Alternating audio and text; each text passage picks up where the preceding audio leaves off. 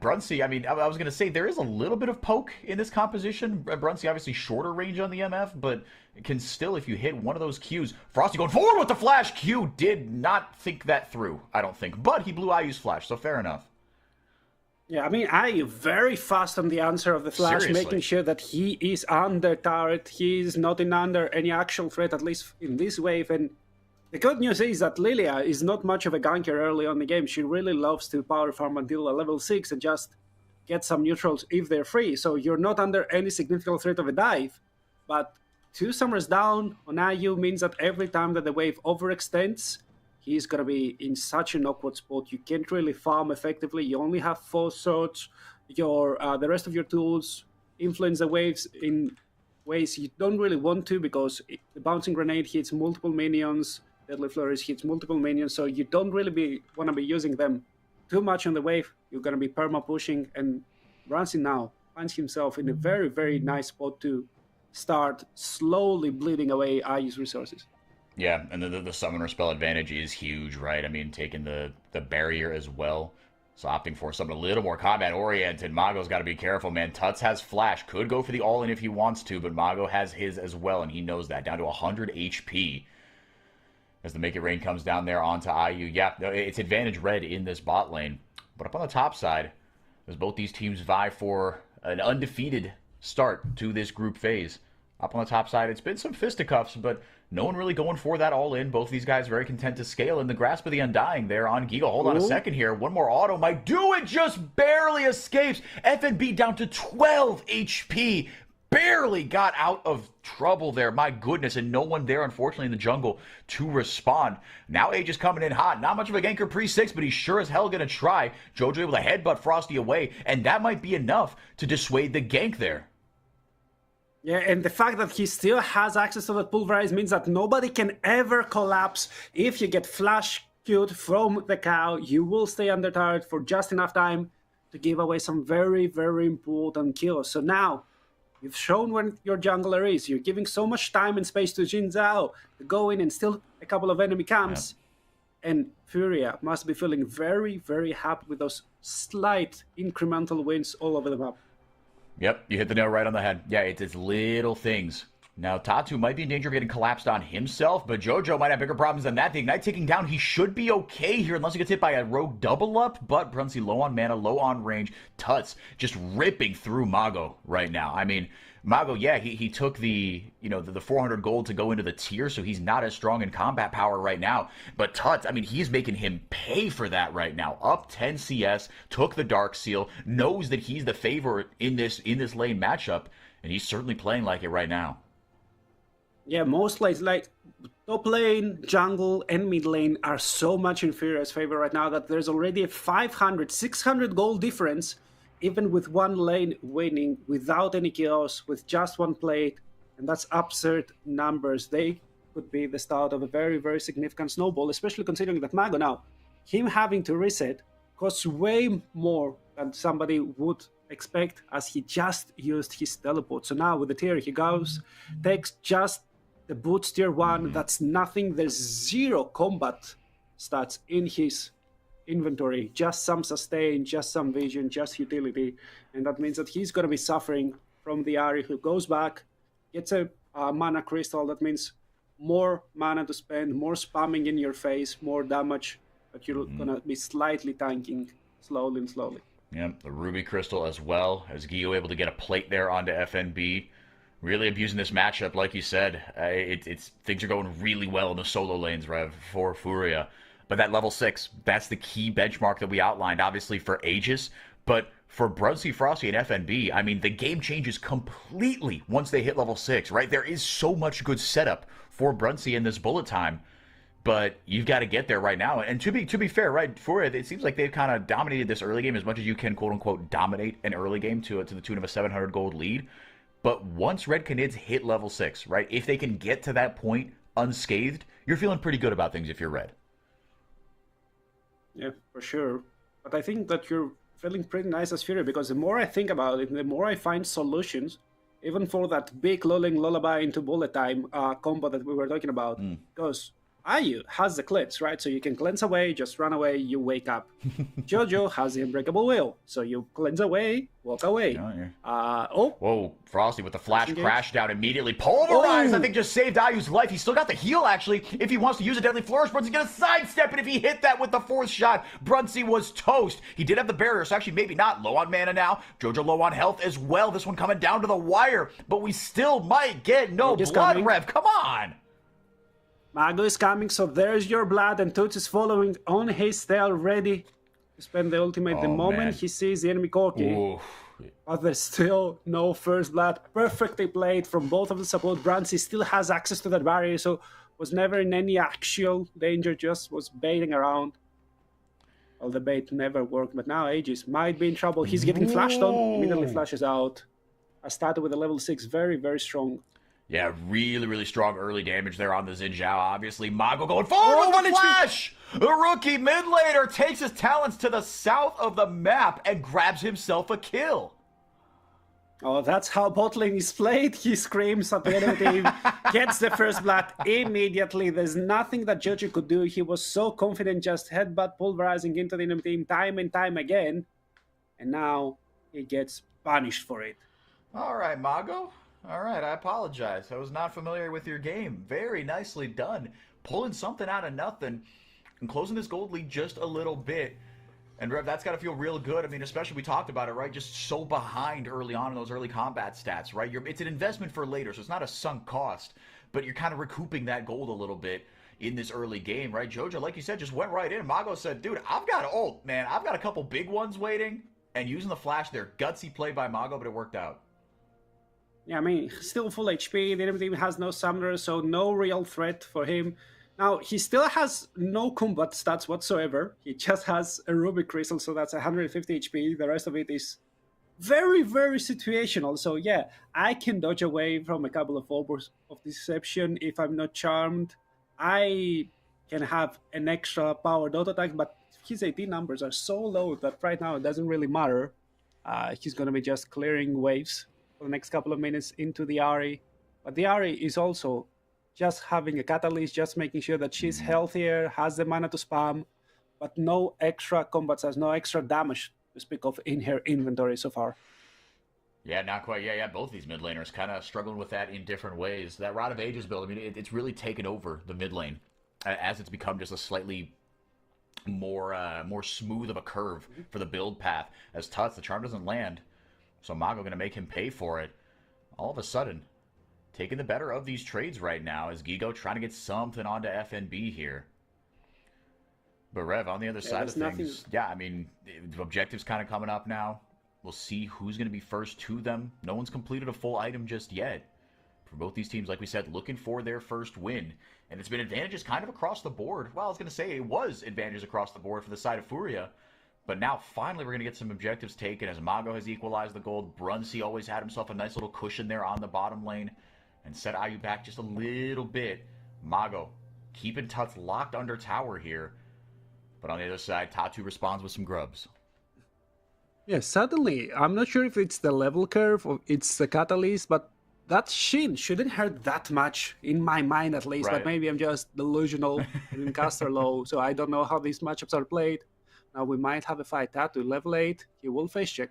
Yep. And Ayu, he's got to be careful he doesn't get jumped on here by Frosty. He's got the ultimate. That's exactly what happens. There goes the bullet time. Just rips right through. Tatu has nothing to do. Could not play the game. Uses ult for absolutely nothing. Swipes through the dragon. Does Aegis as well. He's pretty low, but he's going to take that dragon and run away with it for his team. Now Red Canids coming out on top in this fight. One return kill there. On the other side, Jojo looking at Mago potentially if another charm lands, but not going to be the case. It's a 2-for-1. And with the dragon, Red feeling pretty good about this trade. Furia's still ahead, but Red accelerate their early game just a little bit. The fact that FNB was so faster their play than Gigo meant so much, as even if Brunsey's ultimate didn't do any damage through the Crescent Guard, FNB managed to connect with all of that crowd control. They kept Tatu there, made sure that they can collect the Drake, they can collect the extra kills as well. So let's watch it again. Tatu feeling so confident, but he gets snapped engaged on. No time to pop the ultimate. Already half HP, and then Aegis. There's nobody to threaten him. or when Jojo is threatening, there's nobody to follow up. Gigo so late to the play, just another one for the grindstone. And Gigo didn't even take any plays in the top side. No, I mean, he grabbed a couple kind of early on, right? But still a couple minutes left to get another FNB. Not able to do much either, but I mean, as the Scion, you're not really expecting to come out on top in this matchup unless your name is the Baus. And even then, you're playing the long game a little bit. But Gigo is first one to a completed item in that matchup. And across the board, Furia, they've got all of them completed items here. It's going to be a very tight window to fight with this advantage. And Red know that, right? They know that right now they're at an immense disadvantage. My goodness, Tuts takes away half of Mago's HP. Jojo shows up just too late. Excuse me. But the first one to completed item is Brunsey. Rushing that Bloodthirster, as is the case for MF. Rev, question for you. I wanted to bring it back to something that you said kind of earlier on. You said, tell me if I heard you correctly, that bullet time does not wake up through Lilting Lullaby? Yep, it doesn't. All of those challenging ultimates, they don't wake up even if you dealt so much damage. For some reason it doesn't. It's why this combo is being played. I think it also doesn't wake up through the calling, if I'm not mistaken. That's crazy. It is completely absurd, and that's why you're playing those kind of combos. So right now, if they find that angle, in theory, it should be nice. But once again, I feel like in practice, there's so many ways for you to get away. You see the sleep just dawning on you. Ayu cleanses in, Jojo cleanses out, Tattoo uses the Crescent Guard, and then if you're Toots, you just ult away, I guess, and then you're fine. There's so much space to be created, and you should never be in a spot where 3 or 4 people, or even 2, are in the same place, just getting ulted upon from a misfortune. That is absolutely wild. I'm still trying to wrap my head around that as you were talking. I'm like, well, sure, it's got to be because of this. It's got to be because of this. But the tooltip just says, when awoken by damage. Yep. But for some reason, it does. I don't know. It doesn't count. We might see this as a combo, but it is a thing. When I found out about it, I was as flabbergasted as you are right Okay, now. good. That makes me feel a little better. Thank you. Yeah. See the turret plating gold here. It's just 250 on either side. Actually, not nearly as much of an advantage as I thought it was going to be. Because I guess Mago, right, did his thing down on the bottom lane, right? Took his talents elsewhere once he got that little bit of a lead. But the CS discrepancy, I mean, in the top lane in the jungle is immense for Furia, and that's where all this is coming from. Even though Red have gotten themselves back into this game just a little bit, Mago, man, just barely not able to hit Tuts. Yeah, we still haven't seen that big old combo. I mean, but we saw it kind of in pieces in that last fight for Red, right? I mean, IU walked up just a little too far, right? They took that kind of segmented fight. Red committed to one side. They got the better of Furia here.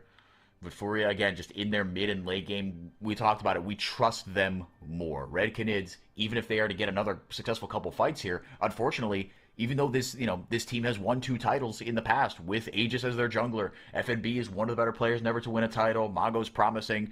Brunsey has a title from Loud, right? This team has all the ingredients to be there. But I feel like the perception of these 2 teams could not be further apart in terms of how consistent they are. Yeah, and it's what they've shown throughout the regular season. Like Furia, when they find themselves in approximately that spot, like 15 to 18 minutes in, if they're even or slightly ahead, they know how to take fights, and now one is coming.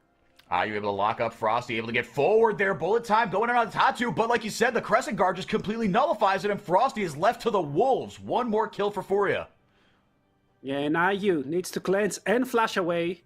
So that's 2 summoners down, and that might be an issue. Ooh, Deadly Flourish lands a CC chain onto Aegis. Absolutely lethal. The curtain call comes out, but Tattoo going to grab the kill. Tuts keeping Mago at bay. A double kill for Tattoo as FNB gets ripped through on the other side of the fight. It's like you said, Rev. They find themselves, you give these guys an inch, and they take a mile. Just a really segmented, sloppy fight there from Red. They just get caught. Yeah, they know exactly where to engage Jojo. He might be having fun in the lane if he's just headbutting left, right, and center. But when the important moments come, he knows when to engage and on whom. A very nice fight over there. And I want to comment on IU as well, as he had the patience to just keep the curtain call open, create space as well for his team, as you might not be having the greatest of front lines, but you have the tools that can create the space for you. And look, Frost is there, just engaged upon, so much crowd control. That's also coming with his ultimate, and nobody can deal any damage. Jojo pops the ultimate. Ayu has the summoners. Tatu pops the ultimate, and Toots can just dash away right, left, right, and center. And you can't really lock them down with a wombo combo that you wanted to draft. No, and I mean, we're seeing kind of what you said in action, right? There, it just seems like this Furia composition very well drafted because you showed the Lilia so early on, right? And I mean, to be fair, yeah, no, it was before you drafted the Xin Zhao, and it was before you drafted the Alistar, right? And I mean, cleanse isn't some draft 5-head move, but like you said, there are just quite a few options to deal with this. When you show that Lilia early, there were more answers than I thought there were going to be. Certainly, I appreciate you pointing them out. And again, it's just like this Red Canids competition has a lot of setup for the ultimate, but Furia does have a lot of individual responses to it, and that's kind of the mini game that we're going to be tracking in these fights, right? Because again, you put all your eggs into the misfortune basket, and you're going to kind of live and die by this. Thankfully, Red, I mean, look, you do have Aegis. I mean, Aegis does a lot of damage, right? Mago does a lot of damage, so it's not just pure death if Red doesn't pull this off, but it's certainly a lot of things going to waste. Yeah, thing is, like, the Lilia pick is excellent when you're playing into heavy enemy frontline, because usually there are, those immobile slabs of meat that you can just dash away and prance around them, but there's nothing like that. If you go into range, you'll get slapped back. There's a Jace, there's a Xin Zhao, all of the champions that are not afraid to just initiate a slap fight. Now, Mago is in a very, very nice spot. Unfortunately for him, he's playing an mid-game assassin kind of marksman. It's not the traditional marksman that keeps on scaling later and later in the game. Doesn't really play the critical role that well as other might. So you might be having trouble. Man, he gets jumped on immediately. Oh no! Tatu's gonna hop into the Herald. Curtain call popped. Gonna hit him, and Brown down goes Brunsey. Immediately, Tatu pops the Crescent Guard to keep Aegis away from any shenanigans, and now they've got Red on the run. Frosty went too far forward. Flash, pulverize. Ayu with the deadly flourish, just as easy as you like. Getting one kill here, one kill there. It's death by 1,000 cuts for Furia. I mean, I don't have a house in my name, but if I had one, I would bet my entire house on the fact that Tatu didn't want to get into that tree shell. I think he wanted to auto-attack once more Brancy, but he got in the hell, he misclicked, and he's like, okay, we're here now. F this. Yeah, I'm just going to use this as an extra knock-up, just getting something back for myself. But once again, Furia, they find themselves in the mid-game, they have a slight advantage. They know how to press on forward. And once again, they will be looking for more. Tats has the flash, and he's ready to snap with it if Mago overstays, he's welcome. Yeah, Tatu, he's got a lot of damage in his kit right now. I mean, he's 4-1-1. He hasn't even, he's got gold to spend right now. So that Phage is going to turn into something as well. Tut's grabbing himself a second item. He's got the Dark Seal, a deathless game for him. Just another very steady game from Tuts. Grabbed himself that first Black Cleaver, like you said. Yeah, Tatu, tough to say, but I think you might be correct. He had the third attack. Yeah, no, you're right. The third auto from Xin. You're right. There's no way you cancel that. You're 100% correct. Yeah. Oh my god! But yeah, it happens. Like you playing in arena, and those damn portals, they have such a big, whatever it's called. Yeah, the hitbox, right? Did he die here? Oh wow! Oh god, Mango getting the solo kill though. He's keeping his team afloat right now. Yeah. No, he really is. It's been a really, really good game for him. I kind of identified him as potentially a weak link on this team, and look, one good performance is enough to change that. But Mago having himself a really quietly very good game, but like you said, the rest of the team is just kind of floundering around him. Now Atacon spawning on the bottom side of the rift, just kind of making sure that they have vision on it. Mago aggroing it, seeing what happens. No one really kind of in a good enough spot to pop it. But right now, some really big spikes coming through for Furia. I think Red have to be very, very careful about the fights that they pick. Shojin Muramana, or Manamoon, I should say, for Gigo. Tatu's got the Black Cleaver as well. That will certainly help things out. Ayu grabbed himself some early armor pen, right? Grab the last Whisper here immediately. Going to build that into the LDR. Second item. They want to close this out. Yeah, I think they are in a very nice spot. One good team fight right now can give him the whole game, especially if it's done in approximately 3 minutes, because then you have the trouble, right? You can threaten Atacon and threaten the next Drake, so you immediately eradicate for the next 5 minutes the soul point win condition that Red carry right now. They have this little threat. They know that Furia needs to be in the bot side river in 3 minutes time. Otherwise, they're going to be in trouble in 5 minutes. Especially, I think it's a Cloud Soul, if I'm not mistaken. And it's one of the most oppressive souls to be playing versus a Lilia, versus Sion. All of those picks suddenly become way more annoying to deal with.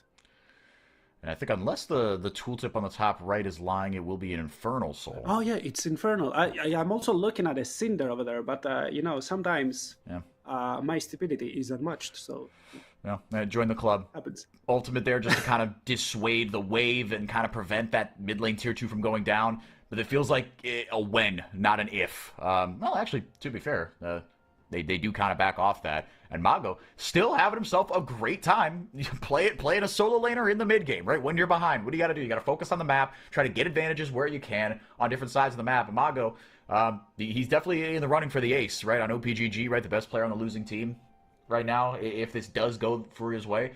Also, thank you for subscribing, whoever that was. I missed your username on the top right. I apologize, but thank you for supporting us. Join the Discord. That's in the description there on the Twitch. We are here every day that we can be. This is a volunteer broadcast, but we love this region. We love this league, so we're casting these silly games in this silly league because we love it dearly. We appreciate y'all being here. Thank you guys for participating in the Twitch chat. Like I said, join the Discord. Good multicultural, multi-country community in there. Join our fantasy league as well.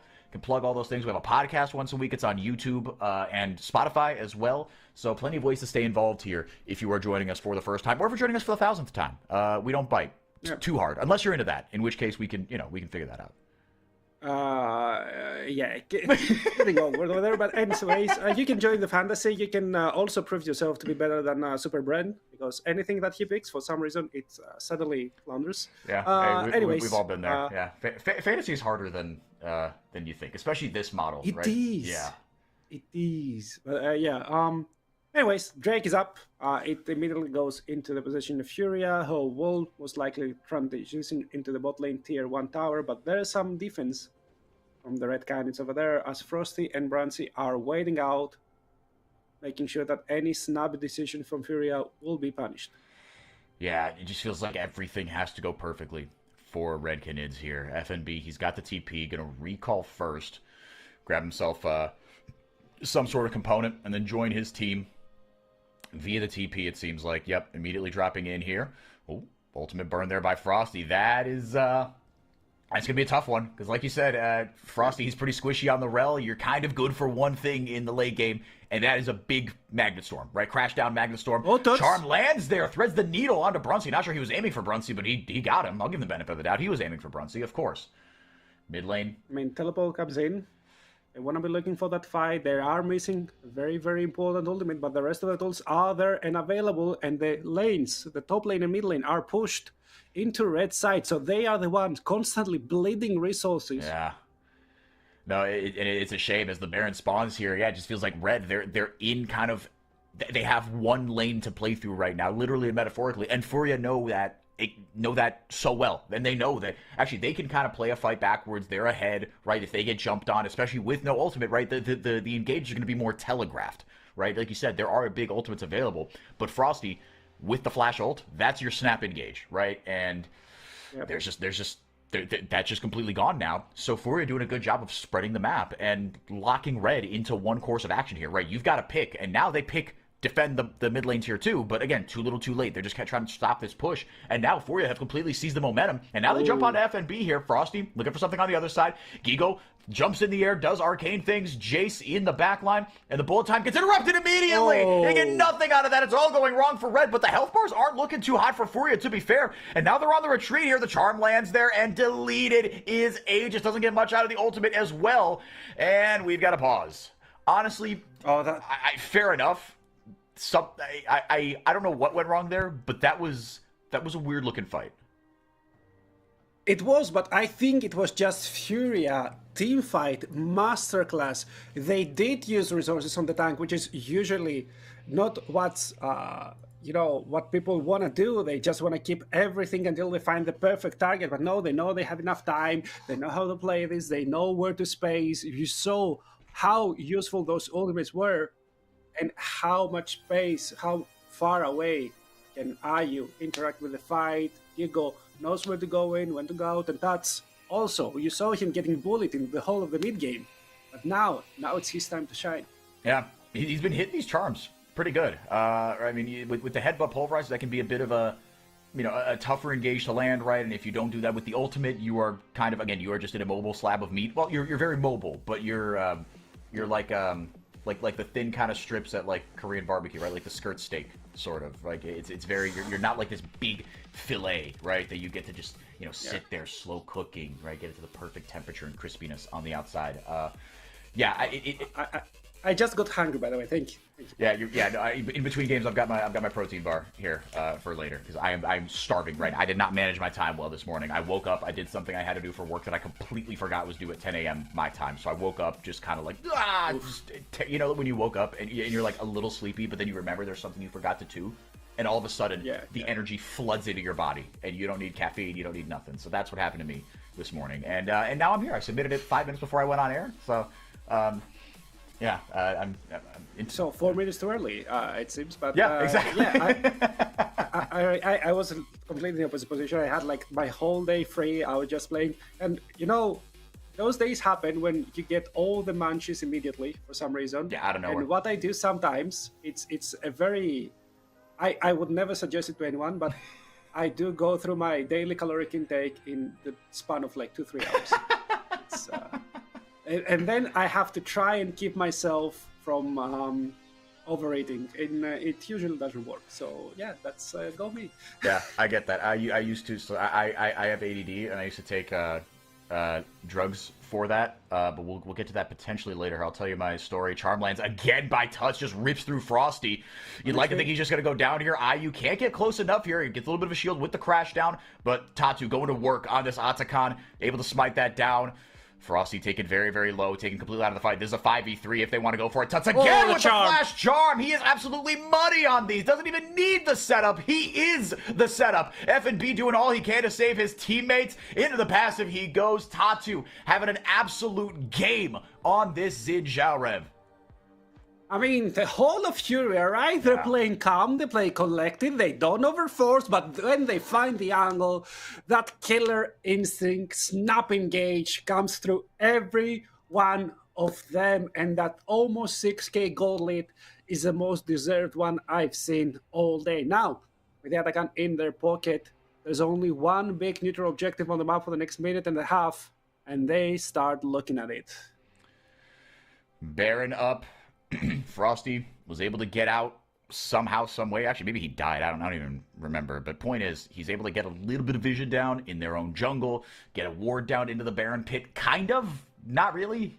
Didn't get into the back of the pit. Got it like off to the side a little bit. I don't even know if they technically have vision there. Okay, well, it's blocked out by a control ward anyway. But, I mean, Furia, Rev, they're in complete control of this game. This is exactly what we envisioned, right? Right when they got that initial lead. Let's take a look at this fight before we kind of talk about it a little bit more. I mean, Tut's just hitting charms like crazy, man. Yeah, and they're playing it slow. They could just collapse on top of Mago the moment they see something something hitting on top of Brancy, but they're spacing out their spells.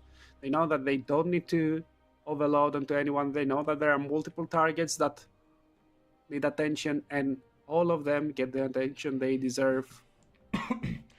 And I don't know, might be in slight trouble, but I know he's way too tanky. He's level 16. Yeah. Already. Yeah, he's thick with 3 C's and a Q. He is enormous right now with that Sterix. Oh, I mean, that's just the cherry on top, right? It's kind of the 1-2, the Sunder Sky and a Black Cleaver, right, in some order. That's a pretty standard kind of bruiser tank build path. Once you get that Sterix going, and you just get so much more value, right? Because with the Xin Zhao and with the Vi and stuff, you're a bit, unless you get like a crazy lead, which look, Tatu, he's got 8 out of 9 kill participation. This wouldn't really be the case for him, but I feel like unless you get that Sterix, you are a bit of a one-button Boris. You get in, you press your ultimate, you buy space and time, right? Which is valuable, but you're not there to rip through anybody. But right now, he can stay alive for just so much longer in this composition. And you talked about it, Rev, with the Jhin. You are utility 80 carry. 007. Beautiful. Yep. He has a license to kill, so now I expect him to get the first kill of the game. I set it up. I was going to see if you're going to do anything with that, and you did. Well done. Thank you. But yeah, let's see if they will be able to do anything. I know the Baron Nashor is a very hard objective to do with ADCs like the Jin. They don't really have a lot of DPS, just some burst damage. So Furia might be looking for a team fight or two before that. But if Red are just AFK in their base, just collecting whatever is left there for them, just for the Lilia to scale, they might be in trouble because slowly yet surely all those extra incremental increases in both AP and AD are stacking up with those Infernal Drakes. Yeah, no, I'm glad you pointed that out because, yeah, it's completely stopped the dragon stacking, but not only that, it has pushed them forward a little bit with these Infernal Dragons as well, right? That's going to help just that little bit to, take down the Baron or just make these team fights a little bit easier. Not that I'm worried about Furia's team fighting right now because they have done nothing but give us reason to trust them. And again, it's a bit of a microcosm of this team. And the recall, or the teleport, I should say, got off just in time. Not interrupted there as Tut's able to get into the mid lane. Yeah, and now Furia have made an earnest push. So now they've got somewhere to go. Gigo able to put down the warp gate there to dodge that Scion Q. As Gigo... Okay, never mind. No flash. I thought flash was burnt for some reason. I'm getting old, man. But now Furia... No, FNB was the one burning through his ultimate to escape from a play in the mid lane as well. So a teleport for an ultimate, of course, teleport way longer cooldown. Now that's... will have to be a little bit more wary. They can't spread them up too thin. But they're still waiting. They're still patient. And I'm not sure when the next play is going to be if Red isn't just going to face check them. There's nothing that they need to play for bar this Baron. Yeah, no, the rest of the objectives are just getting taken from under their noses. Furia doing a very good job of playing the map, but like you said, you have to worry about not spreading yourself too thin, and you don't have that consistent damage just yet. Now, everybody has hit level 16, even IU has, right? Everyone's on 3 items. The death cap has come in for Tuts. Right about now is when you could kind of look back and say, okay, now I think we should be able to rip through this Baron, but you can see that Furia, they recognize the limitations of their composition. They know that you kind of need everybody there, right? Jojo, he's the only one that can really bodyguard, right? Because you kind of need everyone else all hands on deck to take the Baron. So Furia, I think it's exactly what you said, Rev. They are looking for a pick. They're looking for something before they start this Baron up because they know they don't have the damage to just snuff it out from under Red's noses, despite the advantage that they have. FNB steps on a trap. Frosty going in there with the Magnet Storm, but it's going to take a lot to kill Tatu, but if no one's there to back him up, they could be able to get away with it. Burns ult, Burns flash, Mago goes forward, bullet time wasted, but I understand the desperation there. And now Red, with a rare mistake from Furia, they pull the trigger and they get the better of it. Gigo still has access to the teleport, and he can still take that bot lane tier 2 very, very easily, so I think they're fine. Frosty needs to flash away. Tuts is caught in no man's land here, but opening the curtain call is IU looking for his first kill of the game. Here comes Giga with that teleport like you were saying, Rev. In goes the shock blast, flips into the Baron pit and rips through Tuts, or rips through Aegis, I should say. And with no smite, everything comes down. The House of Cards hits the ground. A double kill for Tuts to wrap it up. 4 for 1. Tatu perfectly happy with giving his life for that as Furia run riot over Red Canids. It's an ace. I mean, sometimes you need to sacrifice a pawn to get the enemy king, and maybe Tatu had the 5-head play. They knew that they had control of the map. The perfect play would be to wait for Gigo to connect to the tower, and then you try and force it. But that also works, and maybe that's the end of game 1. 33 minutes is a long time, but Furia made it look clean. Yeah, it was never really in doubt. That's the thing, right? It was very methodical, right? Okay, maybe they didn't close out as quickly as they wanted to. Flash Charm just to pad some stats. Get 2 aces in 1. As Tatu, I don't know if you saw in his player cam, right? I mean, he had already taken off his headset. He was joking. He was kind of pointing at himself like, yeah, okay, I died. Whatever, right? It was all part of the plan. Haha, guys. But Furia, I mean, like you said, Rev, it was clean. Front to back. There was never really a doubt that they were going to win this game from when they got that first little lead, that first little fight in the kind of the top, like, the mid river, right? That brush. It was going to take something really, really dramatic one way or the other to flip that game.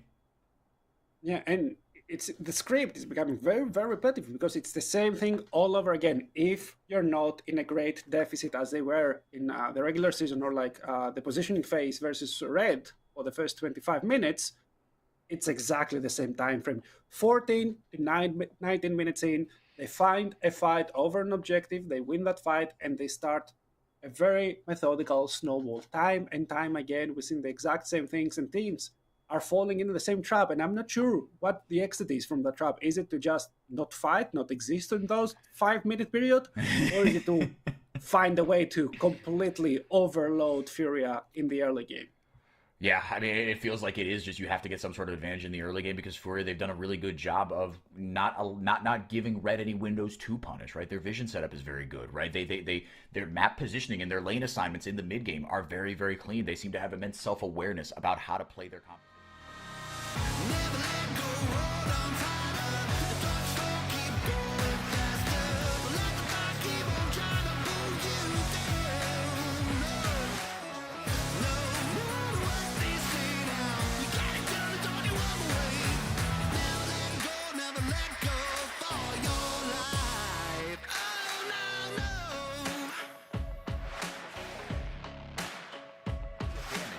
On the side of Red Canids, and there's that Nautilus on the other side there, Red.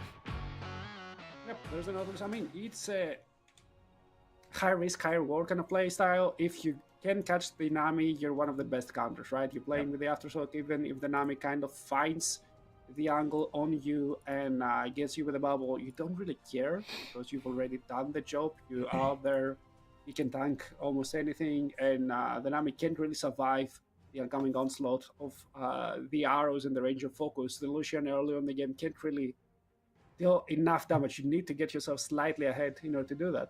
But there it is. A more creative pick for FNB, something that can scale, something that can match Gigo later in the game.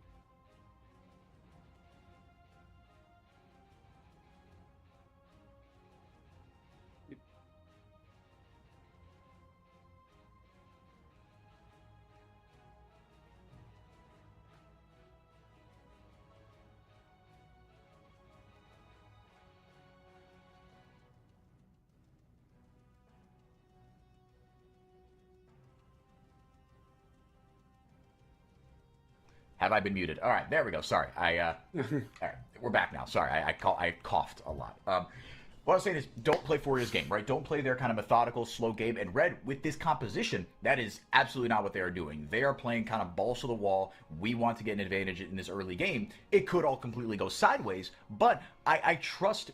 My issue with Red has never been, can their individual players perform? Can their individual players kind of, hit a requisite ceiling, be good enough, right? The talent level on Red, it's can they do it at the same time and can they do it in a cohesive manner, right? That's always been the rub on Red.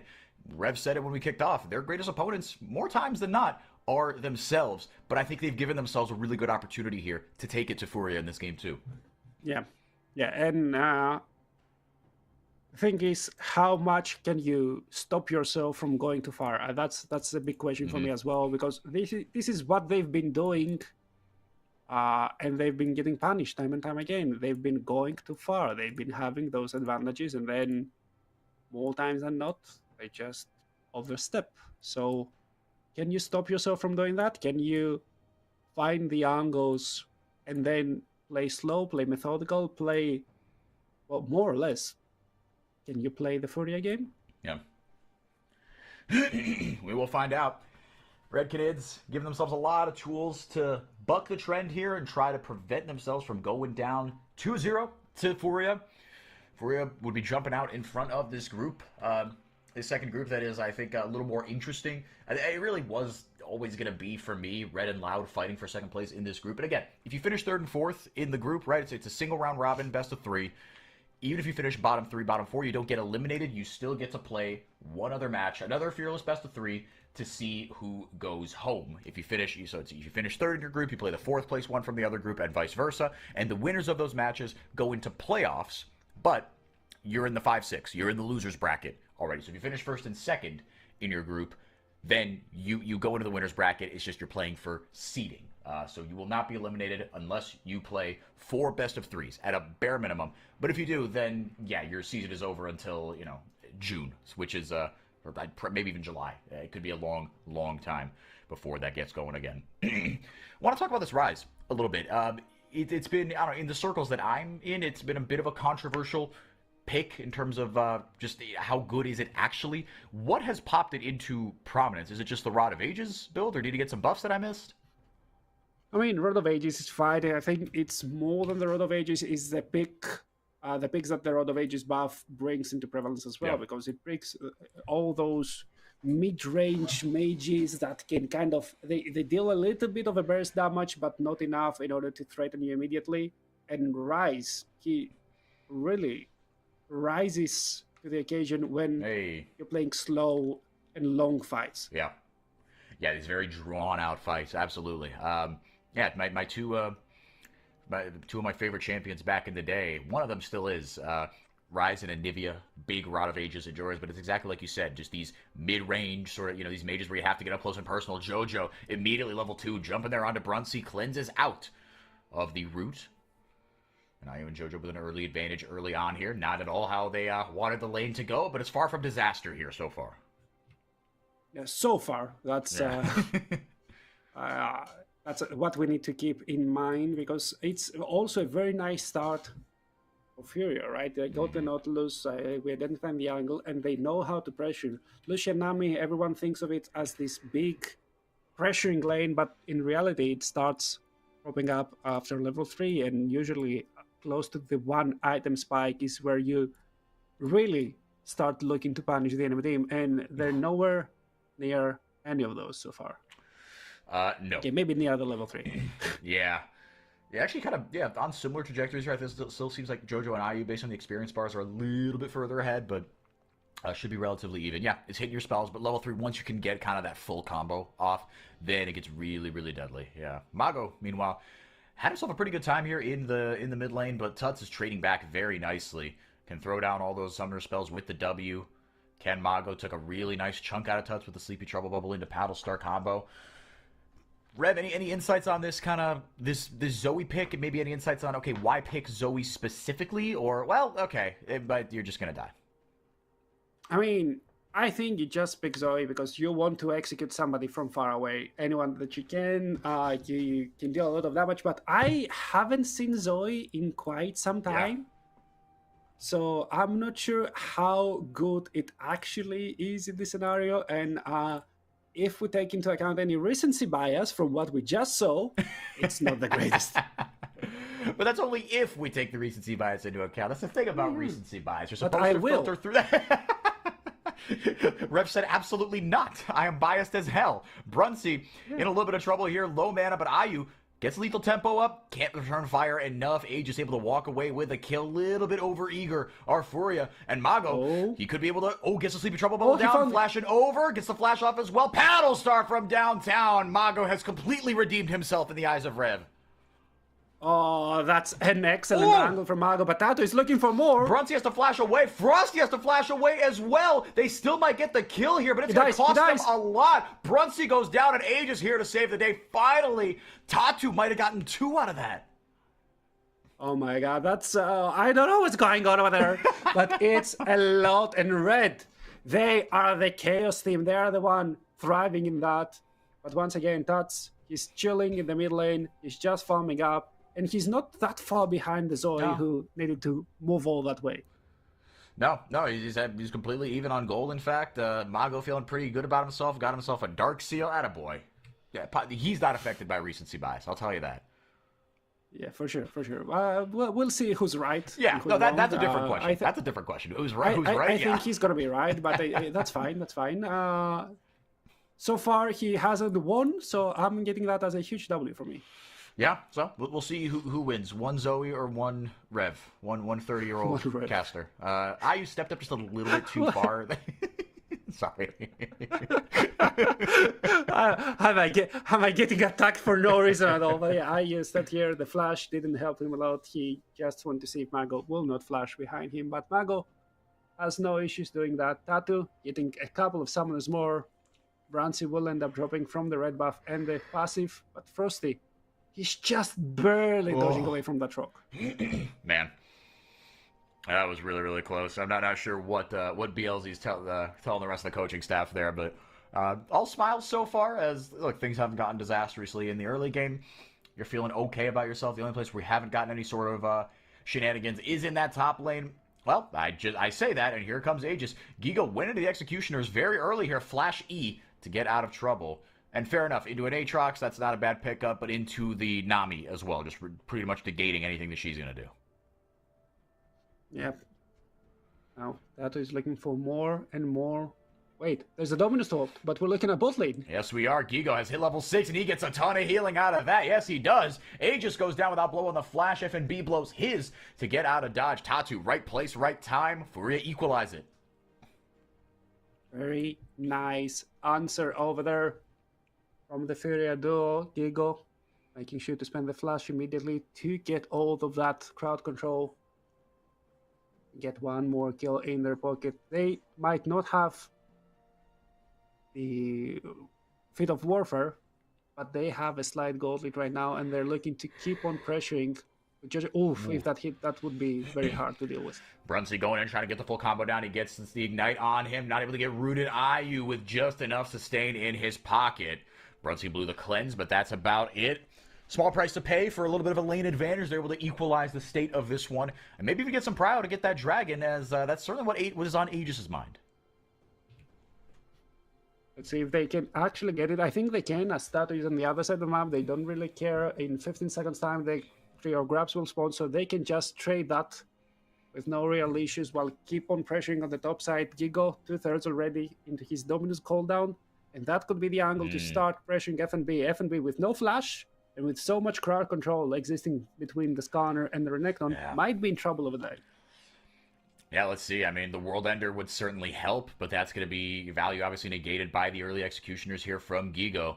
It's a nice little wave that he can crash here. Pops the W. Gigo taken pretty low, but Tatu maybe looking for something here. All right, everybody and their mother coming up. The Enchanted Crystal Arrow. Actually, I don't know what landed, but he did get CC'd there. Gets the Impale down. FNB in a little bit of trouble. Hook lands onto the wall. Jojo able to provide enough cover fire and take the tower aggro. Clean. Easy. Never a doubt. I mean, not gonna lie, the moment that Gigo just dashed right in again, I got severely stressed out, but he knew what he was doing. I don't know, once again, I'm just a caster, I'm just 30 years old, so, getting all the boomerish thoughts. They find the kill, and now they're looking for the grabs, but now Red is there and tries to fight. I was going to say they're on very low HP. Tatu going to eat all of the culling almost.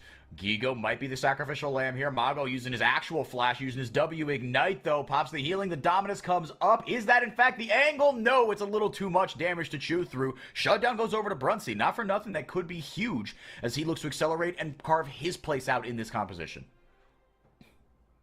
Ooh, that game is so close right now. I still don't know who's going to come up ahead as we turn into the mid-game. Furia still ahead in terms of gold, and usually that means that they will find the fight.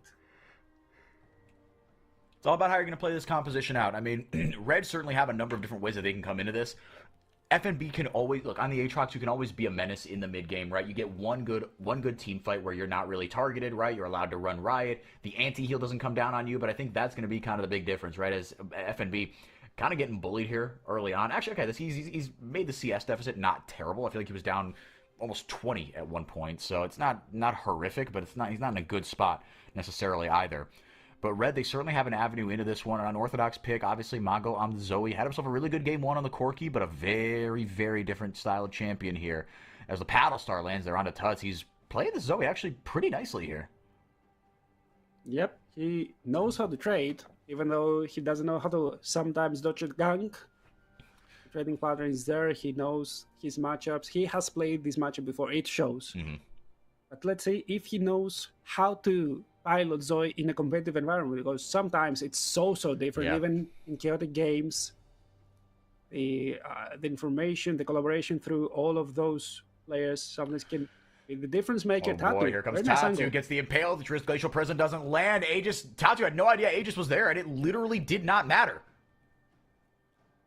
Yep, that was Skarner diff, I feel. He piloted so nicely, also making sure that the ult goes through the slip, and he gets all of those extra... Tidal Wave goes out, and Jojo gets punished. A little bit over-eager, like we saw last game. Frosty with the immediate Tidal Wave. Good response there by the Red Canids bottom lane. Yep, very, very nice answer. Brancy getting himself ahead. And this time, he is in the champion with a lot of agency, but also a lot of punish potentials. He might get punished time and time again every time that he dashes, as there is a Skarner, and now he's hovering the mid lane. Let's see if he can find an angle here onto Brunsey. He's got both his summoners, able to dash away, cleanses out of the root. Here comes Frosty. Not a ton of mana, but you got the cover of the tower to protect you. Still a ton of damage that came down onto Brunsey, but he's able to hold on to his flash. Yeah, finds the cleanse. Ayu, no enchantment crystal arrow, so he can really follow up after the cleanse just to make sure that you can deal with the enemy ADC. But it's still, you're getting a couple of summoners here, a couple of summoners there, and you're getting incremental leads. Bar the bot lane, look at the rest of the map. 350 gold on the tag matchup, it's fine, it's good to have. The mid lane is even, but the top lane, I mean, FNB will have a lot of trouble. They are just bullying my boy here. He has to pop the World Ender, try to get something out of this. There goes the CC chain. Tatu, he's got the Impale. No, he doesn't have the Impale, actually. Going for it without the Skarner ultimate. Bit of a brave decision, but you have to be able to flash. Here comes the Realm War, pulls him right back into it. Does JoJo, and Tuts will add the finishing touches. FNB's not having a good time. Yep, he's not 0-2-0, lagging behind 20 CS. Gigo just popping the Dominus, but he is in trouble as well. Yeah, a lot of damage coming in from Mago. The Permafrost stacks go down. Frosty able to add some chain CC, and Gigo, he flashed over the tidal wave! Gigo might stay alive here! How did he do that? He's not Gigo, he is God right now! Oh no, that didn't hit Riot. Aegis, come on, man, we were having a moment. Yeah, but also that shouldn't have hit. Like, did you see the hitbox? It was generous. A Riot moment. Yeah. What generous is? I feel it's an understatement. Charitable. Yeah. Let's go charitable. Yeah. Able to grab the dragon off the back of this are Red Canids, or at least he's certainly going to try. Yeah, Tatu's not going to contest that. He's in a good spot, though, right? 100% kill participation, and I feel like this game has followed a bit of a similar script, except more of an advantage from the Red Canids bottom lane. Aegis having a much better time in this game. We looked at, we didn't really kind of point it out explicitly, but he was getting blasted that last game in terms of CS. I mean, just absolutely bent over a barrel, but now it's a much more even matchup. But in the bottom lane, like you pointed out, Rev, Red in a pretty good spot here, but again, we've seen this blueprint before, right? 14 minutes, Furia's up, less than 1,000 gold, but still, not nothing here. And they've got tools to move around the map here. Both solo laners have TP. Obviously, the Realm Warp is going to be big from Tuts. Tatu having himself another blinder of a game. He is everywhere, just as he was last game. What's different for Red this time around? What can they do to avoid the same fate? Oh, that's a very, very good question. Thank you. And the answer is not a lot. Because you mentioned that Aegis right now, he is in a way better spot, but he also pilots a champion where it doesn't really matter that he is in a better spot. Well, this matters, as I think that Frosty dies. Yeah. Yep. Good night. He got frosted. Yeah, Frosty just not allowed to play the game on that one. Chain CC way too strong, and I mean that's just like, it's rinse and repeat from Tatu, right? He's everywhere, and he is ripping his E, the Istral's Impact, into the Impale every single time, and the kills are guaranteed. If he lands that combo, it's like you said, it's a Skarner diff. There's a reason this champion is still so strong. Yeah, especially in competitive, he's one of those champions where if he is played in the right hands, competitive players know how to pilot him, know exactly the angles, and know how strong he is with very, very little resources. Also the creative angles. He's like a better old Rek'Sai, if you ask me. And I know that's why nobody asked me, but I still believe that he's a better old Rek'Sai. I see what you're saying, though, right? You can take creative angles. You can ignore walls effectively, right? Show up. Laid out a bunch of CC. I think Rek'Sai probably did more damage. Heyo! Glacial Prison right after the Arctic Assault. Hang on. Okay, had to blow the flash there, did Brunsey. Here comes the tidal wave after the depth charge. Brunsey might be able to get out here. Stayed just a little bit longer to deal some damage, get some healing from Frosty. Brunsey able to get over there with the Relentless Pursuit. Got in, got out. Easy as you like. No, nothing. Never worried. Yeah, somehow he found those angles. Somehow it did work. And we'll see if they've managed to find those angles time and time again, because that's what's important, right? Yeah. You got the kill there, but you spent the flash just to get it, and it was on a timer where you didn't have his ultimate. Next time, he will have the ultimate. Next time, he will have the way to answer you, and you won't have the flash to get away from under the turret. And it's what do Red do with this, right? I mean, they might be first to a tower here. Maybe Tuts can wave clear in a flash. Yep, goodbye. Frosty able to get the Aqua Prison down. Mago blows the W cleanse. As the mandate ticks It's come not a down. goodbye. Yeah, but still, there's not. But this game has been a much bigger deadlock. No towers have gone down still. Here, 17 minutes into this game. Rune Prison goes down. He missed the Sleepy Trouble Bubble, but he's undeterred because he has a Pocket Frosty. But now with JoJo coming in, okay, maybe he's a little deterred. Yep, I think now he's quite deterred, if you ask me. Thing is, what's going on the map right now? We are in that very, very critical 17 to 20 minute mark. And I'm looking at Furia, and their weapons of choice are coming up. Ayo, level 11, Shot Cruceraro. Looking at Ayo, the previous fight, getting engaged upon, flashes out, and survives for so long. Brancy almost dies, has that relentless pistol cooldown once again. That Giorgio Anchor was generous, to say the least, again. But you're getting the kill, you're getting out, clean, calm, collected. At least you're getting a gold lead on yourself. But he is playing with a champion that has to constantly be doing stuff with a goal lead. Otherwise, it doesn't really matter. Yeah, and he's been doing it. I mean, both these junglers, right? They've been very, very active. So you got to give them both credit for that. Because like you said, it is really just what you do with it, right? You got to be ripping your ultimates on cooldown. You got to be ganking constantly to make your presence felt here. But especially before Tuts really gets rolling. Gigo, eventually he will fall off, but right now he's playing a good game. He took FNB completely out of this game. Bruncy has to cleanse away the Enchanted Crystal Arrow stun. But that's someone else we haven't seen really get involved. Probably not of his own accord. As another ult comes in, the Glacial Prison cleansed out of. Dragon going to spawn in 15 seconds. It will be an Ocean Soul for grabs here in about 10 minutes, potentially. We'll see if Furia has anything else to say about it. But again, speaking of similarities from last game, again, Red got the first couple dragons, but Furia, this is where they usually take control here. But Red, this time around, they feel like they're in a much better position to answer and fight back. Here comes FNB. He's got himself an item and a half. Tidal Wave goes out. The volley goes out as well. Age is trying to frontline. Gigo immediately jumps onto the backline. Big Impale gets Bruncy, gets FNB, pops the World Ender. Realm Warp to try to close the space a little bit. Get some CC down the Rune Prison. FNB again. This is the sacrificial lamb for his team. Tuts grabbing himself his second kill of the game. Rev, we thought it was going to be different, but for now it's looking like another Furia mid-game masterclass. Yeah, it's not that different. If Furia has anything to say, are you? Ooh. He's dead. Yeah. He's just dead. That's Zoe, baby.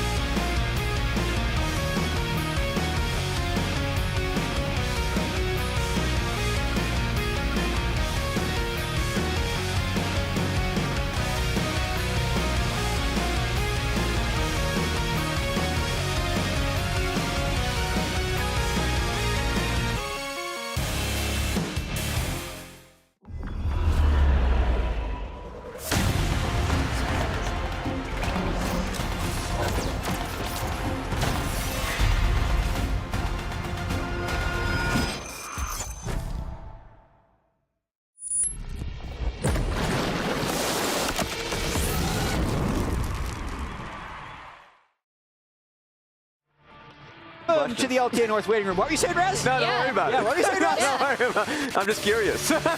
Curious about what? You don't have to wonder about that.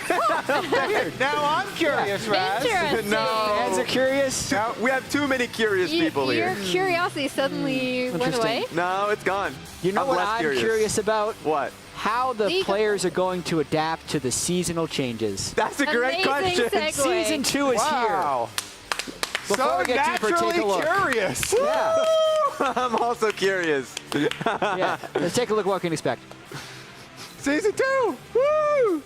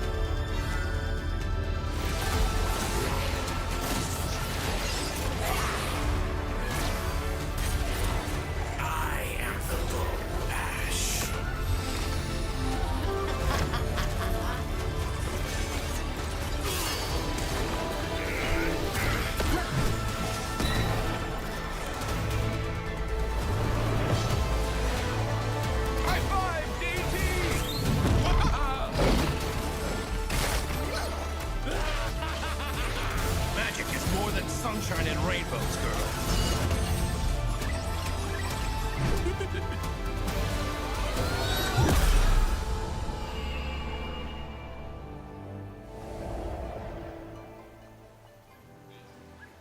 What's on the other side of the portal? Yeah, I mean, you'll have We'll to find out never next know. patch. But next Yeah. patch? When Brawl comes out. Okay, fair Spirit enough. blossoms are on the other side of the portal. Oh, Are they? I'm Okay. taking that trip. The thing, though, there were also gameplay changes that Okay. weren't in that video. Yes. We have a lot of them in the patch. So the GA Otacon, Voracious, gone. Gone.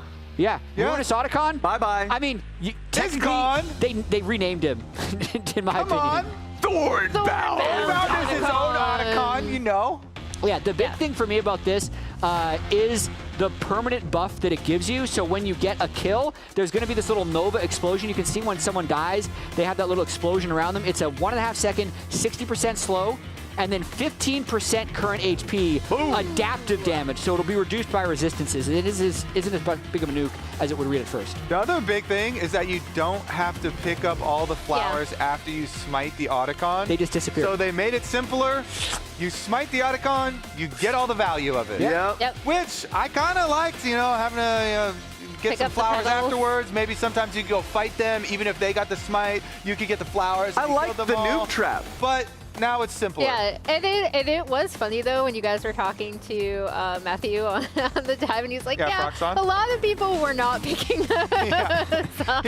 He was like in lower elos, they would just leave a bunch of the flowers Yeah, on the ground. they were just There would just be a everywhere. garden in top lane. Yeah. Oh my god!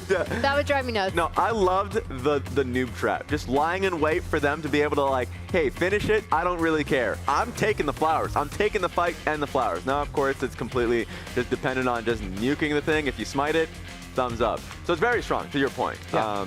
Also, grubs Yes. have Grubs? changed heavily. They are now old Rift Herald. We've gone full Yes. circle. Yeah. Whoa. Alex, let me explain. Okay, there's 3 grubs. Let me explain. There's only 1 pack of grubs, and they spawn at the time. They that spawn at old the Rift 8-minute Herald- mark, so there's no longer a 5-minute grub pit fight. It will be an 8-minute grub pit fight, Yeah. which used to be when the first Rift Herald would spawn. But True. it's cool in the sense that it will delay the total chain of objectives a little bit. We will, I think, still see people swap top out of bad matchups around 4 or 5 minutes, but it's not going to be as present as it's been the past few patches. It's just a little bit more linear now because Dragon is so much earlier than the grubs. Yes. Because Yeah. Dragon is still 5 minutes, and so you have a full 3 minutes To fight over to it and fight bottom jostle. side, and then after that's done, then you look to top side. So it's just it's much more linear now, and there's not going to be that trading of early grub for Dragon. And I must ask you, Emily, because I saw you crying earlier. What? How are you? Because how are you Yes. taking the Right. changes? Because first they nailed down lanes. First they nailed down lane swapping, and now people aren't doing the 4-minute swap because now we've changed it to 8 minutes. I actually, so We're just killing swaps. I'm obviously very distraught. No, I think like the only thing that I am concerned about as we see, because players always choose the path of least resistance to winning. And I don't think that's a bad thing. I know a lot of people get really mad about that, but I don't think that's a bad thing. But it does mean, like, part of the reason why they did want to create more of these objectives was to get people to fight earlier. With the stacking changes, like with lane swap removal, with the lane swap detection still in place, with the later, like, essentially old Rift Herald timing, I'm slightly concerned that we're going to get not as much action, but then like watching, it still seems, and again, very small sample size from LPL and LEC, it still seems that teams are fighting, they're just not sure what they're fighting over. It's like, wait, we're used to fighting here, and then someone just dies for no reason. Show up to an empty piss, like, well, throw the fists up. Another thing that I want to talk about, though, which is kind of systems related, even though it's an item, is all of the upgraded boots from Feats of Strength being reduced in cost from 750 to 500. Yeah. So I do feel like because the efficiency of the boot upgrades was so poor for the first 3 months of the year, Feats of Strength ended up being kind of flat. Like, it was cool when your team got it and you'd say, okay, we can upgrade our boots, and then no one ever did. But I think now, especially for bruisers, with the Merc Treads upgrade and the plated steel caps upgrade being only 500 gold, I think you should almost be slamming that as soon as you have the opportunity to on bruiser champions, which will in turn end up making getting feats actually better than it used to be. I don't know. I was a little bit of a gambler. I loved Tier 3 boots only because of Swifties. If you got the Swifties upgrade, of course they nerfed it now. But they're nerfed now. And now they're nerfed. I'm a little sad about that. 5 move speed. Yes, that's the same. But the extra 500 gold that you can spend is now worth it. When I think the 750 I actually 100% agree because I had gone into default of we got the feats, yay, you get your free free little stats. But it was so expensive that oftentimes you wouldn't want to get it until like after your third item, sometimes after your second. Yeah. But now I agree, it's such a efficient boost now you can just slam them. So that does feel good to make it feel meaningful again. Yeah, I think specifically on bruisers, it's the best because their items scale more linearly and just the stats of getting it is more important. Yeah. Whereas I think for like gunmetal greaves or the Sork shoes upgrades, those are going to wait a little bit longer. But I'm going to see how it plays out. Apparently in scrims, teams are just full buying all the boosters to see how they feel, and then we'll see which ones they don't end up purchasing. Okay, that's fun. Of course, there are also bounty changes, which are interesting. They, of course, never going to talk about the actual stats behind it, just to keep the curiosity alive. Obfuscate that information, Raz. Of course. But at least from the information that they presented, it's going to be based around more about the gold that you have, rather than, like, of course, an example would be objectives, like dragons, right? So dragons are going to be worth less now, is going to be the takeaway. So it's going to be more tied around that when it comes to, like, turrets and all that, objective bounties. Grab that big board. And the objective bounties, the big takeaway is that you can get more back. So now when you see objective bounties pop up in your game, you should be filled with hope. Yeah. Because the objective... big bags of money. Yeah, the comeback potential is bigger now because you can get up to 10% of the gold difference back on top of the base value. So the value for getting objective bounties is very big, so you should have that incentive to come back. Yeah, we have champion buffs and nerfs. This is there the it list is. of them. I mean, for me, to the big ones. For me, it's just Orianna. The mana on her Q. Only just okay. Yeah, I'm starting with that one. I'm starting with that. I'm gonna take I call Gwen. Okay, I call right. Orianna. The mana change to now be, I think, 35 cost at all ranks on Q is disgusting, I think. So, like, and that's the one you max first. So, basically, they just made it so she's much, much stronger in that case. So, I think the change is very meaningful. We're already seeing it in LEC with combinations like Orianna Nocturne coming back, maybe even adding a Shen in there with the buff that he's been receiving. So I've loved that change. Meanwhile, all junglers and probably a lot of top laners rejoicing. Gwen finally got some real nerfs. Yeah. Take this champion down. I've been permabanning Gwen every single game, so she actually hasn't showed up in any of my games. So you're saying all junglers who don't already play Gwen, like Kobe? Yeah. I mean, I dipped into the. I decided, you know what? I'm not going to become part of the problem. I'm not going to become a Gwen abuser. I was a problem. I played a lot of Gwen. I played a lot of Neferi, and now I'm a fraud. Across the board, though, just damage reductions, AP ratio reductions. It hurt the actual solo queue win rate more than other nerfs on the patch more than any of them. I will say, though, I feel like Gwen has enough inertia already from people already slotting her into so many top lane picks that if it does reduce, it's going to reduce over time. I think we'll still see it today. I was going to use, because again, like really small sample size, because my hot take off of this patch, just talking to pros and seeing, again, very limited amount of games from LPL and LEC who are on the patch first. The champion prio, I don't think is going to change incredibly significantly until we get further into best ofs with Fearless. But you know, Gwen was still. I'm happy for solo queue. Okay, I'm not. I don't have to ban Gwen every game. I've got bad news for you. Last we were just one. scaling nerfs. Last one. So, this is the one that I think is super interesting because again, previously they made some changes to her, expecting it to go well. It went incredibly poorly. They killed Tibbers. Yeah, they killed massacred Tibbers. They killed Tibbers. They made her AP ratios and her burst higher. They got the tuning right last patch. This patch, they brought the tuning back up, so it's back to that original win rate. And now it's just a burst champ. Okay. So I've seen enough pros play it in solo queue and do well with it that I think there's a decent chance we see it on stage. Yeah, I'm wondering if, especially again, when we get to game 3s, if Annie is going to be a really good option for some mid laners. All I'm saying is I see Cassante in there, and that's a time. Cassante's back. Yeah, I'm just throwing that out there. Raz, how's your fantasy team doing? Not good. Okay. I keep forgetting to change it. Well, listen. It's not great, guys. We have new fantasy stats, so everyone can feel bad about themselves because they didn't have this roster last week. I feel terrible about myself. So this is pre-multipliers if you would have had these players last week. And if you do have them playing the champion that they have back there that they did play, those would have been increased by 30% as well. So that would have been the absolute ideal fantasy team last week. I also heard that this week APA is the most picked mid laner. Just like that. He's playing Disguised. I was able to afford all 5 Team Liquid players for my fantasy roster. Oh my God, moneybags over here. Yeah, but this is this week. Who has been the most picked? Oh my God. Okay, guys. I mean, that makes sense. I mean, FlyQuest have been returning a lot of dividends for the entire lifespan of this fantasy app. There was a fun tweak as well with the champion multiplier. Yeah.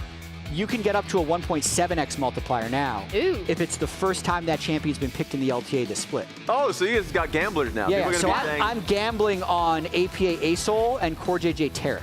If anyone has Blabber, you could pick Shen. I watched his stream. He was streaming Jungle Shen off of the 1% max HP. You could do it next week because the rosters are locked. True. It's locked now? Yeah. Raz, I also didn't change mine. There you go. Yeah, same.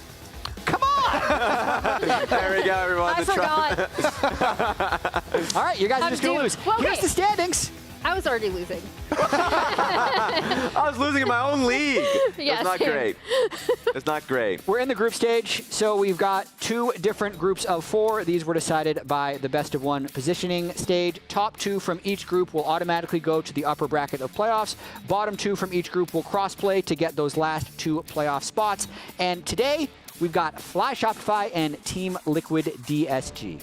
I want to see the Shopify game because obviously they just came straight out of the Dignitas series, which they're probably fuming over. They are not happy about that one, so I think that one's going to be a fun one. Of course, DSG already taking down Team Liquid prior to this, so a little bit of a revenge match from Team Liquid. We got a special guest. Yeah. Hello. I feel front and center. Oh my God, You're the star. So, we haven't seen you in a bit. True. You were with FlyQuest. Yep. And now you're with Shopify. Yes, sir. And today, you're playing against FlyQuest. Absolutely. Sweet. Time to start staring. All right, have a good match. What inside info did you kind of get? I mean, I know a lot of their champion picks because I was with them in Split 1 as well. So I have a lot of information from Split 1. And then all of the information from the full year last year. Yeah. So I think I understand their team very well. I know you've described it a little bit on social media, but why did you make the switch between FlyQuest to Shopify? The switch, well, my job at Shopify, I would say I have a lot more ownership in the team. So at FlyQuest, I was there from day 1 because in 2024, we rebuilt like the whole, basically everything. Everything was rebuilt at FlyQuest, and I was a performance coach at that time, which I helped League and then their other esports as well. Yeah. So I was invested in the League team, but I was also spread out a little bit, if that makes sense. And then when the Shopify option came along, I thought it'd be cool for me to try at least to be assistant coach, maybe head coach eventually, and just like see where that path could take me. That makes sense to me. The question that I would have for you actually on top of that is like, how has it been with Shopify? Like your experience since then? It's been good. It's been 2 months of revamping, honestly, because I think I came into the team and right off the bat, I felt the negative energy kind of that I would say losing teams have. And from day one, it was like, okay, how do we flip the narrative on ourselves? Not from anyone else saying anything, but the internal narrative that we have, how do we change it? Yeah. And I would say 2 months that I've been here, it's been all about that. Yeah, we're going to get into some specifics in just a second, but I do want to ask you about the recovery from last week. Just because that was such an emotional feeling series, being in incredibly long games against Dignitas, seeing it from the positioning phase, being the bottom 2 teams in the group, and then falling to Dig, especially because the games were so close. Yeah. Like, how did you as a team deal with that? So if you saw my tweet, it was literally the best league that we've played and the worst league at the same time. Because in game 1, I felt like we showed some of the practice that we've been doing. You know, I would say generally we are a strong early game team. We are good at moving around the map early. We just falter when it comes to mid-game stuff. So I would say Otacon and Baron, once these are in the game, we kind of like pressure ourselves really. And from the Dignitas games, it was like we got ourselves in positions to win and ended up throwing it, having the longest games ever, which absolutely sucked. But it wasn't like we got 0-2'd by Dignitas. It was like, obviously we are as strong, if not stronger than them, which I believe we are better than Dignitas. So I would say it felt bad in the moments, but if you think about it big picture, it was fine. So was there anything like, you know, in-game shot calling or specific late game stuff that you were focusing on for basically this last week of practice heading into FlyQuest? Yeah, we're focusing on I want to say slowing it down a little bit, which is funny because the games were so long last week. But in those big moments in the game, just taking a step back. What do we need to do here? Do we need to hit the Otacon? Can we go to the side waves first? Just fundamental things that you have to be focusing on at that time in the game. Is there one person that has been designated as like the go-to in-game shot caller to overrule? Yeah. I would say Contracts picks up a lot of it. Yeah. He is really, really good at that. I remember on pros, like Budge mentioned that you don't get a lot of practice, obviously, on late game, mid game stuff just because of how scrims usually are. Yeah. How the hell do you drill that in? How do you get past that? What kind of helps is the bottom teams are all struggling with the same thing right now, where it feels like the top 4 teams, they play controlled. So at this point in the season, the scrim partners, usually you play against people that are similar rank to you. Yep. So I would say the teams that we scrimmed versus this week, so it's like DSG and Dignitas, both teams have the same kind of goal. We don't want these games to turn into fiestas. Yeah. So practice actually felt a lot better this week because it felt like both teams were kind of committed to this idea of like, let's emulate stage. Yeah, that's good. That's really good. You mentioned Contracts. I feel like he's been kind of my top individual performer on the team, and obviously he and Palafox have a lot of experience together. How have you kind of gone about, because you've worked with that core before on NRG, like how have you gone about kind of turning things around for them, especially after a loss like last week? Yeah, so our team, we have 4 players who've won championships before. Seos has done it in Brazil, and then Fudge, Palafox, and Contracts have all won in NA. So it's changing their mindset from why can't I do what I did in the past to I've done it before, let's do it again. And like tapping into that energy of not why can't I do what I did before, but I've done it and let's remember the things that got me there and really like tapping into that energy. We've got some Contracts highlights. He has been popping off in a lot of the games. And, oh, 1 second. That's looking like a Demonte highlight. Yeah, what? What are you doing over there? What's he doing behind the chair? No! What the? Whoa! Whoa! That is not Mr. allowed. Professional. That is not allowed. I thought you were supposed to be the professional coach out here. That's Contracts. That's insane. Do I get fined for that? Nah. Nah, you're fine. Obviously, you have a very good relationship with all the FlyQuest players because of your long history with them. So that was definitely fun to see some pre-game banter there with Masu. That's crazy. But we're also just looking at basically contracts highlights and, of course, his stats. He's been performing incredibly well, and it seems like a lot of the drafts have been kind of playing around his performance on, like, the Furia and stuff. So, like, talk about him, like, just working with him, and also just, like, working with him and Palafox again, Yeah, it's really funny to come back after a year of not being with them, because it felt like nothing changed almost. It was like I got back with. Is that a good thing? Yeah. Well, yeah, absolutely. It's exactly the same. No progress. Oh, no. I mean, I don't know what happened in 2024. Obviously, it wasn't great for them, but it's been nice to. It feels like natural to be back with them, and we have all the inside jokes from 2022 and 2023. So. The vibes have been good. Yeah. Nice. So. That's awesome. All right, we'll have to let you go, but how's it going to go today? Oh, you go. Okay, yeah, ask your question. Where's the mustache coming from? What? You don't like it? I'm not saying anything about it. It's a brave choice. It's powerful. Okay, that's my question. Okay, we're out of time. I'm not expected on that. I gotta get to work. Earlier, you caught up with last week's MasterCard Player of the Week, Whippo. Welcome everybody, and congratulations, Whippo, on your MasterCard Player of the Week for Week 4. You got a 12-2-9 stat line with Gragas and Renekton. How does it feel so far? Like, how's the split been for you? It's been pretty good. I think after last split, I dedicated myself to practicing a lot harder. Yeah. I found that missing an international event with this roster, and especially after last year's Worlds, everyone loves talking about. But in general, I do want to make sure that everyone on this team gets a chance to represent our region, because I think that we've got the makings to have a good performance internationally, and I've put it upon myself to practice a lot harder. So it's nice to see that the results are paying off. It definitely is. I mean, stats line, eye test, everything shows that you are the best top laners right now. So let's get straight into it. You've been here before. We do that 90 seconds, rapid fire questions. If you don't want to answer it, if you can't think of an answer for it, you go next. You ready? I'm ready. Perfect. Let's get straight into it. 3, 2, 1. Sleeper champ that pros just aren't playing right now. Yorick. Like that one. To whom do you credit your mentality of improvement to most? Myself. That's a great answer. About that one. If you had to play another role outside of top and jungle, what would it be? Oh, outside of top and jungle? I know, right? It would be mid or AD carry. I think mid, probably. Okay, just to complete the world tour. Top 4 top laners this split, you can include yourself. Whippo, Thanatos, Impact, and I don't know. This is the last one's a tough one. Yeah. From stage performance, I guess. It's real tough. It is really tough. Honestly, I'll give it a 30. I think he played fine. Nice. Next one is a word to describe each teammate. I'll start with inspired. Efficient. Nice. Quad. Willing. Masu. Committed. Busio.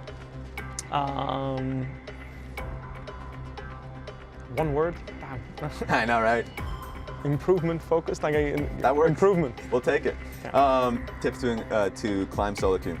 Play what you're good at and stick to it. And first game you remember playing, and the last one you were obsessed with before League of Legends. It's a two-parter. First game I remember playing was Monkey Ball, I think. Yeah. And the last one I was obsessed with before League of Legends was World of Warcraft. Last one I got for you, actually. Your matchup versus Shopify Rebellion today. Your predictions for that one? Thoughts on the matchup? I think it should be a 2-0, but I'm hoping that Shopify has something cooked. They have Tanner, so yeah. He knows us pretty well, so I'm hoping they can cook something up and make it exciting. Maybe they will, maybe will. But if you have a performance like you did last week, should may not fine. be a chance. Hold that one up and show it to the camera. Congratulations one more time. Thank you very much. That's me.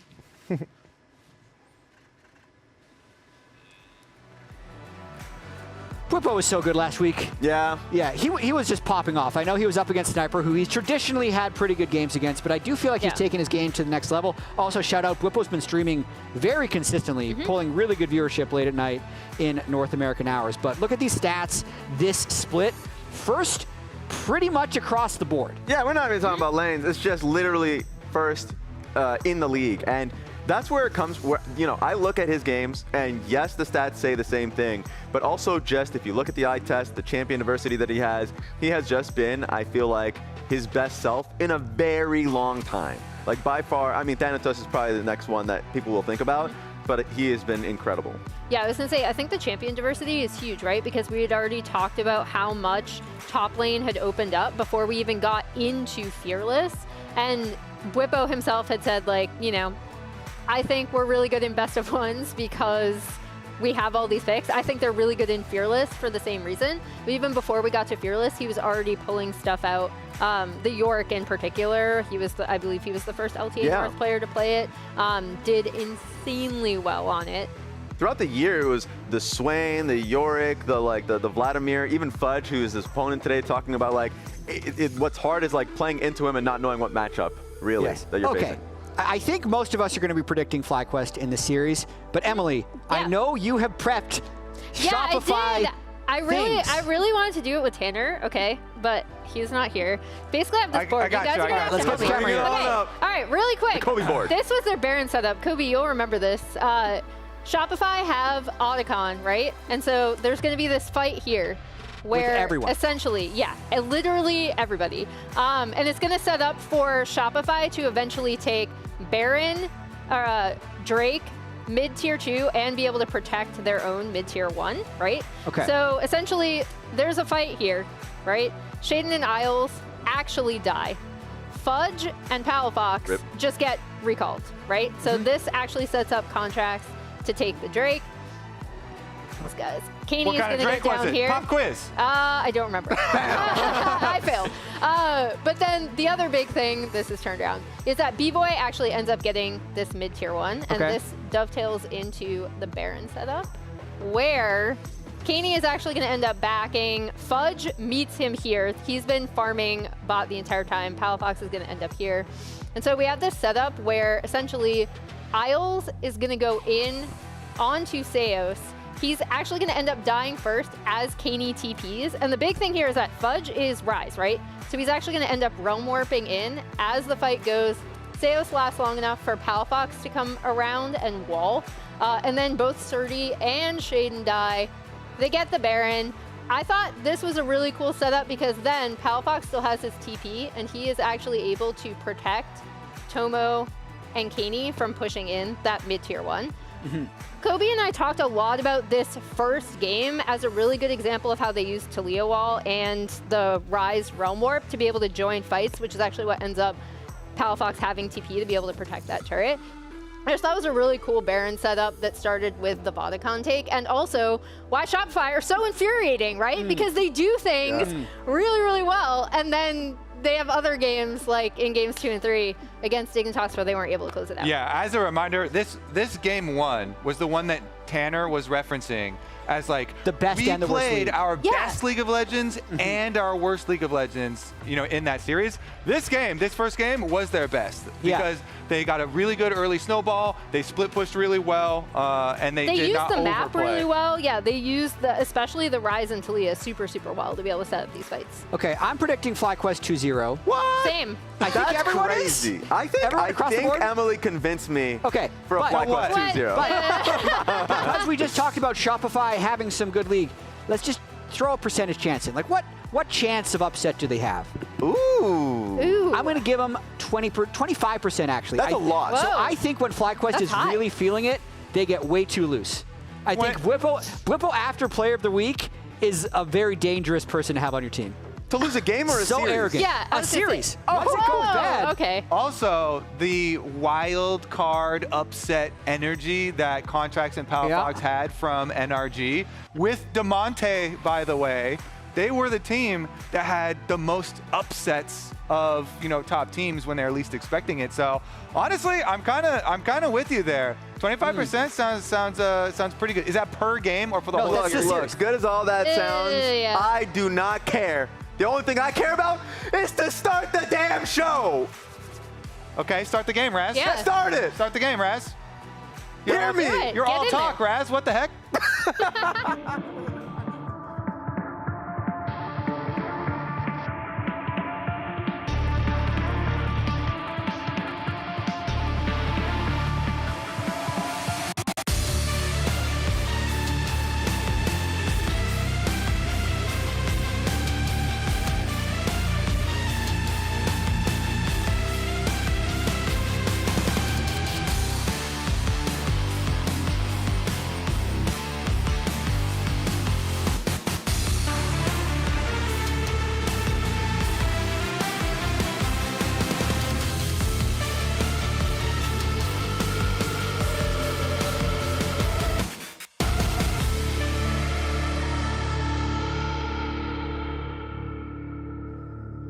Ladies and gentlemen, welcome back to the LTA. We're back here in Split 2. We got a brand new Summoner's Rift ready to rock and roll here for you this week. And we got FlyQuest and Shopify about to throw down to get things started here on this lovely Saturday afternoon. I'm Captain Flowers, joined by Isaac Azael Cummings Bentley here for this one. How you doing, Shane? I'm doing good, man. I'm actually really excited for these changes. I think it's going to make competitive League of Legends way more interesting. I was not a biggest fan of all of the objectives that we actually had during the kind of Noxus season in Season 1. I felt like there was too many objectives, and it really kind of simplified the jungler's job to a point where it was just basically full clear base, full clear objective, full clear objective. There wasn't really time for creativity because you just had to maximize experience to be as powerful as possible for every single objective fight, which was basically happening nonstop.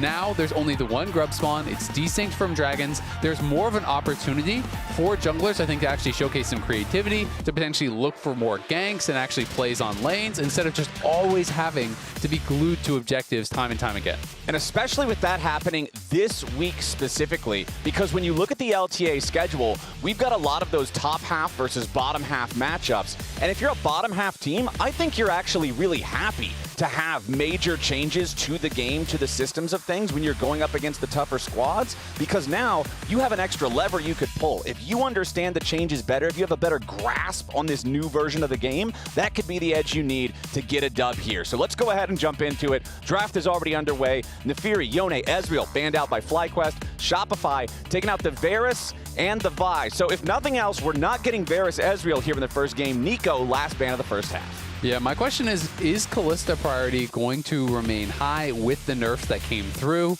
I'm expecting it to have really fallen off because it wasn't even performing that well in the LTA anyway. Even globally, it was only like slightly above 50%, and a lot of that was kind of carried by some of the really dominant players on it. You look at guys like FaZe, who was doing really, really well on Kalista and stuff like that. So I am kind of under the impression that it is probably gone. We'll have to see, if Nefiri, who got some more nerfs as well, is going to be, still getting banned like it was in this game, most games. I am interested to see the shift in those prios. Okay, well, the first pick here, FlyQuest will go ahead, lock the Azir for quad. The response from Shopify, a Jace Sejuani combo for the jungle and one of the solo lanes. Yeah, and it does feel like it's potentially setting up, for another melee solo laner here, for the side of Shopify.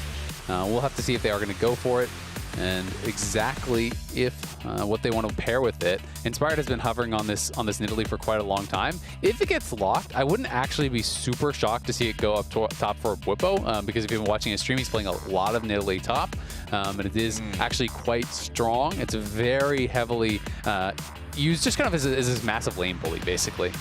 You really can push out a lot of players. Corki going to get locked, though, so Corki should be going bot. We have Azir going mid. We're waiting for a melee pairing here from Shopify. Cassante did just get buffed, but I wouldn't be thinking about that as the potential pairing. Akali, could be what we would see if they want to go for something aggressive. That's a strong answer into the Azir and something that used to be used a lot, but Akali isn't that popular these days. But it is a good answer into the Azir, and it's a strong pairing with the Sejuani.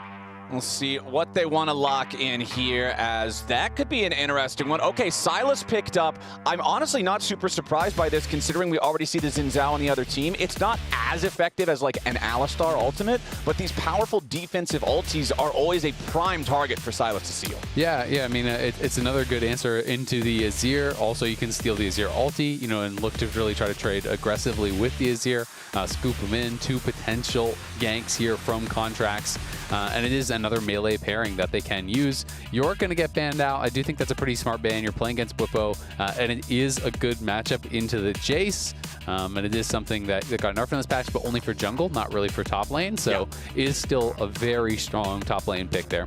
And I mean, you even heard in the Player of the Week interview that Raz just did with Bwipo from last week, when he asked him what is an underrated champ that people should be playing right now, Yorick. That's the answer. So keeping that away from Bwipo, 100% agree with that decision. Lucian removed here from the side of FlyQuest. Yeah, that's a little bit interesting. We have seen some Lucian pairings. We've seen a little bit of the Lucian Nami. We saw Lucian Emilio as well. Also going to get a ban of the Scion here, which is another strong Bwipo pick and a good answer into the Jace.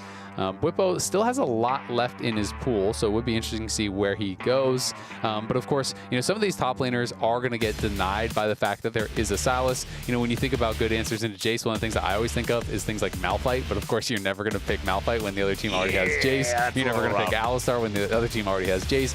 Some of these picks do kind of get denied just by the fact that they are actually playing the Sylas.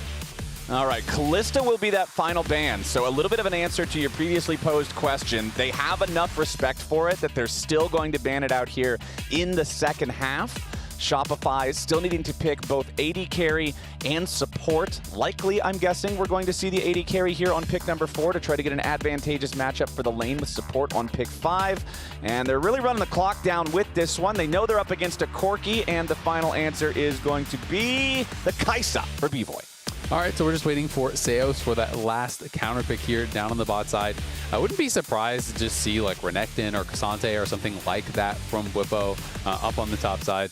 Maybe he's going to try to really cook up a counter pick here and try to get a bit more creative. But things like that do seem pretty standard as far as the answers will go. This would be super spicy if they want to go for it. I'm not going to get baited until they lock it, though, because Inspired was hovering it for quite a long time. But again, it is something that he has been playing a ton of, and it is going to get locked. So we'll be Nidalee top here. He's going to be playing Grasp. It is, pretty much exclusively, AD Nidalee that they do go for. It is Triforce, and then people really diverge out from Triforce. Sometimes people go, really heavy into AD, Sundered Sky, and things like this. And sometimes people do just go more tanky from there. Or I've even seen like Triforce into kind of like AP to try to be more supportive later on. So this is going to be very, very interesting to see how it actually matches up. I haven't seen a ton of this matchup specifically against the Jace, but you start W, you get your traps down in lane, and you're basically just looking for Grasp autos non-stop. You actually max your E for a lot of sustain in the lane, and you basically are just trying to constantly be auto-attacking your opponent in lane, dipping in and out of the brushes, and using your move speed that you get through moving through bushes and also hitting traps, hitting spears, and things like that to really dominate that lane in the 1v1. Well, here's what I am worried about looking at this composition right now from FlyQuest, Azael. There is just no engage almost at all. Sans Azir diving in for a big shuffle. Nidalee has no CC. Azir has his ulti, but that's it. Corki, no CC. Braum's a disengager, but that's about it. And Xin has conditional CC, needing to prime 3 Talon Strike or make sure that the target isn't marked. And I think last week we kind of got a taste of what these types of compositions can look like, even if it is a high-ranked team versus a lower-ranked team in the Cloud9 game where they drafted a very low engage type of composition and struggled to get a good position in the game in their own matchup. Yeah, I mean, it is going to be really interesting. Like you say, generally speaking, when you play these low/no engage comps, you kind of need to be winning, right? It's like, if you're not ahead, it's very difficult because you don't have the ability to start fights on a dime. You want to get ahead in the lane, you want to force your opponents to walk into you, then all of a sudden not having that engage really becomes less of a disadvantage. So we'll see if FlyQuest can do it. I'm really excited to actually see Bwipo bust out this Nidalee top here. It has popped up from time to time in pro play, but it has not really been very popular at all. And it is definitely a niche pick. So another exciting pick here coming out here from Bwipo.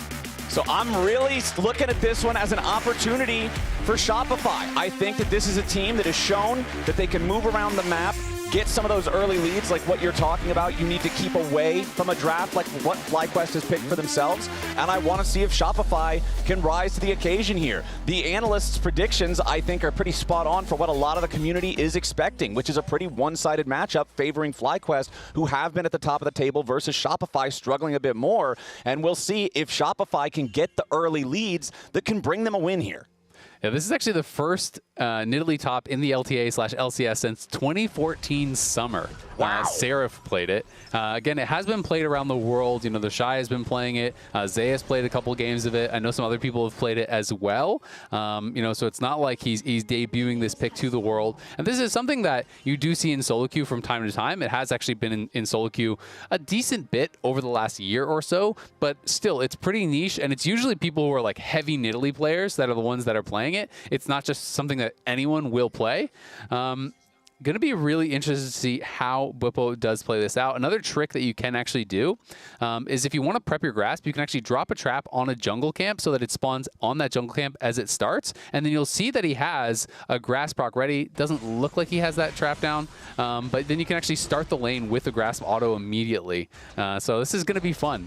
Both of them already do have that lane ward in that side brush. You can see that Shopify even went and put another one in that front brush for him to give him 2 wards there. That's really going to help out Fudge because Nidalee is constantly trying to auto you and then dip into that side brush to drop the aggro from the minions. But because there's this extra ward here, it actually makes a really big difference in these kind of matchups because the minions will maintain aggro on Bwipo when he's dodging into the side there. Well, we'll keep track of how this lane bully versus lane bully matchup ends up going up here in the top side. But last week when we saw Shopify play their games in their series against Dignitas, they actually had leads in a lot of those games. And you can see here, they keep the game close for a while, right? The Dignitas series, they were able to actually get out to some pretty meaningful leads before it crashed, but they'll keep the game close for a good long time. And then once they get near that 20-minute mark in the game, it seems like they have trouble figuring out what they want to do as a unit. What are the macro calls to then get further ahead or bring themselves back up to a better spot? Yeah, I mean, they've had a lot of really competitive games. You know, you could see on the gold graph, they got blown out by TL, but when you look at the time they played against FlyQuest last, they actually were ahead on gold at 30 minutes against FlyQuest. FlyQuest had created the small earlier advantage, but then Shopify was able to win some fights, you know, pull that back, get into a lead themselves.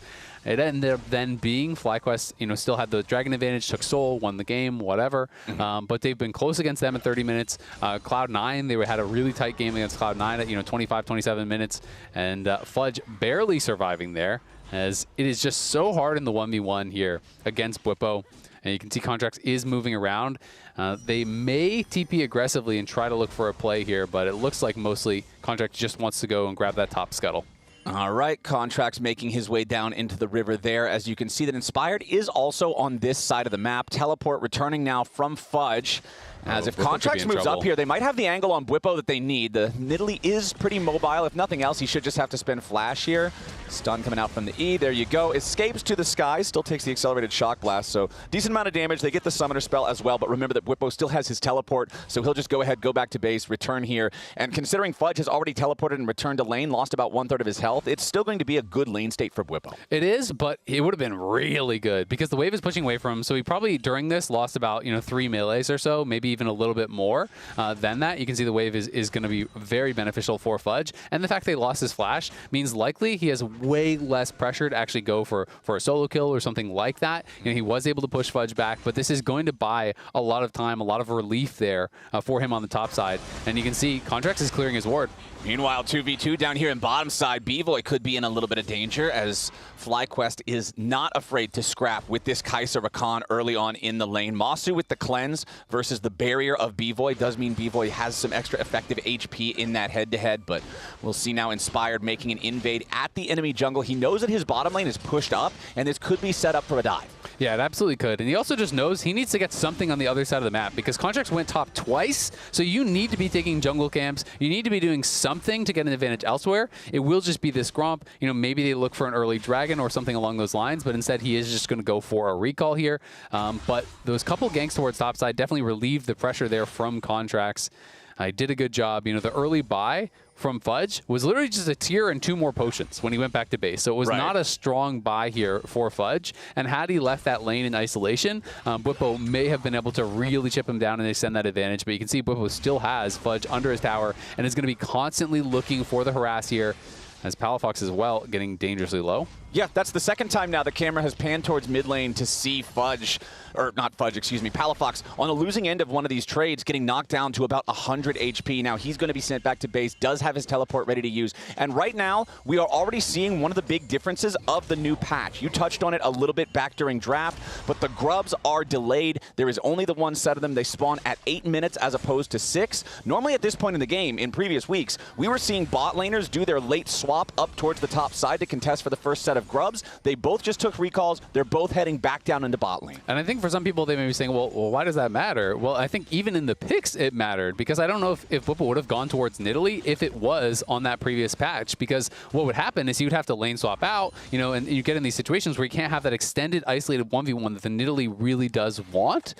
So I do think it really can have some pretty big knock-on effects on not just, you know, how you're setting up for objectives, but also what picks can become more viable. So we will see if Whipple can continue to kind of build an edge. The CS is just dead even up on top side, but he is getting the push. He has taken one plate, and he is slowly whittling away at Fudge, but Fudge has done a pretty good job keeping his HP high. He has gone through both of his potions now, does have the one biscuit. Oh, nice knockback into the turret there for the extra turret shot to make the trade more even than it otherwise would be. It's still a one trade from Whippo, but if it wasn't for the turret shot, that would feel real nasty for You can see he's 3 points E right now. Exactly, yeah. If he didn't get him that knockback into the tower, it could have been a lot harder, but he's even going to be able to grab some fruit here. Fudge doesn't quite make it till his TP is back, and Whippo, again, because you have that Emax, you push that wave so fast. Like, look at how much damage that E did to the wave. You're constantly going to be getting that shoved in. We'll see if he actually wants to stay for a plate. I'm not sure if he's playing Demolish or not. Usually they do. Would assume he is, yep. So he is going to be playing Demolish, E for the attack speed, get another plate here, and now the lane swap is coming through on a later timing here for the Grubs. So we'll see if Whippo does go bot to match, and if Masu and Busio are coming up here to try to contest those Grubs, but Whippo's recall will be delayed, and we'll see if he gets stopped again. If he gets stopped again, it could be quite annoying, but it doesn't look like they're going to check. Yeah, one of the things I was curious about coming into this week is how often would we see teams care about the Dragon early on with the absence of the Grub's presence there? And it looks like this time around, it's not a ton of priority onto it. Inspired is just going to settle with taking the Drake here, almost just as that first set of Grubs still spawns, but Shopify have moved their duo up into the top side of the map. Masu and Inspired will take the Drake, B-Boy, and Seos cashing in on a top lane turret. So Whippo base started running back top, and it was a very late recall and reset here from Masu and Busio, and then as Whippo started running back top, he then decided, okay, no, actually I'm going down to bot. It's going to be Busio moving up towards top. So this reset ended up being quite late from Shopify.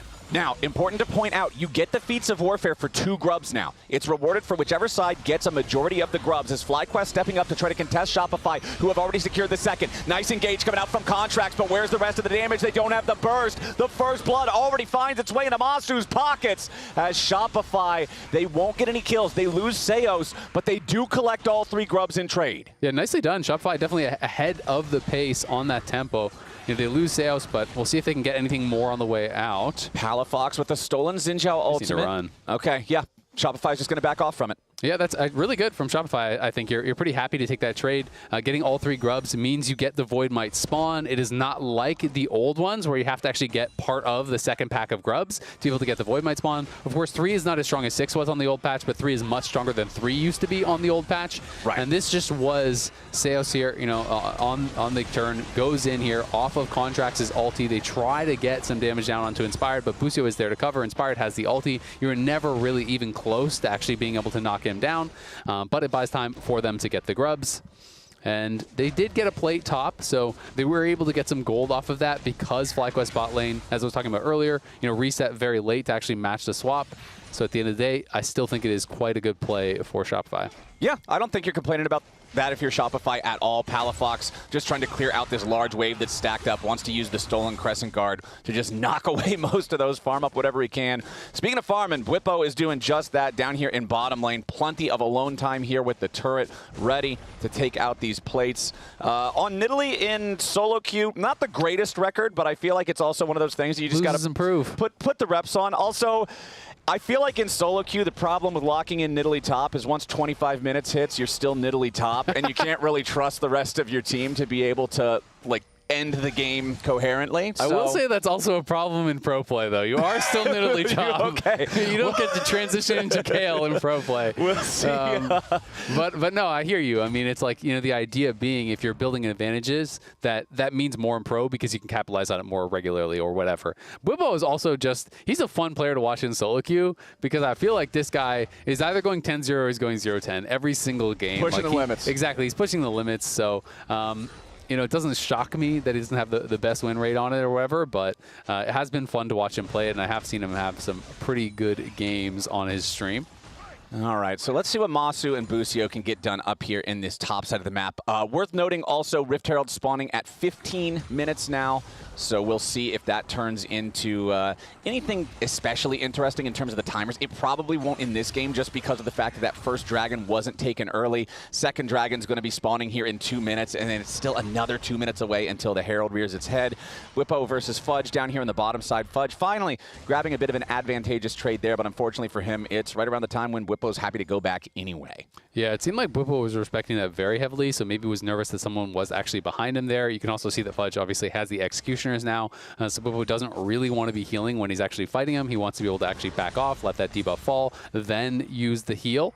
But Fudge is going to get pushed. We don't know exactly where Contracts was. We just know he was heading down towards bot lane, and there he is. Oh, Contracts misses the Sejuani ulti, and Whippo's trying to flash early to get away from some of the dive, but Seos is ready to back him up. And Shopify Rebellion sent down 3 to find the first kill, but now Inspired is fighting back, looking to get some sort of a vengeance here for his fallen top laner. Contracts down to 300 HP, finds the stun as Seos is absorbing the damage from the turret, but Inspired has already picked up one. Busio tags a second now with a Winter's Bite. Seos has to try to escape, and Inspired needs a win, becomes Lightning, but Contracts with a very nice sidestep. It's not going to be enough. The feat of warfare claimed by FlyQuest as Shopify Rebellion is sent packing. Nicely done there by FlyQuest. Inspired able to get in, and then the roam down. They will lose one plate mid lane, but Bwipo can actually TP out and cover mid there from B-Boy. So really well done overall. Yeah, Bwipo dies, but Masu's farming plates in bot. They got multiple kills back. They forced out multiple flashes as well. You know, both Fudge and Contracts had to flash, so it's just a trade of flashes. They're getting more off of the extended play, as it looks like Masu is going to be able to actually claim this, and that should be the feats of strength as they grab the first tower here. And that is going to be really nice. Again, on this patch, the upgraded boots, much stronger. They're only 500 gold. You know, they were a lot more expensive last patch. A couple hundred gold taken off that in the patch. So getting that feats, I do think, is more impactful. Nice little sidestep there. Well, really, Contract kind of just missed it, let's be honest. And it could have forced the flash earlier, potentially, if it was on target, but either way, it did not land. Inspired played this very, very well, though. As soon as Contracts is out of range of the tower, he sees the tower aggro swap to Fudge, and then gets the knockup on Fudge, forcing his flash and getting an extra tower shot onto him. And then it's just the chase down here. Busio tags Seos for the slow. Contracts, good sidestep on the W, but just doesn't matter. You're going to get ran down there.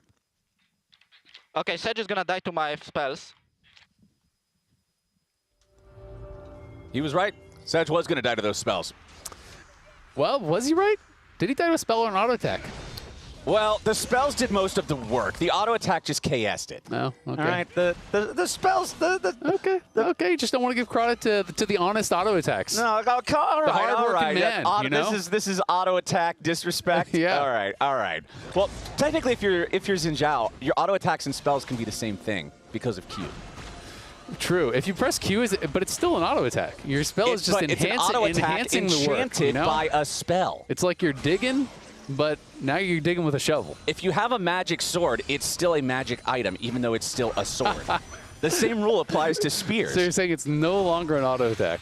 No, it's an auto attack and a spell. It's an auto attack, blessed or enchanted, depending on which one you prefer. Which is it more of? It's a spell because it doesn't do anything special if there's no Q on it. No, it's a spell. It's more of an auto attack. No, it's a spell, man. Okay. All right. Well, we're gonna have to ask the Twitch chat experts here. We got FlyQuest coming out for a dive. Presses Q and auto attacks. Is it more of an auto attack or more of a spell? It's a spell because it doesn't do anything special if you didn't press Q.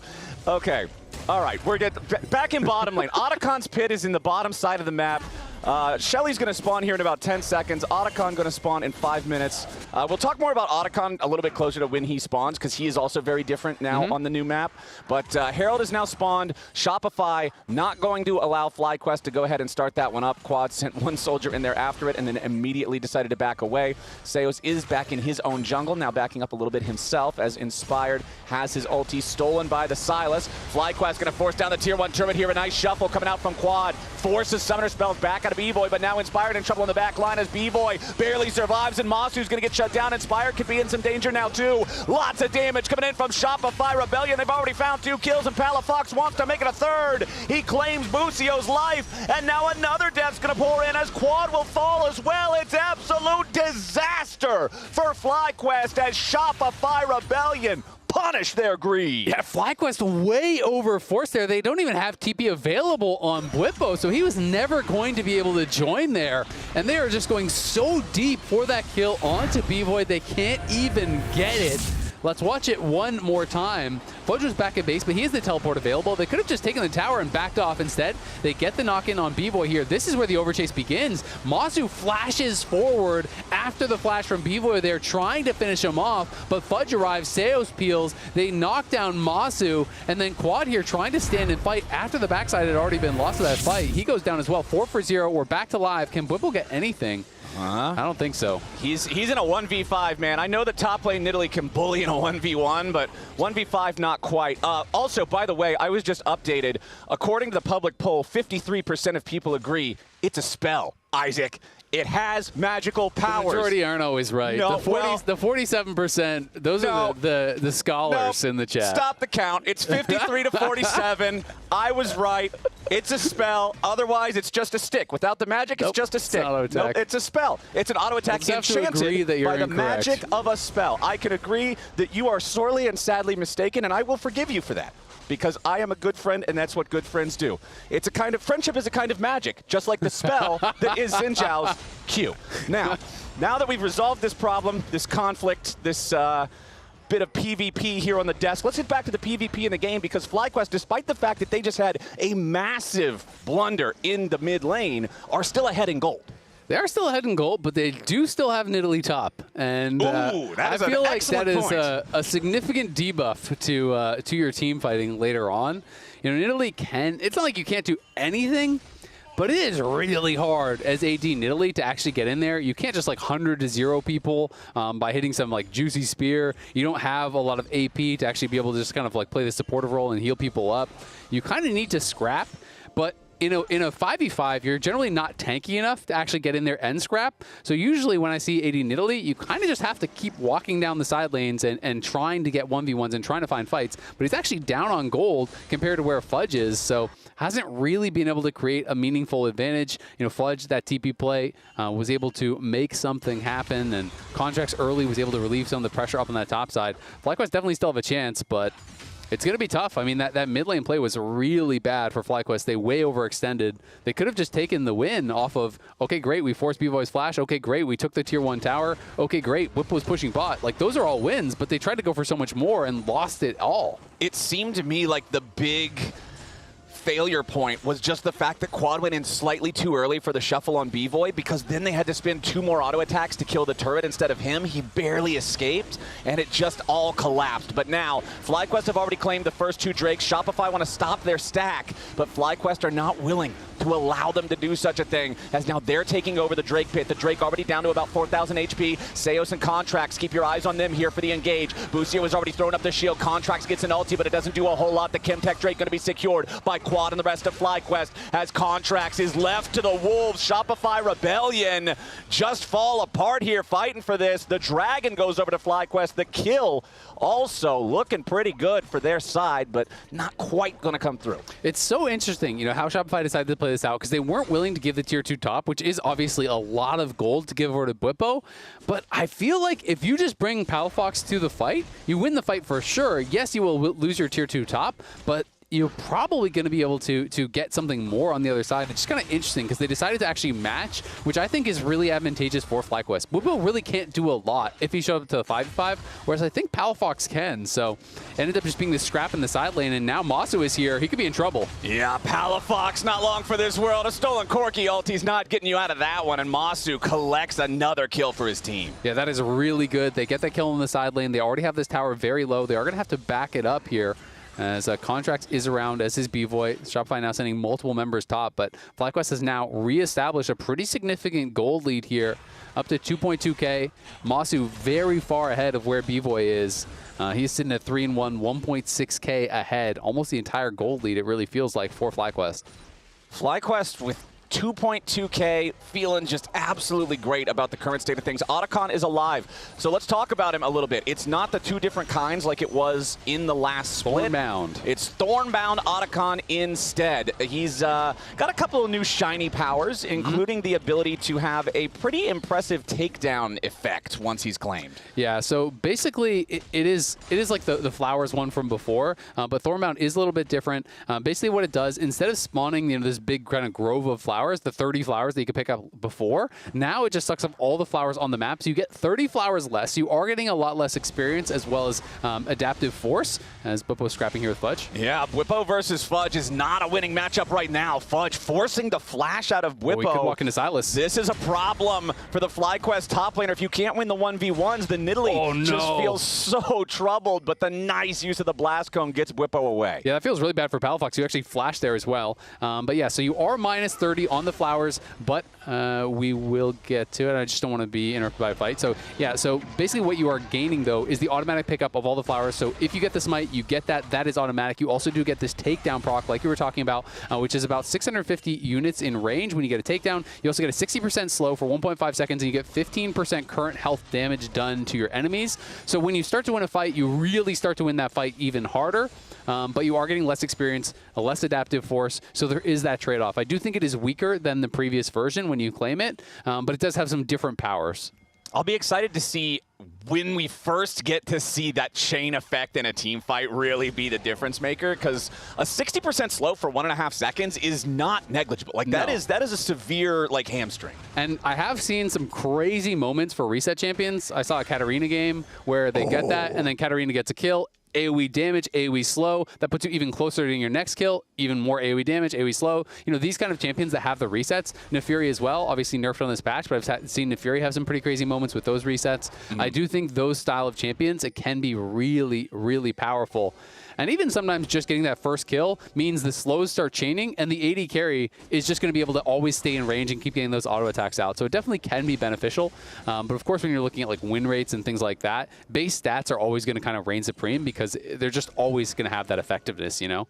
All right, FlyQuest with a 1,500 gold lead. Nothing that's going to allow them to just play the game however they want. They seem to be very respectful of the Shopify Rebellion comp. And again, I want to remind everybody, FlyQuest want to be at objectives first. Their lack of engage means it's difficult for them to just walk up to Shopify. And right now, it's the Rebellion with control over the Otacon pit. It absolutely is. And just to kind of touch on the AD carry builds here, we have the full AD Kai'Sa here with the IE completed. And over on the other side, Masu did, you know, BT, has the collector, is going to be going for an IE third. More people have been experimenting with just kind of the BT first, as Bwipo may be going down here. He's got to run. Yeah, Fudge doing a good job here in this trade at the start. Gets the 1v1 against Bwipo's Nidalee. Fudge comes out on top. Quad makes the TP up into the top side of the map to guarantee that it's an even trade 1-for-1. But considering the enemy top laner is dead and the enemy mid laner just teleported to the other side of the map, the remainder of Shopify Rebellion is making the call to go for the Thornbound Otacon.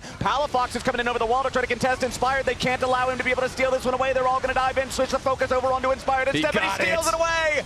Inspired steals the objective, and now Masu's on a killing spree. He might just go even further. Shopify Rebellion crumble.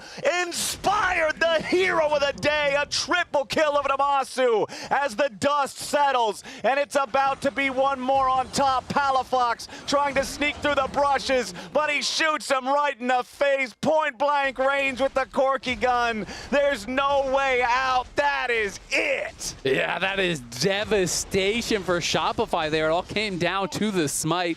Inspired got turned on. They try to actually focus on him, but at the same time, Otacon's going to continue dealing damage here. Masu is free-firing this whole time. Look at Masu just sitting there comfortably, getting damage out. You know, Inspired gets the W here into the smite, is able to secure it. Contract cannot get it, and again, you instantly get all of the flower buffs. You instantly get that takedown buff that we're seeing, that little pop, that AoE pop that is coming through. And Masu with the BT there, very tanky. You know, more and more people have been trying this build on different ADs instead of just MF, getting an early Bloodthirster. It just gives you so much strength in a lot of these situations, and now he has the IE completed as well. He is massive. Deathcap's done in the mid lane there for Quad, and this is a FlyQuest really running away with it. And you could read the words on DeMonte's mouth. There was frustration in the eyes and hearts of Shopify. I wish that went the other way. Yup. That's such a frustrating experience, though, because you have to think, if you got it, maybe the fight goes a little bit different. Maybe it was winnable from that point, but just those big moments, the smite steal away, Inspired coming up clutch when it matters, and now FlyQuest have a Dragon Soul. They have an Otacon buff. They have a 5,000 gold lead. They have everything they possibly need, and Shopify Rebellion needs some kind of a miracle. They need another massive FlyQuest blunder, another massive overplay that they can punish, and then get Baron or push all the way down one lane and grab an inhib or something really meaningful. Yeah, it's going to be very tough. You know, Fudge has actually been, I think, much more effective than Bwipo for the most part in the side lane, but it just hasn't really mattered here, and it's going to be another fight. Seos in trouble. Yeah, Seos is going to die before anybody else can even do anything with the Rakan engage.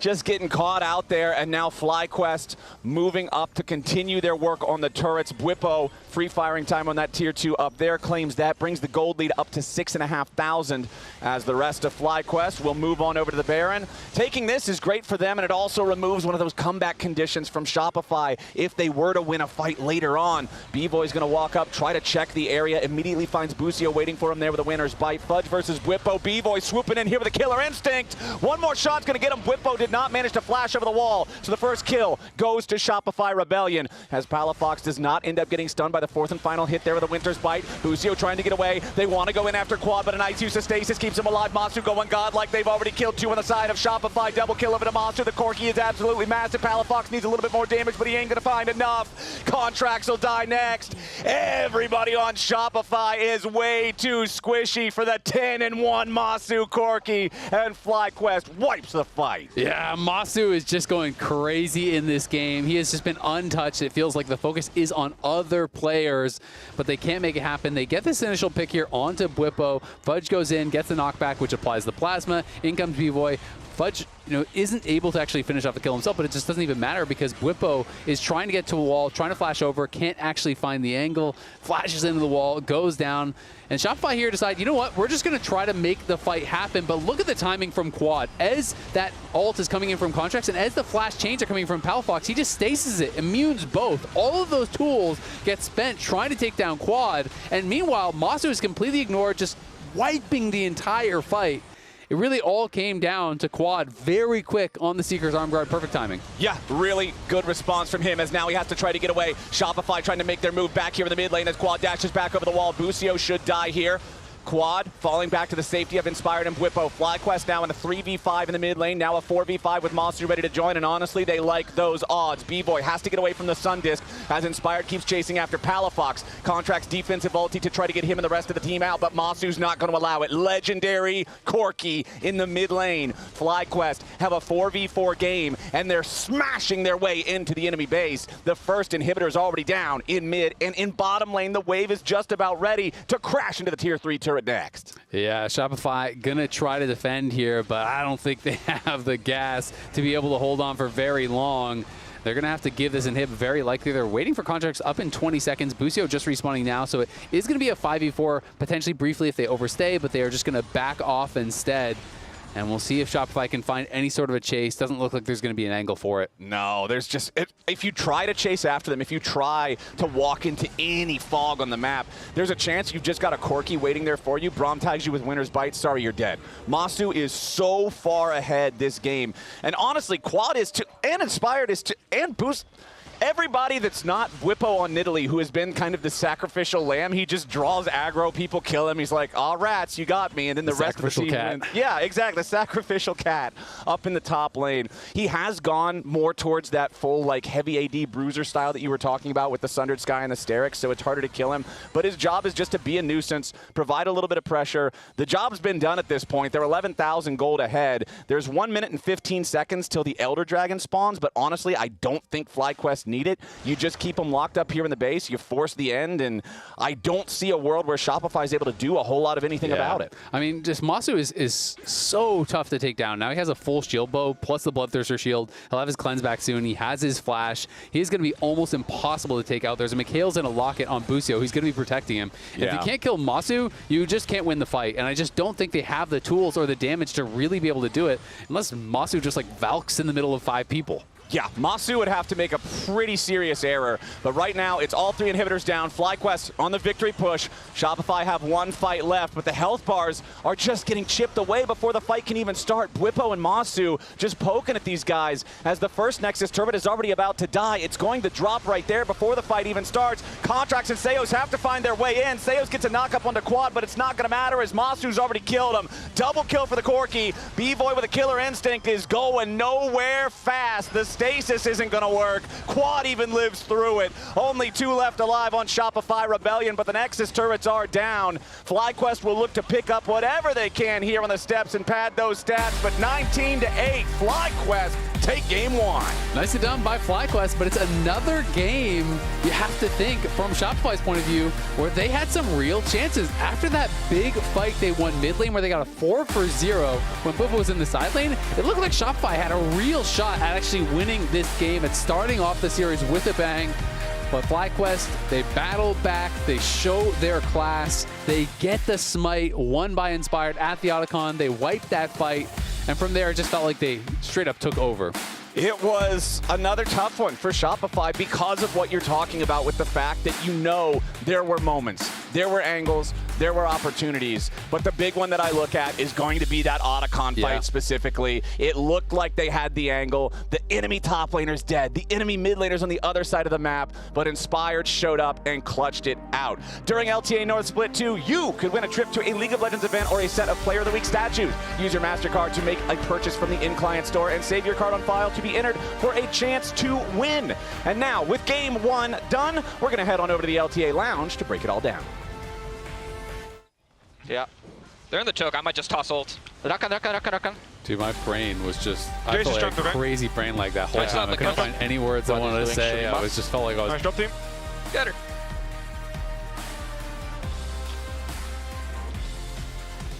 On that mid fight, you guys really think we could have lost, or is it just because you guys went forward? No, because I thought we made Our power. Corki died to the tower, so I would say it was free. that was the problem. It was a massive play. I thought we could have finished off the turret. Yeah. Busio immediately goes into like, actually, I thought we could have done this. That's super interesting. Inspired's already just like, okay, the one thing that went wrong in this otherwise completely dominant game, he's already discussing He's already in there. as they're killing the Nexus. I don't want to wait for the coaches. Let's just get straight to it, guys. Yeah. How did we end? How did it happen? I mean, for us, the highlight of this game, the unique thing about this game was the ridiculous top Nidalee. Yeah. Yeah. And interestingly enough, all right, that thing was like 0-3-5, 0-3-8 or whatever, but it still dictated the game, and let me explain. He was consistently able to pull someone, whether it's Jace or Silas, away from the team, and then the 4-man unit, Xin, Azir, Corki, Braum, I think was always stronger than whatever 4-man unit Shopify Rebellion would have. So in that way, the Nidalee did work, if that makes sense. Yeah. Yeah. No, I mean, she created a lot of side lane pressure that they wouldn't have otherwise had. I mean, the important thing is that FlyQuest is getting something on the other side, right? Yeah. So if Bwipo dies, it still ends up being a positive play for them. Yeah, next big play that we have as well was the Otacon throw. And this was a discussion we were kind of having the whole game. Like, thank goodness they shut down that Nidalee, because otherwise, and we could never figure out the otherwise, but they ended up actually getting a 4v3, but the Otacon ended up being like the 4th member for FlyQuest because he shredded everyone's resist before this fight happened. They get the steal. Raz, you were mentioning that B-Boy never had the opportunity to hit in this fight, and it ended up being a slaughter. It was insane. Because what ended up happening as the setup was literally the opposite of what you said. The fact that Azir was having to TP top lane to clean up the play. So you're like, you're right. They had the numbers up. And so that should have been the fight. But now Shopify is thinking back of the Dignitas series and being like, ooh, Otacon. the resist shredding, like being able to take a fight afterwards. That is the frustrating aspect of it. And yes, like, you would ideally want to be able to take the fight, and that's probably what they were hoping for. Yeah. But Xin got so close to the Otacon itself, was able to steal Otacon and then win the fight. That one's a sad one. That's the one they look review, honestly. I think the thing that I want to give FlyQuest credit for is that they really understood how to win with the top lane Nidalee. Because there wasn't a moment in this game where it felt like Shopify was able to get a 5v4. Yeah. Like, the criticism against the top lane Nidalee is that it's terrible in team fights. but never did I feel like the team fighting of the Nidalee was ever tested. So they were incredibly disciplined about Bwipo not forcing team fights with 5, but then also that 4-man unit never giving windows to be engaged on. It was really well played. I think that's fair. I also think that Inspire did a great job of getting bot lane ahead. So like that play that happened bot side, that steamrolled the game, the huge wave that crashed and canceled everything, and like how strong Corki was that game. Outside of the mid lane int that they were reviewing during the game, basically, when they were taking Nexus, that's where everything kind of went haywire. Yeah, FlyQuest wins game 1. We'll see if they can close the series in game 2. But as we toss to break, we need to acknowledge that the league community lost a legend this week as Season 1 world champion Shushay passed away on Monday. Shushay secured his place in esports history by winning MVP for Fnatic during their World Championship run. To honor his legacy, players can unlock the Shushay Forever title in-game for free and additionally play 3 games as Gragas to unlock his Fnatic Gragas skin. Shushay was 36 years old.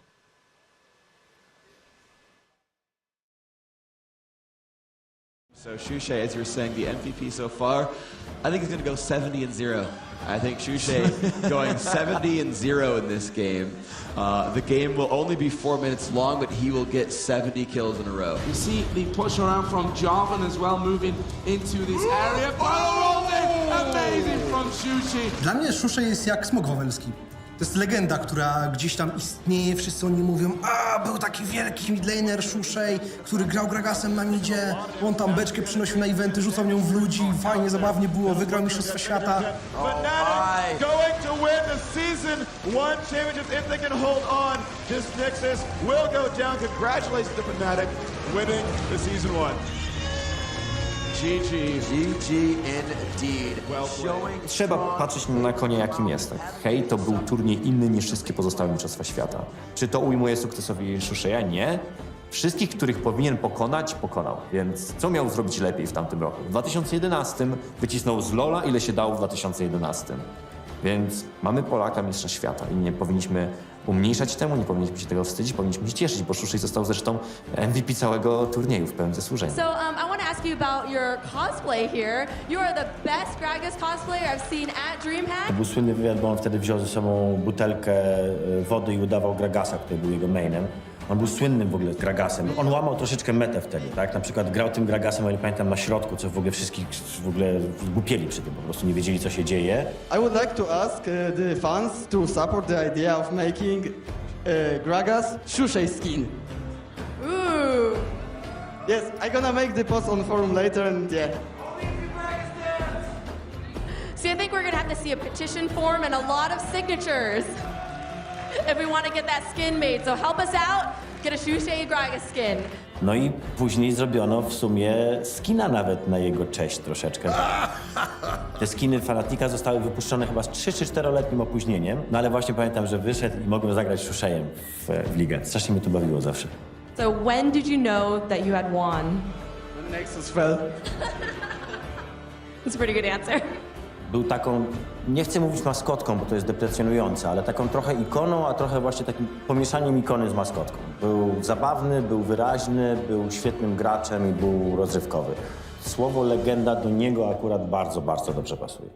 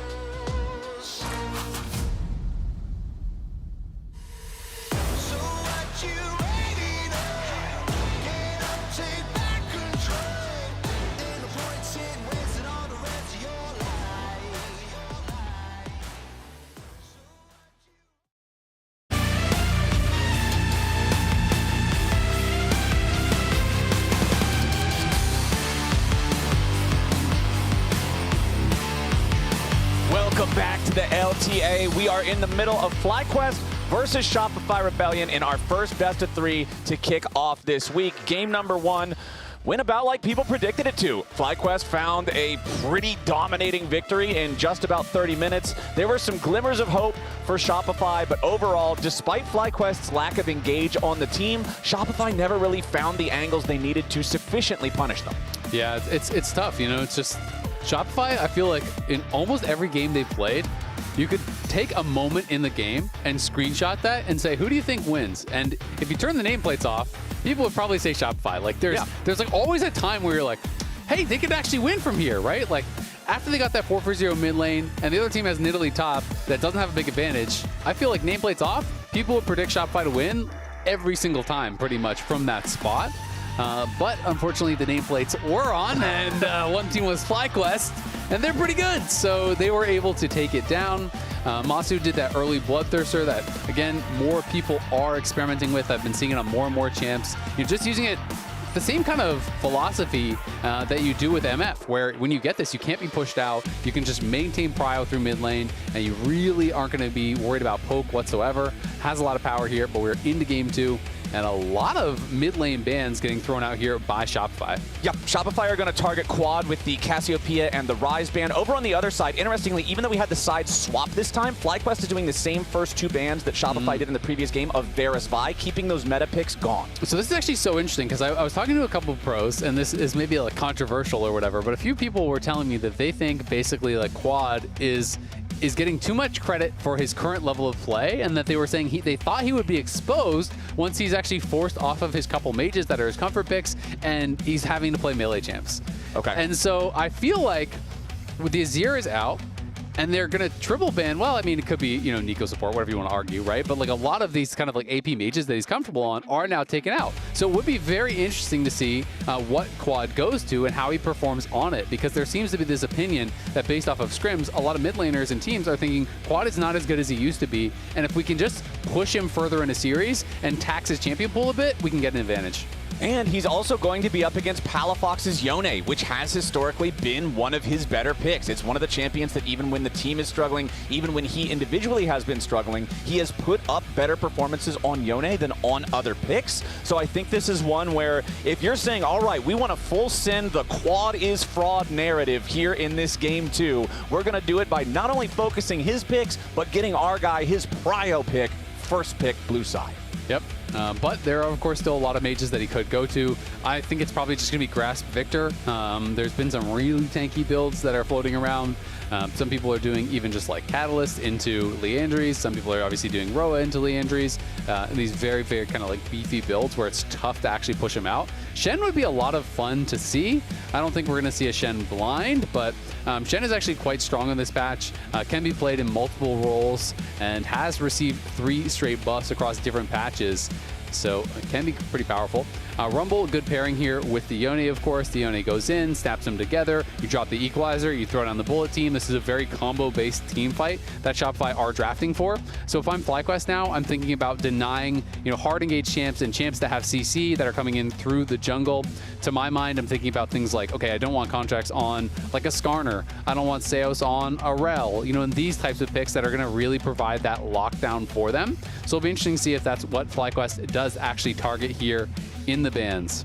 Yeah, the AoE damage on these 3 champions is just absolutely massive if they can get that lockdown that you're talking about. Over on the other side, though, Alistar is a good champion to be able to survive situations like that, since you can pop the Unbreakable Will and you should not die even to the Equalizer or Bullet time unless the opponents are way far ahead. Ezreal is very shifty. Yeah, Ezreal, I like the fact that FlyQuest targeted just the Varus in the draft, and then they use the other picks to target contracts. They're saying, okay, you're probably going to want that Yone first, but if you take it, we get to have the Ezreal, and there's no handshake. And the Lilia, obviously, good pairing with both the Yone as well as the MF. The sleepy bullet time, you put him to sleep. The bullet time does not break that sleep at all, so you can actually channel out a full bullet time over that sleep from Lilia, so that's why they're going to be able to ban that pairing out. Another one of those strong ones, even though it is kind of the more like traditional engage that you would think of. Not a surprising banning. The Bard does surprise me a little bit, I will be honest, because I don't see the Bard as really kind of like the best natural pairing for these. You can throw down your ulti on someone like a Victor and then try to layer that CC out of it, but they don't really have that much CC to layer right now. So the Bard kind of surprises me, but I guess they're worried potentially about Zeus just being able to move around the map. Yeah, I think it's more of it's a player thing. It's more of, yeah, they have to have the timing right to be able to drop the equalizers and the Yone ults right as it ends, but at the same time, it's more of just Zeus loves roaming. He loves working together with contracts. We don't want him on this pick that's so good at it. Over on the other side, though, Shopify banning out double top lane picks. They do not want their Rumble dealing with the Renekton or the Ambessa from Bwipo. But let's see what FlyQuest want to take here. That Skarner that got hovered, you mentioned that one as something that Shopify would want to put priority on. So if you're FlyQuest, you're just saying, hey, good pick for us, good deny from you. Yeah, it's actually really cool because I was pretty surprised that Skarner was actually going to get left up because it just feels like such an obvious jungle pick that would pair well with their composition, especially because Sejuani's already gone, and those are kind of really the two main prio jungle picks as far as tanks do go. You can go Maokai, but Maokai is kind of pretty far down the tier list compared to those other two, and we'll see. It still obviously works. You do have the lockdown, you have the ultimate to throw down, and that is going to be the answer here. Okay. And then they're just going to draft more CC guaranteed, so it is going to be the Nautilus coming through. Not the exact ones I was talking about, but it's the same idea here. They get denied the Skarner, so they do grab the Maokai and the Nautilus instead of going for the Rel. You obviously have the point-and-click ultimate. That can always follow through on someone like the Ezreal here. Yorick, I think this is a super good matchup into Rumble, by the way. I think it is really good. So the fact that that wasn't banned out could be punished pretty heavily. It's interesting that they prioritize banning the Renekton as well as the Ambessa here as those protection bans for Fudge and not the Yorick, because, yeah, I do think this is actually a very tough matchup for the Rumble. You can get prio pretty early on if you're hitting your E's. You get access to the wave, you get those ghouls up, and Rumble really struggles to actually deal with those ghouls. He doesn't have a good answer for Cage either. You can kind of lock him down with the ghouls on him and just start beating on him. Yes, if you get behind on Yorick, you're always going to have those struggles, but I do think it's a really good isolated 1v1. Especially since Shopify banned out the Yorick pick in game number 1. They're aware that Bwipo is willing to lock this in. He's willing to use this in that magic bag of tricks that he has here in draft, and this time around, I'm not going to lie, I am excited to see how well Bwipo does with it. I mean, clearly they just weren't worried about this matchup. I mean, Jace is where he has brought it out before, and Jace is also where we then saw Castle bring it out. You know, in that matchup, that is kind of the one that I think more people are saying, all right, this is a good Yorick matchup. So maybe they actually don't agree with me and they think, no, this is actually quite good for Rumble, or they just were more concerned about the other ones. All right, non-subscribers, we'll see you in 30 seconds, but for everybody else, Shopify's got to shake off that last game a little bit. Honestly, focus on the good points. Focus on the fact that, hey, these guys will make mistakes. They can still blunder. We got the big punish last game in the mid lane. It's just about having the more solid execution, the better communication, like what you were talking about in the fights afterwards. Palafox going up to stop Bwipo split pushing in the top lane. What if he just comes down and plays with the rest of the team and then you can get a big team fight win? What if the Otacon doesn't get stolen away? There's a lot of what ifs that actually have a lot of hope behind them for Shopify. Yeah, absolutely. I mean, the only kind of problem with it is that that has been true for almost every one of their losses, but they have a lot of losses, right? And so, you know, at a certain point, you got to start closing out games, and that is where it is just really hurting for Shopify. Fudge is going to play Phase Rush, which is interesting. Obviously going to help you, you know, potentially kite out from and avoid some of this damage from Yorick. But that being said, if you get tagged by the Cage and you proc your Phase Rush, it's not really doing anything for you. You still have to be able to actually punch through the Cage before you can actually get really away. Fast into the wall. You're obviously hoping that you can proc the Phase Rush and then dodge the Cage, or proc it, you know, early enough, but I'm just going to be interested to really watch that 1v1 top and see how effective the Phase Rush actually is, because it's unique with Yorick, right? You know, how this champion works is, you know, once you actually hit that CC of the Cage, there's not really much you can do about it. And Bwipo has just played so many different champs, 8 different unique champions now.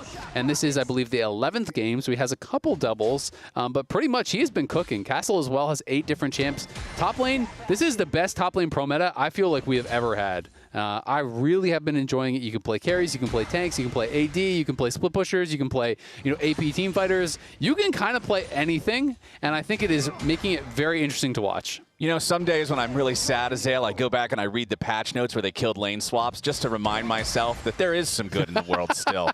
And I think that this meta is a bit of evidence of that. Yep. That we can have some Don't really look down cool at bot lane, matchups. you know? Now that they're, bottom lane, it's Ezreal Varus Town. Like, we're working on that. Yep. But top lane, I've been having a lot of fun watching these matchups as well. I love it when there's more interesting counter pick options available. And I'm also going to be curious, again, since we're on this new map, since Grub spawn is delayed from 6 to 8, how that's going to affect the early laning phase of this game, just like last one. Absolutely, and I mean, you can see already, like I said, you can get Prio in this matchup. Bwipo can get the push here.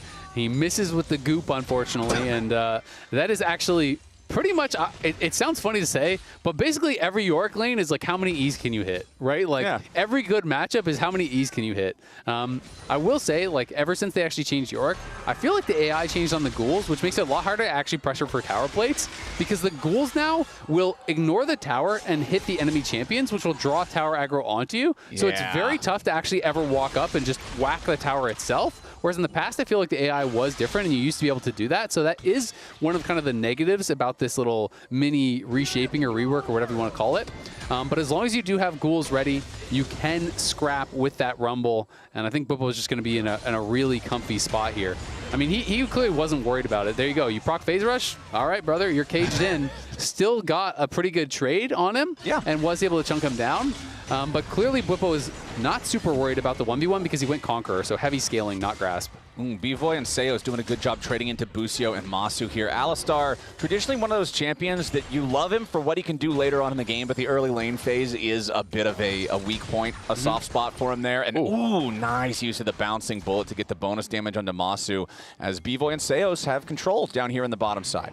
Yep, and both junglers, they killed their camps, and then they killed the Scuttle Crab. And now they're going to go back to Raptors. Okay. So they are still power farming away. Contract's looking for an invade here. Q-Smite, very strong from the Maokai to secure. We'll see if he can get it, because he is taking some damage, but there is no Smite on Inspired. So Inspired's just trying to delay this, but won't be able to get it. And Contracts takes away pretty much the entire camp, and now can go back to his Raptor. So that is a nice little aggressive move from him.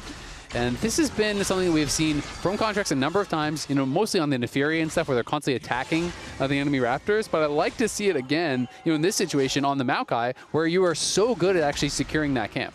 Plus, he's just using his health as a resource, right? It doesn't matter that he gets chunked for half HP. It's not like we're playing season... What your passive is for. Yeah, it's not like we're playing Season 1 jungle here where the creeps can actually kill you. You just walk back in, you use your own chicken camp as a nice little fuel-up station, and he's right back to 90%. People don't know the terrors of the chicken camp in the old days, Oh, man. the Wraith camp. Remember, they weren't even chickens back then. They were spooky ghosts. Those things would mess you up. Yeah, the people who only started playing League like after those first couple of crazy seasons with all the stuff don't remember, like, okay, you better be Warwick or Rammus. There's no jungle item. You buy a cloth armor. Like, you're going in there. It's going to be a bit of a rough gank? time. I'm just trying to win the 1v1 against the mobs. Jungle is gulag, PvE style. These days, though, not quite the same. So, yeah, no big deal for Contracts there. I like the fact that he continues to play aggressively like that in the enemy jungle, looking to steal away whatever little resources he can. 5.5 minutes into the game, we are seeing bot lane recalls send themselves back down into bot lane.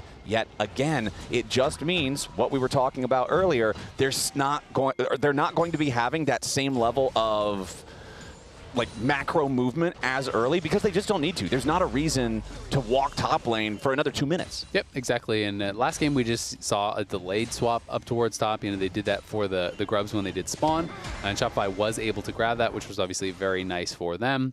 At the end of the day here, Bwipo does have his base delayed there by Fudge, so instead he is going to stay around and try to push this one out. Probably can just pop the Maiden. Inspire going to be on this Dragon here early, which means FlyQuest are going to have an opportunity to potentially go for both the Grubs and the first Dragon. Again, something you really couldn't do last patch. Yeah, this is what's really interesting to me on this one, is the fact that Inspired is going for the Dragon early. Like, started that thing, what, like right after it spawned? Whereas in the previous game, he started up the Dragon pretty much right as the Void Grubs were spawning. Right. But now, since there's no Smite, it's easy for Shopify to step up, steal away that crab. It is a silver lining. Like, you would much rather be able to have the Drake. Like, FlyQuest will happily take that trade. But now it does mean that Contracts will be able to move towards this top side. Exactly. He just wants to go right back to the Raptors. He's just running straight for it. So So yes, Inspired did get the Dragon. That's going to be nice, but it is a couple camp advantage here for Contracts, and he is going to be able to grab these Raptors as well. No one's moving to stop him. Inspired's likely to be too late.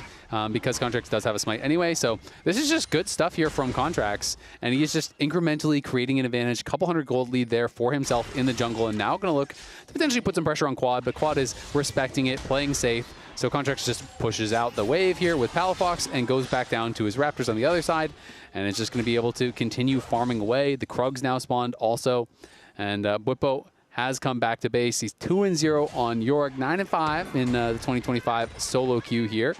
And I don't know if he has other accounts that he does play on off stream or anything like that, but he's definitely one of the early adopters as far as pro with that Yorick, and I do think it's really an underrated pick, and it's something that more people should have in their wheelhouse.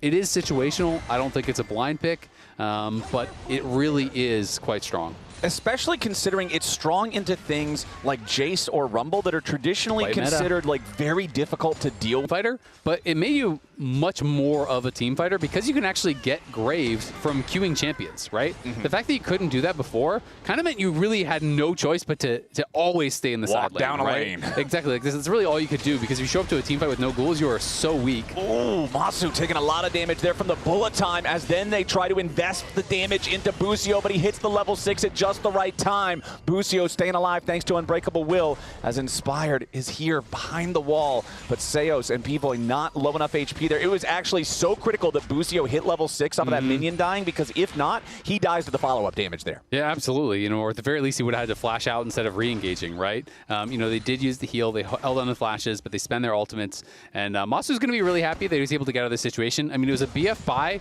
to a glowing moat and a tier, right? So just garbage. It's just absolute garbage. And now he has a real buy, right? Now he has Sheen, double longsword. So now Ezreal is at a much stronger point of the game. So being able to get out of there with any sort of casualties down on the bot side is really nice. Definitely important to have some heal cut when you are playing against Yorick, especially if it is going to be Conqueror. Obviously more healing there. But you have a lot of sustain with your Q. So Fudge got the early Oblivion Orb. That is obviously going to delay his first item completion. But you can see Bwipo, he knows Inspired's on bot side. He has to play safe. He's just sitting back and trying to play pretty respectfully here. Does not want to overextend, get locked down, and die.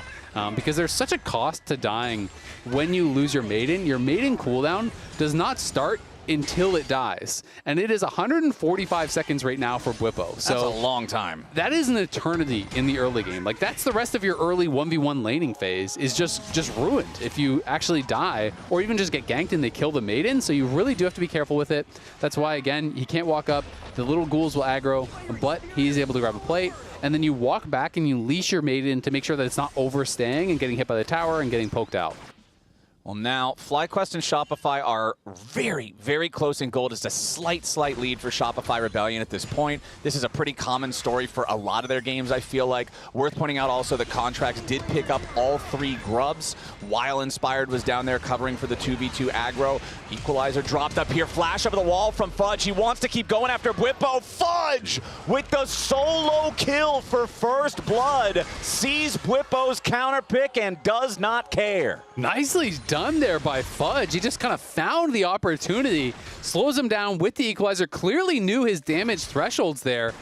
Like, he doesn't even have as much combat power as far as the buy, but this is really well done as far as, you know, getting the poke down onto Bwipo. As soon as the E misses, he knows Bwipo can't really fight him, so he just drops the equalizer. Yes, it's a nice cage there from Bwipo, but it doesn't matter because he's already slowed down by the Electro Harpoon. The Phase Thruster's proc, he just flashes over the cage, and it's able to finish him off there. It is such a window of opportunity. Every time Yorick misses the E, he is vulnerable, and Fudge is able to punish there. That was... Can he get him with the cage? You can actually bump him with the cage. Oh, that was... I think a lot of people don't know that. You can actually bump with the edge of the cage. So that was pretty close to actually stopping Fudge.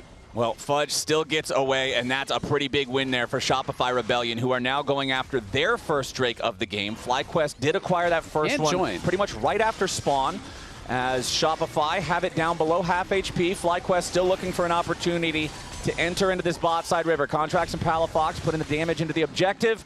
FlyQuest, they don't have enough men close by to contest before the objective is gone. Now Quad getting caught out here as Palafox wants to go in. Fate sealed, looking for a ton of damage here onto the enemy mid lane with Contracts trying to help him, but they just don't have enough burst to finish the job. Quad survives with 200 HP. That is Catalyst Grasp. That is a tanky victor there. Would have been pretty rough if he goes down, knowing they were coming from that angle. Bwipo is here though, and Contracts has no flash. Yeah, Contracts has walked himself into a rather precarious position. Inspired, missing the ulti there. Contracts keeping himself alive with a nice dodge. And now Fudge has arrived, and you can see Palafox and Fudge not going any further. Inspired does have enough HP. There's no way they're going to be able to force him down. A couple of close calls for both sides there. Yeah, absolutely. I mean, Contracts dodging the Yorick cage and the ultimate. Both of those are required. I think if either one hits, he is dead, because if the cage hits, the ulti is hitting for sure from Skarner, and if the ulti hits, you're just going to get pulled back into the team and ran down.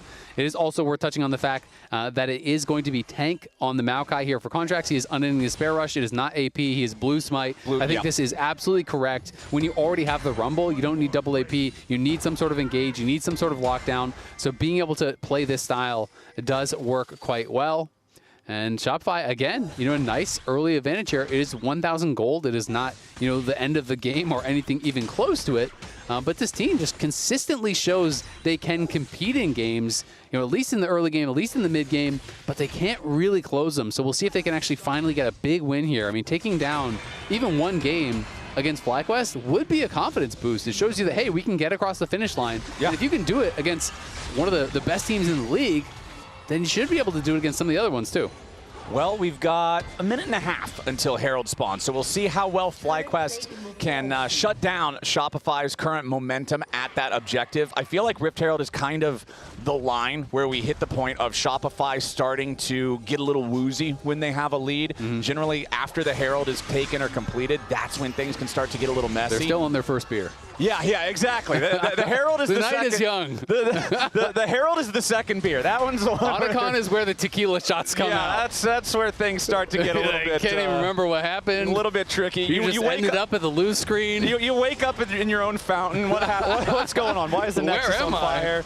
But Palafox now could be in a little bit of danger. Has to use Fate Seal to try to get away as Busio wants to cut off that escape route. Does find a nice headbutt pull. Forces the flash out of the Yone. So that's ult flash down on Palafox with only 40 seconds until the Rift Herald spawns. Even if Shopify wants to go full 5v5 for this, those are two massive tools on the Yone they don't have available. As Fudge now going to find Bwipo walking back into the lane, who does hit him there with that Morning Mist, I believe is the name of it, as Contract's going to lead the way. They want the dive. Fudge going in for the flash again. Bwipo getting cooked. Contract's taking a kill. And Shopify Rebellion make the dive work. Yeah, that was actually really close. I think if Bwipo actually focused his damage onto Fudge, he probably would have just gotten the kill onto Fudge. Contract's always going to reset the aggro with his W when he gets low, so it's very hard to finish him off afterwards there.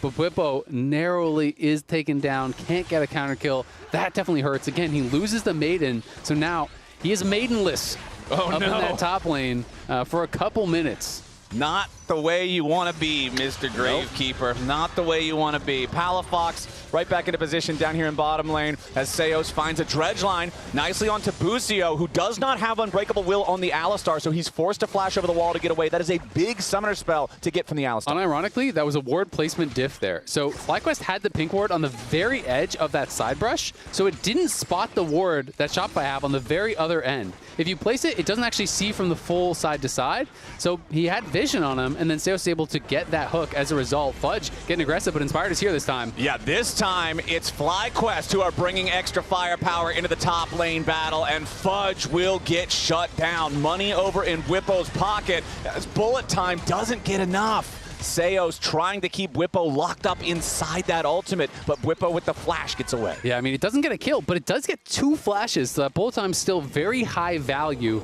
and I think this was a needed gank for Bwipo. You cannot allow your Yorick to just get pounded by ganks in a side lane. Like, if he keeps dying, he's not going to be relevant, right? Like, you don't just come back in the game as Yorick by going to a team fight. You need to be relevant in that 1v1. You need to be able to threaten towers. And this is going to be not only the kill, but it's going to be the turret form as well, because Yorick crushes through these towers here. Even without the ult, the ghouls are going to do a lot of work. So he's going to be able to push in this wave, get the kill, and we'll see where he is gold-wise now. In fact, he's going to be about 700, 800 gold ahead of where Fudge is. So he's going to be feeling really good about his position in the game after that. Yeah, nicely done there. As Shopify Rebellion go ahead and start up the third Drake of the game. It is Hextech Rift, 1 Dragon to 1 so far in the count. And Shopify have everybody that's not Fudge already down here. Fudge has his teleport ready to use. If FlyQuest want to fight this, they know it would have to be a full send. Shopify are already here so early that FlyQuest just sees it as a waste of time. There's no point in going over to contest. It's already going to be claimed. So instead, Masu taking up position in mid, getting that wave shoved out. FlyQuest just happy to not fight for now, bide a little bit more time. And as we go further and further into the game, not going to be able to get too much here. I think Palafox should just be able to snap back. Yeah. I do think that this matchup between Contracts and Inspired, very interesting. Inspired obviously looked at, really as the best jungler in the league. These two going head to head. We've seen them go time and time again. Contracts, I think, playing quite well this game, has been able to put some pressure on top lane, has been pretty successful with his invades over towards Raptors. He's about 5 camps ahead. And you can see, as far as, KDA, as far as kill participation, like he's involved in everything that Shopify does. This guy really is the engine for Shopify. It feels like if Contracts is having a bad game, nothing is happening at all for his team. So, it's a lot of pressure on his shoulders to make things happen. You can see the career head-to-head, obviously really favoring Inspired, but I feel like if there is a way to win, it is Contracts having a good game, and I feel like he's been having one so far here. All right, that Maokai is going to need to find some picks as the game continues, going to need to set up some good angles with the ultimate, especially with Shopify. Ooh, Palafox wanted the Fate Sealed there, but missed it. Especially with Shopify, we've been talking about them having these macro struggles, these big fumbles in critical moments. I feel like Maokai is one of those champions where if you really hit the right timing and the right angle on that ulti, around one of these neutral fights, around one of these like tight corridor fights in a jungle somewhere, you can change the game. Absolutely, and I do feel like, unironically, simplifying your draft and simplifying your win conditions when you're struggling in these situations, I feel like sometimes when I say that kind of thing, people take it almost like as like insulting. It's like, no, they need to play the best style. Their comp is pretty much point and click ultis, throw out all your ultimates on some squishy people. Yeah. And it's pretty straightforward. I think it is actually really strong. These drafts can be very effective. If you can lock down Masu or Quad in a team fight, Rumble ulti, Yone ulti, Bullet Time, Nautilus ult, Maokai ult, so much CC, so much point and click damage. It is a recipe for success, so we'll see if they can actually pull it off here. But they definitely are in with a chance in this one. They've gotten the last 2 dragons, so they are up on objectives here. And they are close to feats. They're 1 kill away from potentially getting those feats. All right, let's see if they can get it done as the Herald is summoned up in mid lane. 1 charge, I would think, takes this turret down, or at least it's close. Nicely done there to pick up that turret. Sadly for them, it's not the first one of the game, so charge an auto attack. We're not. No, a charge is definitely not an auto attack. There's no way. That is 100% a spell. It has a cooldown. Shelly's only allowed to use it once per turret. Is it a spell or? It is a spell. It is a spell. Shelly's just out for an aggressive run. That is a spell. Is running a spell? Run it? No, you are using words incorrectly. If I run into the wall, is that a spell? In a ridiculous manner. That is what you are doing. You are creating. Are you telling me I'm magic? Fake news. Yeah. Yes. Exactly. You are doing some cast spells by charging into walls. Right now, you can cast something. I don't know what exactly it is you're casting. I feel like I've got you painted into a corner on this one. I'm not going to lie. You're doing something over there. We got about 1 minute and 30, though, until our next dragon is live. Shopify have taken both of the last 2 without a real contest from FlyQuest, and I feel like it's kind of FlyQuest waiting until this clock has a 2 as the first number, because that is the Shopify blunder zone. Yeah. And it's like FlyQuest is just saying, okay, early on, we're not going to play into the part of the game where they're strong and they're able to, find the macro moves they need to. We're going to wait until the pressure starts to mount a little more. We're going to wait until the part of the game where they normally get a little bit nervous, and then we're going to make a move. And I will say, unlike AD Nidalee, AD Nidalee can split push, can't really put on nearly as much threat. If you ignore York in a side lane, all of a sudden your base is gone. This guy kills towers so fast. The ghouls are absorbing additional tower shots. They're dealing damage to the towers. Your Q bonus damage works on the turrets. You're getting the Sheen procs constantly. So you have got to be respectful to this. Right now they have Palafox, who is over there trying to answer. I think at this point they don't really want Fudge lined up in that 1v1 because if he overextends, he could get ran down by the Yorick or killed off by a potential gank. So it's safer there for Palafox. Ooh, and nice. he is able to grab that. Nicely done by Palafox. Grabs the blue, grabs that Gromp as well. Knows that would be folks. They could actually look for this TP. This is dangerous. Yeah, that's Quad arriving, but luckily Inspired was right behind him. If Shopify did try to go after this tanky Victor with Rod of Ages and Leandries, they wouldn't have been able to kill him before Inspired arrived with the Ishtal impact through the wall, follows it up with an Impale. Could have gone very badly, but Shopify have control over the bot side river for now. FlyQuest, however, bringing some manpower down here to try to contest it. Both AD carries are in the neighborhood, but neither is here yet. You can see Masu making his way down with the portal, while B-Voice shoves up the mid-wave. You can see Palafox just went back to base. He has the teleport available, and he just got his shield bow. So will he actually go up towards top? He's going to go and answer, and then look for a TP angle if they need him. They're going to try to 4v4. Okay, the Dragon is aggroed, but no real high DPS onto it. Going to lose patience, go right back to the pit. Bwipo is Sterix purchased, walking down mid lane. Yeah, they're trying to delay for Bwipo to get the mid lane push so he can actually join without having the TP. Palafox is also moving now, but Palafox is a little bit closer. It's very, very close. Okay, True Shot Barrage fired off by Masu, but he doesn't find a whole lot out of it just yet.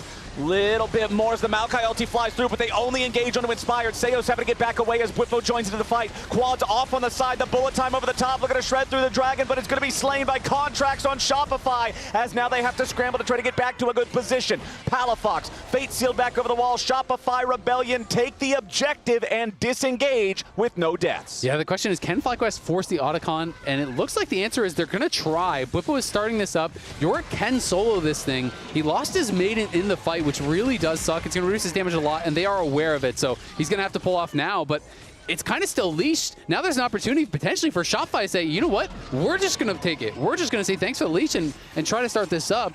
Will they keep it aggro? The Ghoul is doing a good job of it, and now, yeah, Contracts has moved on. He is hitting this thing, so now FlyQuest has got to get back out on the map and try to stop him. It's getting down. FlyQuest is making their way over, but the Otacon is burning very quickly. Shopify Rebellion already have it down to 2,000 HP. They still need a little bit more damage, and Thornbound Otacon is going to be claimed by Contracts and Shopify Rebellion. Now Seos is getting locked up as Contracts tries to use Quad as an escape mechanism. Shopify have lost their support, and surely more bodies are going to hit the floor. Fudge wants to take one with him, and he's going to claim the feat of warfare to do it. Palafox falls here too, so Shopify lose 3 men, but critically, they get 3 kills before FlyQuest does. It earns them the feat of warfare. Fudge dies a hero, and Shopify take the objective. He's getting a statue for that one. Turns around, gets the kill with the overheat onto Bwipo, and Bwipo's ghouls really kind of backfired here. They kept it leashed for so long that allowed Shopify to get over here and say, you know what? They all reset. We just start this. Even with the gates, it's too slow. The Hex gates are trying to get them out there in a hurry,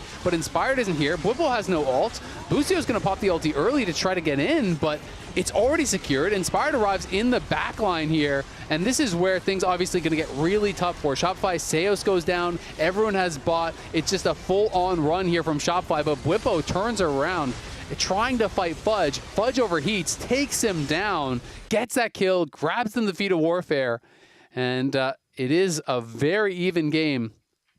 My bad. I think I should call stronger. I think I should carry that fight. My bad. Yeah, Palafox has his 2-item spike, so felt he could have done more. We'll see if they can get him here. Okay, now Bucio getting locked up at the very start of the fight as the bullet time flies out. The FlyQuest support barely getting himself away as now Contracts has to be careful here on the right side flank.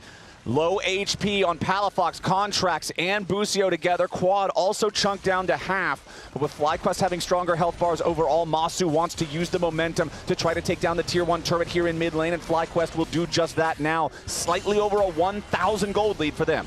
Yeah, and we're seeing Shopify do a really good job of actually just stalling out Bwipo in the side lanes. He hasn't been able to really progress the game a tremendous amount. Hasn't been able to take down a Tier 2 tower. That is where the game can really blow open. If you can get early Tier 2s, it's such a big boost of gold that it can get tough, but Fudge maybe gonna get chased down here. Yeah, Fudge has been caught in the cage, but now Palafox is ready to assist his top laner. Bwipo ends up falling before he can get the last Q to take down the enemy Rumble, and Palafox saves the day. Yeah, that sucks there for Bwipo. Again, not only do you die, you lose the ulti, so now you're not gonna be strong on the map for quite a while. If he wasn't there, if Palafox doesn't make that roam, maybe you get the kill. Maybe you push for the Tier 2. That can be really big for Bwipo's game. But instead, great roam there from Palafox. Gets down, changes the fight, saves his top laner and puts Bwipo in a pretty tough spot. Because Shopify are less than a minute and a half away from a potential soul, and that is a Hex-Tech soul. Yeah. That could be a major win condition for them. The gold pretty much dead even, but the objectives are in their favor, the feats are in their favor, and you're seeing they're even getting some of these early upgraded boots. It is 500 gold. It's a lot more effective now, so Fudge has already grabbed his, Palafox has already grabbed his, and that gold graph, back and forth. It looks like these big swings, but honestly, it's only, 1,500 plus and minus, so, even that cliff right there is like, 1,000, 1,500 gold swing. It's not that crazy, but it is really on a nice edge. This one is going to be an intense fight for Soul. I think Shopify really needs this if they want to be able to win this game, because I feel like Shopify losing the Soul here is enough of a tilter to make their coordination during the mid-game rattled enough for FlyQuest to continue building up more of a gold lead and be able to continue to punish. So for Shopify, I think this upcoming Soul fight is just absolutely critical. This is where if you really want a shot at taking these guys down, you need to have a big fight here. Yeah, absolutely. Bwipo went up to the top side. If we can get a quick shot of the top lane minion wave, if there's not going to be a fight here. Oh, they're going to engage, never mind. Yeah, never mind. We got Contracts under a little bit of pressure as FlyQuest are ready to rally around this mid lane, already committing the teleport from Quad because they want to make sure they can move over as a powerful unit to establish control over the bot side river. But Palafox is ready to arrive here on this right side flank. Bwipo also marching down the bottom lane here, gaining priority over that. He has the Maiden up again as the rest of Shopify squaring off against FlyQuest. Look at top lane. Around the side of mid. Top lane, yes, the big wave colliding with the tier 2 turret as the shots continue getting thrown back and forth. Maokai ulti to disengage as Shopify are looking to fall back. They want to claim the Drake, and they've already found it. Nicely done from Shopify Rebellion now with a Hex-Tech Soul. Equalizer flies down over the top as it stops FlyQuest from approaching in time. Fudge is forced to flash over the wall as now Contracts in a little bit of danger, going to get chased down. They need more damage onto the enemy jungler, but they aren't going to find it. Nice bullet time in the clutch. Huge for Shopify as Fudge takes the kill, but it was B-Boy bringing the bullets. Nicely done. They'll take the kill, they'll take the Drake, they'll take the Soul, they'll take the fight. Shopify Rebellion, get it done. That was huge there for Shopify. Grabbing the Hex-Tech Soul is going to make things really difficult for FlyQuest. That is such a big injection of power into their team, and now they're just pinging over onto the Baron. Inspired is still dead for 20. I think they maybe want to try to make a move onto this. B-Boy is over here. There is a blue ward on it, but they're just starting it right now. They're even going to TP in. Contracts has got to get over here as well. They're going to fully commit and just try to force the Baron. Okay, so the big thing is there's no ults on Shopify right now. Even though they are in a 5v4, FlyQuest, they will not be punished in these tight corridors like you would normally expect from this composition. But the Baron is claimed. Shopify Rebellion. I wanted to see mid-game calls. I wanted to see macro moves. I wanted to see coordination. And right now, they are delivering. Yeah, that was really decisive there. They win the fight. They get the kill on Inspired, who barely was missing his flash with that bullet time. And they say, you know what? We're not going to sit on just that advantage. We're going to force the Baron. They go over there. They realize that FlyQuest isn't in a position to contest or even really delay. We'll see if they can find a pick here. FlyQuest stacking in the brush, but can't find it. And now things are going to get really tough. You're dealing with that Baron buff. Bwipo can't really just push out in the side lanes. They're going to look for an engage. Oh, immediately Contracts jumps into 4, opens up some space for Palafox to follow up with a nice Fate Seal. The Equalizer comes down over the top, but nobody on FlyQuest is dead just yet except for the Maiden. Seos does not hit the dredge line on Debussio, and now he might pay for it with his life instead. Seos, so very low. Inspired ends up getting the kill on him as Shopify now have lost the fight and have to back away. A little bit more damage from Masu could seal the fate of Contracts. Palafox wants to cover for him, but a beautiful Essence shift coming out from the Ezreal. Masu making sure there's 2 bodies in the dirt wearing Shopify jerseys, and FlyQuest immediately punch right back. Yeah, that is huge. Being able to wipe off some of those Baron buffs, really stifle the Baron push completely there. But Shopify, I feel like they just got a bit overeager. You don't need to force that fight in that position, but they clearly thought they were in a good position. They thought they would be able to actually win the fight, with the Baron buff, having just bought. So Contracts just kind of forced the issue, and FlyQuest survived with really low health bars. Moss was able to chase him down afterwards. But you can just push the waves. You can play for that. And Contracts, while he gets a pretty decent engage, he's very separated from the rest of the team, and Fudge was not there yet. Oh, Fudge, he's right there, though. Quad is just burned to a crisp. Well done by Fudge.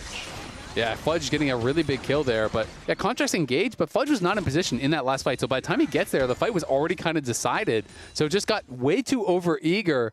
And it's these plays they have got to be careful about, because while you're in a great spot, FlyQuest can still win this game.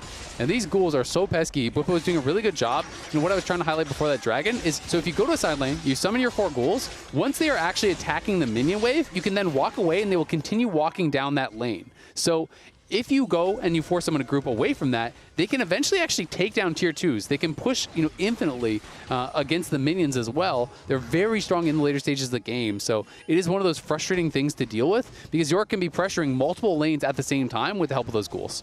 Very frustrating to deal with indeed. Those split-pushing mastery types of champs creating so much free pressure. But Shopify have been putting a lot of pressure on the team fights overall. They have been putting themselves in a spot where FlyQuest have not been able to really navigate around these big wombo combos.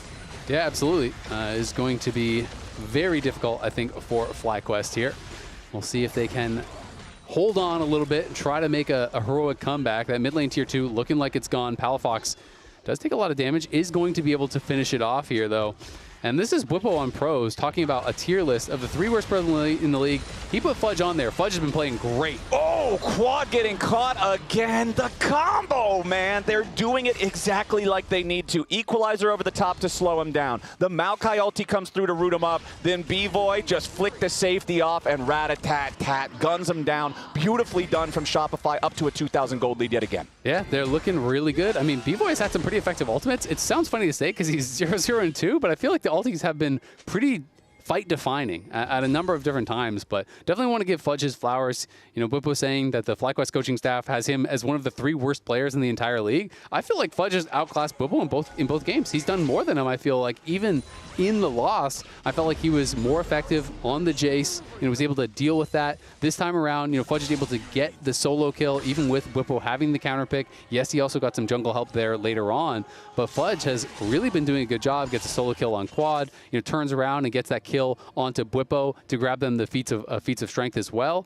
He's been playing well and has the death cap. And I'm glad we're able to celebrate Shopify's successes in this game, but I don't want to get too far ahead of ourselves. They still have to make it to the Nexus. This is still a team that we have seen so many leads out of before that have failed to translate into victories, and the Elder Dragon is spawning in less than 30 seconds. This is the great equalizer. Exactly. This is the one. The rest of the game up until now does not matter. If you get the miracle fight at Elder, you win. Yeah, I mean, that is the truth, man. Every fight is not equal in League of Legends. These later ones over these big objectives matter so much more. So even though Contracts, it feels like he's winning all the smites, even though Shopify are having control, they've got to make it happen here. We'll see if they can do it. Okay, Inspired immediately finds the engage. It's on to Contracts. If they kill the enemy jungler right here, it's tragedy for Shopify Rebellion. The Maokai tries to get away, twisted advance back onto the Dragon, but now a nice counterattack coming out from Fudge and the rest of Shopify. FlyQuest health bars have taken some serious damage, and Palafox has made a teleport into the fight. He's found his way into the back line. He's found his way onto Quad. Fudge is still burning, but so is FlyQuest. Nobody's dead just yet, but now everybody falls. FlyQuest has been erased off the map. Shopify Rebellion get a perfect ace for the Elder Dragon. Oh my God, that TP as well. It looked like Palafox was going to join way too late, but when he TPs in, he gets so much damage on Masu, and then just leaves Masu alive to go over on a Quad, and then it gets them both low. The snapback kills them both. He gets a double kill on both the carries at the same time.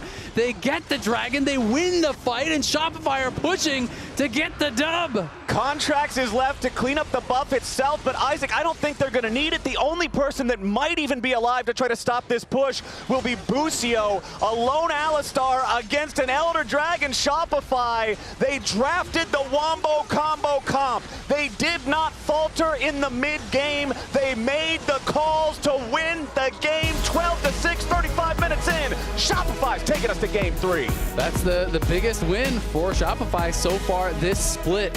3 games against FlyQuest, 3 games with opportunities to win. They finally get it across the finish line here, and they push FlyQuest to a game 3. This was a big one. I mean, Palafox was massive in that final fight, but so much credit, I think, deserved by Fudge to me, he was really a standout in this game. I mean, honestly, everybody on Shopify doing such a good job in this one. I think both solo laners had bright, shining moments. Contracts getting lots of good ults. Even there at the end when it looked like he might have got caught, finding a way to bait them back into the fight instead. Beautifully done. And everybody out there, don't forget, week 6 is Spirit Blossom Theme Days. We're celebrating the launch of Season 2 all weekend, and tickets are still available for Sunday, May 11th. Enjoy music, festival food, LTA team activations, free Spirit Blossom, Yasuo, and Yone skins, and more. You can also click on that twerk off QR against code Raz. to join the party. It'll be a good time, I guarantee it. Now let's head on over to the LTA Lounge to break that one down. Fight, I'm not ready to fight. I'm dead. Oh, maybe it's fine. Yeah, we should fight. Maybe. Alice has no flash, Alice has no I flash. flank on carries. I flank on carries. Yeah, look at me. What's gonna ulti? No, it's got her Go flash. It's gonna lift you up. Hit front. Yeah, both their carries dead. Go in. No. No, it's good work, guys. Whatever. Just go mid. Careful, not that. Chill vibes. Nice. I'm marring their heads. Wanna kill him? Minion. GG. Look, you cannot win a twerk off against this, all right? All I'm saying is all I'm saying. Who are you arguing with, Raz? Yeah. Azale, like he was making the case is all. There's not one big fudge in the building is all I'm saying. There's two. All right. So we want to take a game from the LCK space once again. Trying to write a sentence that encapsulates the game. Emily, you look like you've completed yours. Yeah, I have, and I have B-roll to go with it. Ooh. Lose fight, win game. So basically, the 23, like around 23 minutes, the Otacon fight. Essentially, we've talked about how Otacon has been somewhat, not always on Shopify's side, right? But the big thing that comes out of this, not only with the new Otacons, you just, keep those buffs even after a few of them end up going down this fight, but Fudge, because he's able to take out Bwipo on the back half of this, it actually also gets them the feat of warfare. And this was actually really important for me on top of the Drake stacking that they'd already been doing.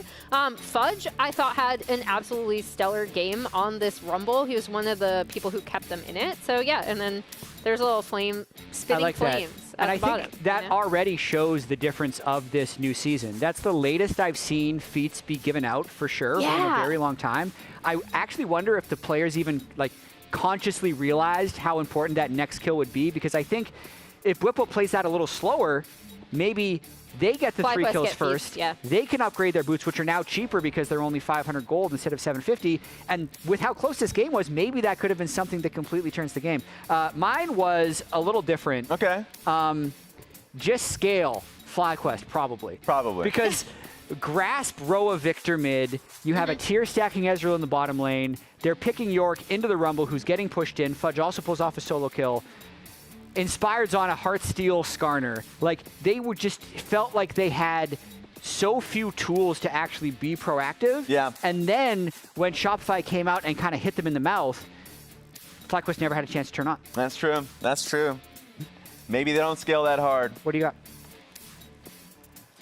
This encapsulates the feeling of this game. Not only do you have the banner, the Shopify Rebellion banner, Fudge's brick, and then you have this Coach DeMonte with a thumbs up. Definitely looks like him, by the way. You can see it from the stats. It's the mustache, yeah. And then you see the Roblox character, because Fudge is just a brick this game. He is a block that cannot be moved. Beautiful, Rez. So, yes, as Al mentioned it, 2 games so far in this series, Fudge is getting the better of right now in the top lane. True. It's pretty crazy, and the team fight setups have been solid. The Drake setups has been solid. What have you been thinking? I didn't realize the stat line was going to be that insane. 100% kill participation. Nothing happened in this game. It's beautiful. I already told you it's beautiful. Thank you. All right. And then almost 40% of his team's total damage on that Rumble. It's a bounce back. Raz, you had Fudge on pros last week. He was very sad that he played Gragas, and when he tried to press Q twice late in the game, he pressed his Zonias. It's important to be able to bounce back from moments like that. True. It really is. And if they actually pull off this upset, it throws the group into massive turmoil. It's funny. You need games like those, the most tilting games of your lifetime, to be able to Have the tough conversations, be fueled with rage, and then circle this day on the calendar. We're going to play better, we promise. Stuff like this. So now we're going to game 3. No one predicted this. Yeah, I mean, game 1, FlyQuest did win, but there were some questionable fights. They had the top lane Nidalee, and they ended up managing to snowball the game. Here, we saw Fudge kind of take over on top lane Rumble, run the whole game. I'd say both games have been fairly competitive. So I'm happy to report we have a game 3. And we have a series on our hands. We're going to break. Take it away. Yeah. We're done. Thanks, Raz.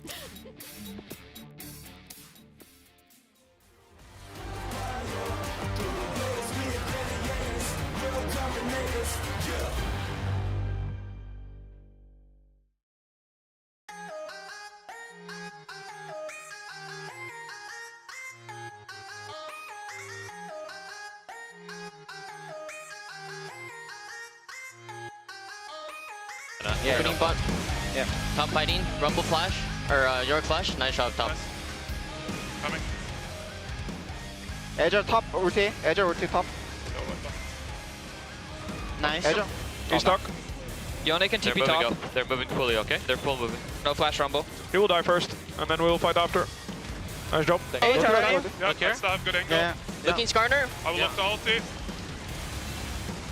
Okay, kiting back, kiting back. One time. Yeah, okay, back one time. Skarner Noir. Get out. I can take the gate behind them. Can play for fight. I'm baiting. I'm taking the gate behind them. I think I should too. We're gonna look out first. The Rumble is jailed, okay? The Rumble is jailed. No flash. Nonce is already done. Rumble, no yeah, flash. Rumble, Rumble. Yeah. Looking on Rumble here. Yone has breaking I'm fine. Queuing, Ivy. Oh, he kills me. Oh, Shibal. My bad. No flash. It's okay.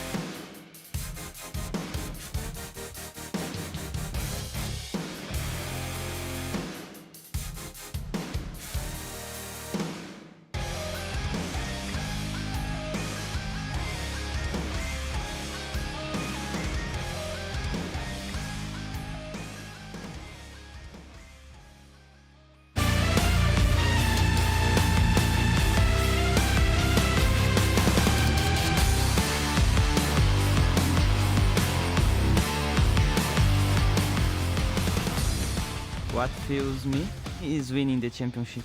I win 4 CBLOLs, the Brazilian league already, and I go to 2 Worlds and 1 MSI.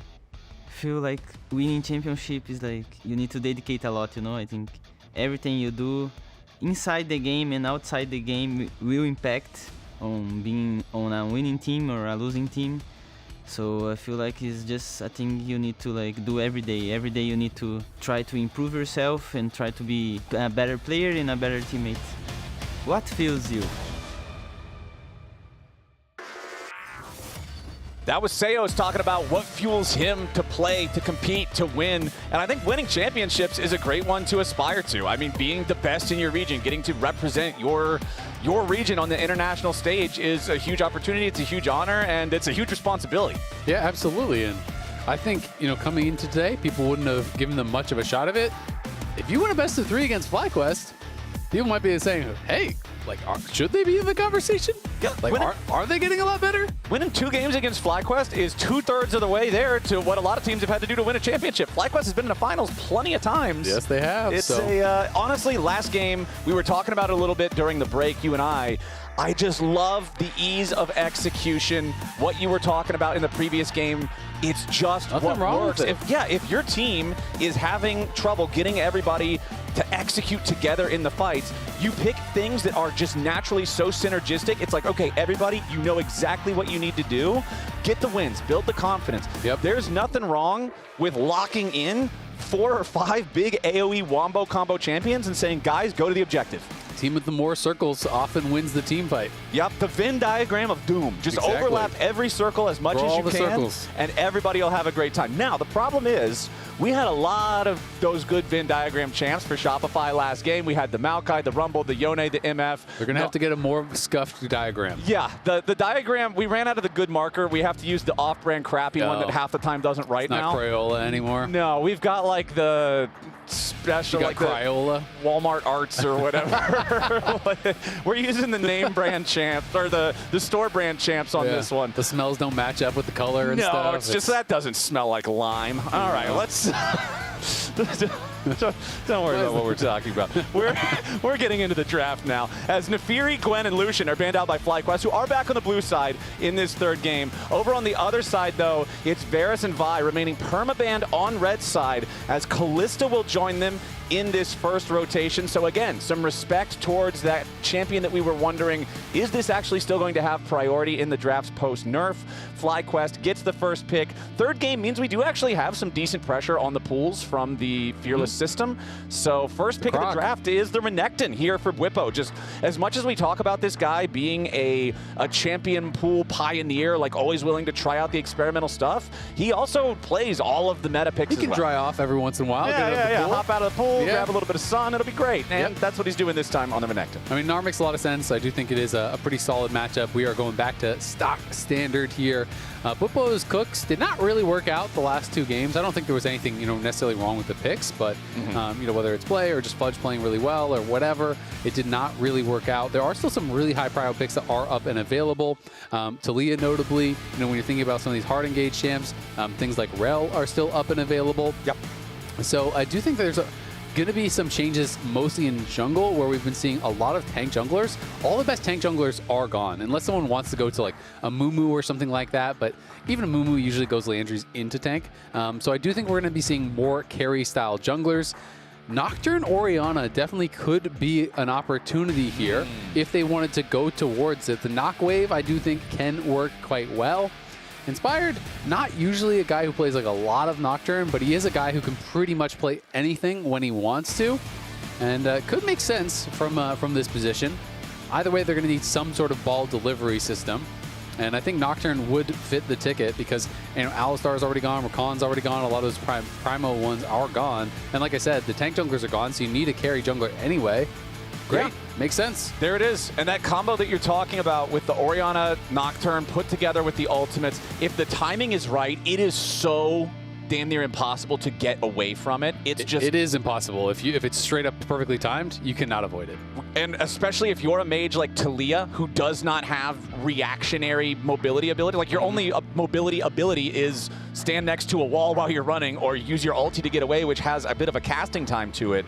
This could be a very dangerous game for the carries of Shopify, and I really like the Xayah pick into this, recognizing, hey, there's no way out of this ballistic missile unless I become literally untargetable. Yep. Ezreal, Xayah, those are the 2 that are considered the top tier AD carries when it comes to just surviving and being able to live through dive. So obviously the Ezreal was already picked, so they're going to go towards Xayah, and then they're going to throw some safety bans down towards bot lane. They do take out the Caitlyn. It'll be interesting to see if they want to go for Leona on 4, if that's going to get banned out by FlyQuest, because Leona, obviously a really good pairing with Italia, point-and-click CC, sets up the seismic shove. Those are one of those things that really do kind of amp the power. Instead, so far, they are going to be targeting jungle picks here. Jarvan, you can do kind of a similar thing, flag and drag, or you just throw down the ultimate, and it's very hard to avoid the seismic shove, within that Cataclysm. So they are looking towards some of these. You are thinking that it's going to be an AD jungler for contracts, so that if they want to continue to narrow the pool will be the target. And this time it's going to be the Bard banned by Shopify. It was banned against Seos earlier in the series, but Busio also is a known Bard enthusiast. Do not want to allow him on that one. Let's see what the last ban is going to be here for FlyQuest if they want to continue pinching that jungle pool, which already does not have the Nefiri, does not have the Vi, does not have the Jarvan. Everything from the first couple of games also out of the picture, and now Pantheon also taken out. It's another champ that pairs really well with Taliyah with the point-and-click CC. It's also something that you could lock in on 4 and have it flex to either jungle or support, so I like this as a ban. I like it a lot too. Are we going to get Pantheon, or are we going to get Shen supporter jungle? This could be pretty interesting. I will say when you're playing against Nocturne, it's kind of tough because you have to ult really fast because you can't ult during the Nocturne ult, right? Like you can't actually ult off of the frames. So it is going to be Shen. I actually think it might be Shen jungle. I think Shen jungle is actually viable. The Q buffs do help your clear. I think you can play it. I also feel like Shen support is totally fine. I do think it's a reasonable 3-way flex. And so they're going to leave that possibility open here. And we'll see where Shopify wants to send it. They do still need, some CC. Pantheon, Jarvan, those are great junglers for that CC. Shen can do taunts into the seismic shove. You also could still pair like Leona as the last pick here with this, which could make some sense. Leona or Rel, some sort of hard engage, because again, they are very light on hard engage right now. And Shopify has been drafting pretty heavily for engage in both of the games. So I would be surprised to see, like Shen is your only real engage and you go like Lee Sin or something. To me, that just wouldn't make sense. Ooh. I actually really like this though. I think that means they're saying, okay, you're going to play Shen support is the read here. Now I feel like if you were thinking about putting it jungle, you put it jungle, because this is a terrible matchup for Shen down in the bot lane 2v2.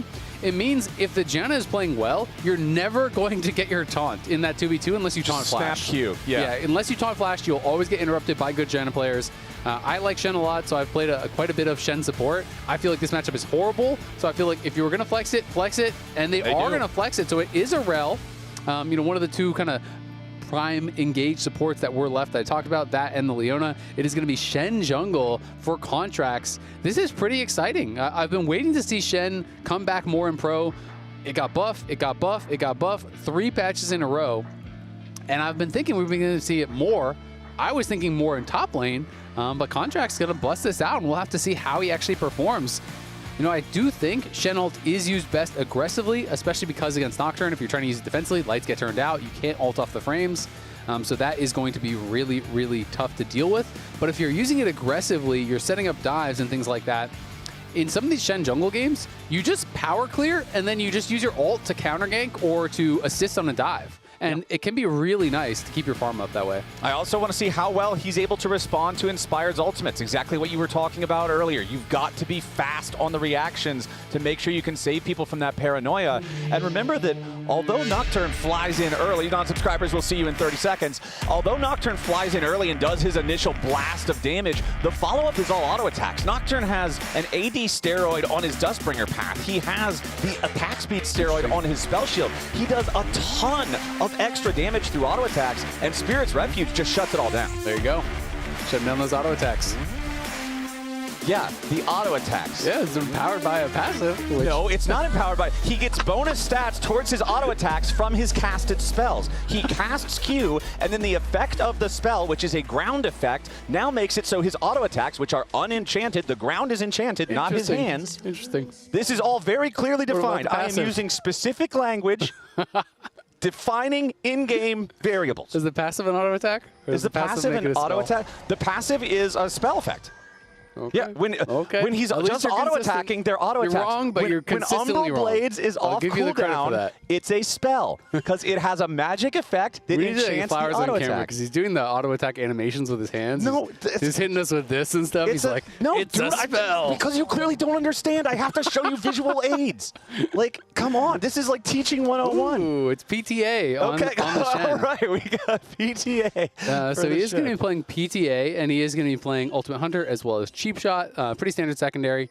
When you're seeing in lane, people do like going Inspiration secondary quite a lot for approach velocity and biscuits, but of course, since you're jungle, you do not need that. And this is going to be a fun one. Yeah, I mean, I'm really curious to see how he can actually keep up his farm. Okay. This is spotted. Inspired is going to be starting his Raptors, and it looks like it's going to be like a split map type situation because you can already see where the Talia is positioning. He's positioning on that side and kind of trying to push forward, I think, to make it clear for Contracts to be able to move in. Early on, your jungle clear, especially in the AoE camps, obviously way worse than that of the Nocturne, and Quad is going to spot him. Did he ping him? Or was that late? Oh, I would actually love to see like a pip-up replay of that to see if that actually was spotted by the observers. It would be cool because Quad did move over, but they saw that he was moving over, and I just don't know if that ward actually spotted him or not. Either way, he is going to go buff to buff. Again, your AoE camp clear is really poor early on as the Shen. He is going to steal the red buff, but he lost his red buff and the Raptors. Now he's going to have to clear back, so is going to be going over. Was he spotted? Did Quad get there in time? Looks like probably not. We'll get to see here in a second. Oh, he saw the pet. He sees the pet, but that's it. But if you're not looking at the minimap, you wouldn't actually notice that. So either way, they are going to find out now. And yeah, Contracts just ends up doing 3 single target camps back to back to back. Does blue, enemy red, and then his Gromp. And Shen is quite good at clearing those out. Yeah, it's just the chickens, the wolves that make it a little bit more of a pain in the butt, as Whippo is in a little bit of danger up here against Fudge, who really wants to keep this trade going. Oh, misses that last wall of just enough range there for Whippo to escape it without having to use the flash. Yep, and that would have been huge. I mean, if he actually tags him with that, then you go back into mini, and you're probably able to at least force a flash, you know, if not potentially even just chase him down.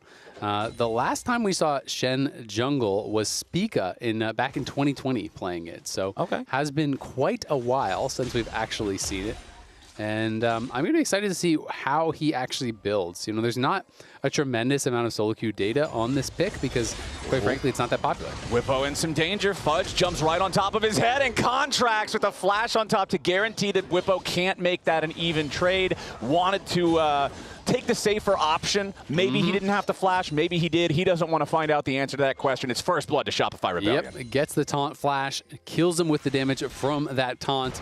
Whippo at least does not flash, and he gets 2 flashes for his trouble, and he is going to be able to TP back and catch the wave, and the kill went to the jungler. So honestly, you don't want to die, but all things being equal, wasn't a bad death. And Inspired now looking for reinvade here at the Raptors. Palafox is going to TP back, so we'll see if they can actually try to defend this. Contract's already down 3 camps, so this is a little bit tough, but you can see the Gnar is moving out here as well. They know, you know what, we can't just be giving up all of these jungle camps here for Contracts. He needs farm.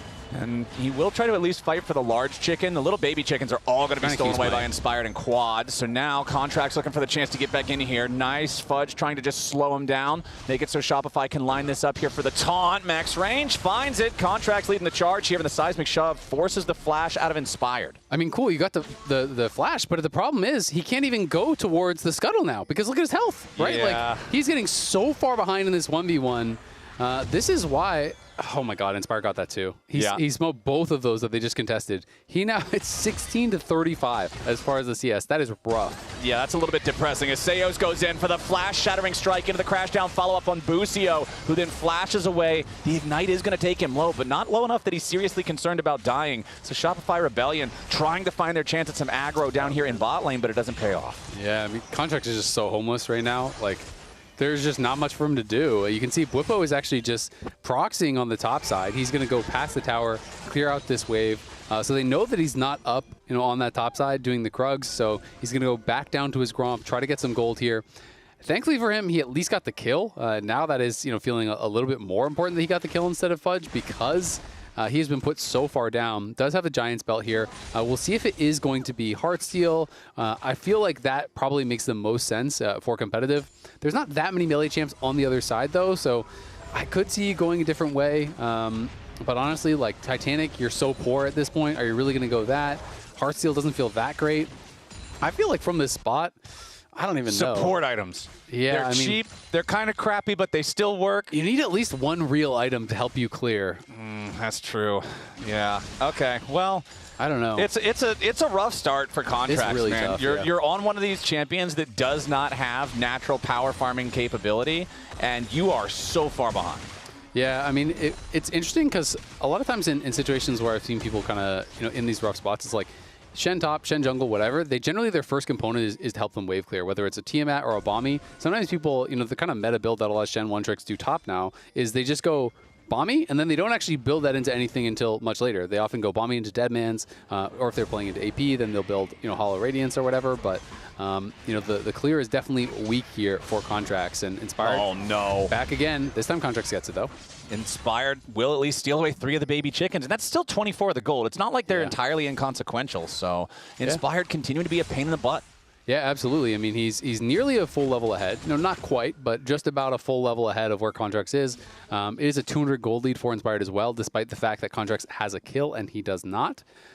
So Contracts, though, is going to be level 6 in a couple more camps. Once he gets that, we'll see how effective the first play is. It's so critical for both Nocturne and Shen that you get value out of these ults because they are painfully long cooldowns. Yeah. The Shen rank 1 ulti is just like, this thing is crazy how long it is. It is over 3 minutes on the cooldown. So yikes. You have got to get value out of it. And honestly, like, I don't even feel like saving a teammate is enough value. Like, you need to get kills with it, And so sometimes you have to make that tough decision to just let someone die instead of just using an ulti where they're like running away and maybe barely going to survive because it just doesn't feel worth it. I really like Inspired going after this Drake, recognizing, hey, I have level 6 power spike. Contracts doesn't. I'm just going to use this opportunity to force this because if anybody tries to come up and fight us, it's instant win for us. They'll claim the first Drake. The grubs haven't spawned yet. Still 10 seconds on that one. Inspired again, just trying to contest Contracts in the jungle, but cannot steal away that blue buff as he makes his way through mid lane. He's far enough away from the enemy wave that he's not going to be spotted walking through here, so it's just cheap, free, extra pathing, saving a little bit of time as Bwipo continues pushing up the wave here in top, and Inspired just continuing to take advantage of the lead that he has here in the jungle, controlling neutral space.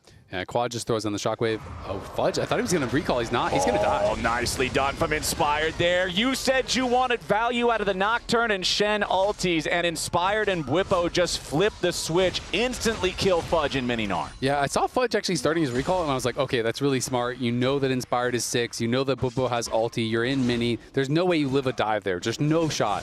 But he canceled his recall, tried to stay around, and they just give him a freebie. We'll see if they can find something on the other side.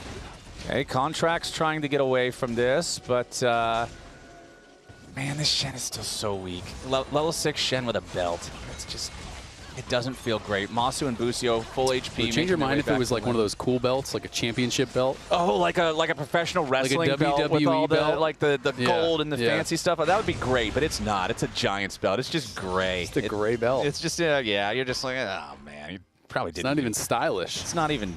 Probably doesn't even have like the name brand. It's probably just like the belts. It's like those crayons from earlier. Yeah. It's a little bit of a shame. Yeah. But FlyQuest the crayons didn't smell. The belt does.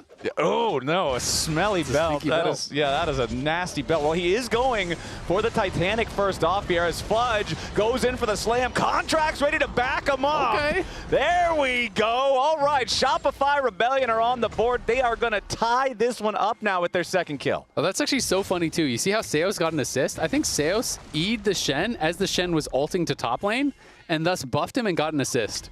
Oh, that's hella smart.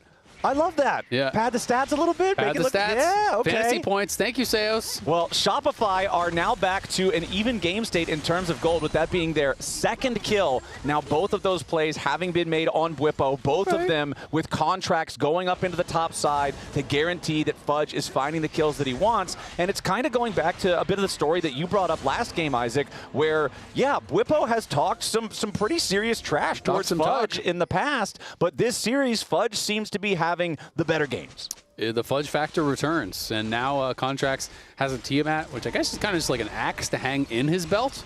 So now the belt has some extra utility. Hip holster. Yeah, exactly. Eventually you get to turn it into a bigger axe that you now no longer can hold on your belt because it's too big. Exactly. Two-handed axe. Now, Bwipo versus Fudge down in the bottom lane here. Fudge still a level down right now by about half, so needs to be careful about that. Yeah, exactly. You got to be careful about the Nocturne. You know that you're a level down. Contracts is shadowing down here in case Inspired does try to make that dive. Nice seismic shove there from Palafox onto Quad. Back in mid lane, by the way, we haven't really been paying a lot of attention to this lane the whole time because it hasn't really been the story. It's a slight lead for Quad, a little bit more than, like, what, 2 waves or so? Yep. But nicely done there for him on the Orianna. We haven't seen Palafox really be able to make any usage of the Weaver's Wall just yet. Yeah, and that's why I think Quad is deserving of the credit, because he's kept him kind of locked in the lane here.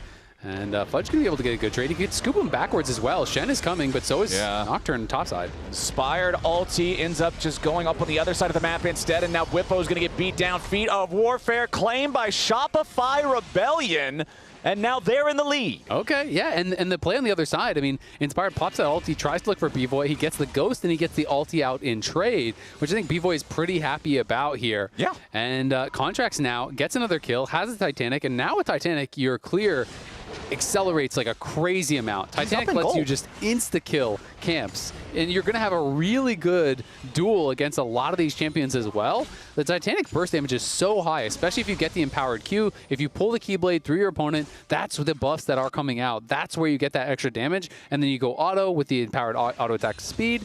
You can do the Titanic for the auto reset, and you can get some really nice bursts. And there was that ult from B-Boy, well played, able to just kind of kite it back. You know, every time you say it, I know what you mean. I know it's K.I. Blade, but I always imagine Kingdom Hearts and Goofy just saying, "Gosh, Shen, you gotta pull the blade through him." It just every time you say it. Fair enough. I just immediately go. Well, it's to actually Goofy a Spirit Shen. Blade. It's not the Keyblade. It's the key something else. Oh well. Okay, you had me fooled. It's the key barrier. You said it with such confidence. I've played Shen for so long. I always thought it was the Keyblade. I'm pretty sure it was Keyblade back in the original Shen where he threw the little butter knife at you. Oh, I actually really like that. I think that's what it was, but we could be making that up. I guess we'll never know for sure. I still hope you keep calling it that just so I can keep having that image of Goofy talking to Shen in my mind. But right now, the image that I have in my mind is we've got another Drake spawned. It is 1-0 favoring FlyQuest, 3-0 in Grubs favoring FlyQuest. One more neutral objective, and they will claim that one of the feats of warfare. The engage attempt comes out there from Seos, but he doesn't find what he's looking for. Contracts goes in for the taunt. Inspired forced to flash over the wall. That is a lot committed from Shopify. That is your Rel ult. That is your Talia ult. That is your Shen ult. Yes, you get the flash out of Inspired and Masu, but they still weren't getting any kills. Yeah, and Busio didn't even have to really use too much to actually make that difficult. Seos looked for the engage, and Seos goes to the crash down, and he just gets instantly tornadoed by Busio. So then he has to flash to kind of get in there, and then the flashes come out from Contract. So they spent so much, and we'll see if they can actually secure this. Seos going to look again.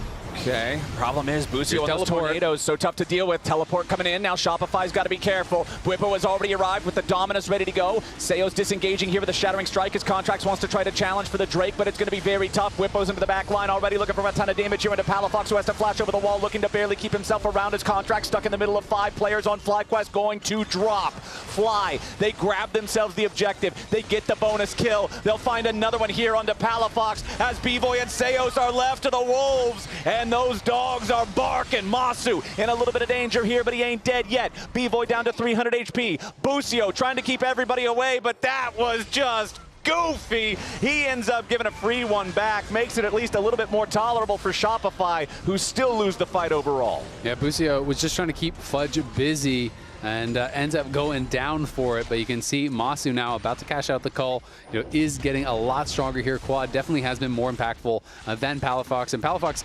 now finally gets his first little bit of AP. He just bought his first blasting one. That it's literally, he had 0 AP purchased during this fight. He was on Merc Dread's Catalyst tier, like he has so little damage in the kit, but this fight, really set up well here by Whippo. TP's in with the Dominus active, is able to put this pressure here onto Palafox. And Fudge is on the other side and is just kind of trying to harass them, trying to chase after them here. But they're able to get the kill, at that first kill onto the Shen. And then Fudge kind of has to walk the long way around because he's split from his team. They get the chase down here. They get that kill onto Palafox as he was getting out. And everyone is just kind of keeping them locked in. You can see Busio was trying to pull the wave so the next wave could crash and they could redive. But I think he just lost track of where Fudge would be and ends up getting taken down as a result. Oh, and you can see the frustration on Revan's face with that one. It's a bit of a rough play. Busio also trying to figure out what was that Janna doing? Where it all went wrong. I was the Janna, wasn't I? Guys, should we report Janna for now? 0.2 thousand, the only lead. I don't know why I called it that. I think it's just the 0.2 thousand. Yeah, 0.2 thousand. That's pretty dumb. Because you're using those low-quality markers. Yeah. You don't know what kind of toxic chemicals are in them. And I wish they smelled like lime instead of whatever this is. I'm clearly not. Like I'm not doing well. But FlyQuest are pretty much dead even with Shopify Rebellion gold, no matter how you'd like to measure Flowers it. on the Oregon Trail. It's not looking good. Yeah, I think I got dysentery from the, or dysentery. How do I say it? I don't dysentery? Know. I think dysentery it's dysentery. sounds more right. Yeah, I think I got dysentery from the markers. But anyway. But don't worry, the Pioneers didn't know how to say it Pioneers didn't know it. We don't have to know it. It's fine. Exactly. It's just we're just doing It's all it the just good old way. useless knowledge. We got Shopify now, though. They are down pretty severely in terms of objectives. They've lost the first 2 Drakes. They lost all 3 of the Grubs. The Herald is in the inventory of Inspired. They've lost that one as well. But, hey, at least they got the Feats of Warfare. Like, that's the one thing that they did manage to collect for themselves thanks to the early control over the kills and turrets. And we'll see how much value that provides in the face of all these objectives FlyQuest has been farming. Yeah, absolutely. Contracts has his ult ready. He would love to be a level 11 before he has the ult again because that significantly reduces the cooldown. You can see he also got CDR boots. And he is playing Ulti Hunter, so he's picked up a few stacks there. Excuse me, no, he only has 1 stack of Ulti Hunter?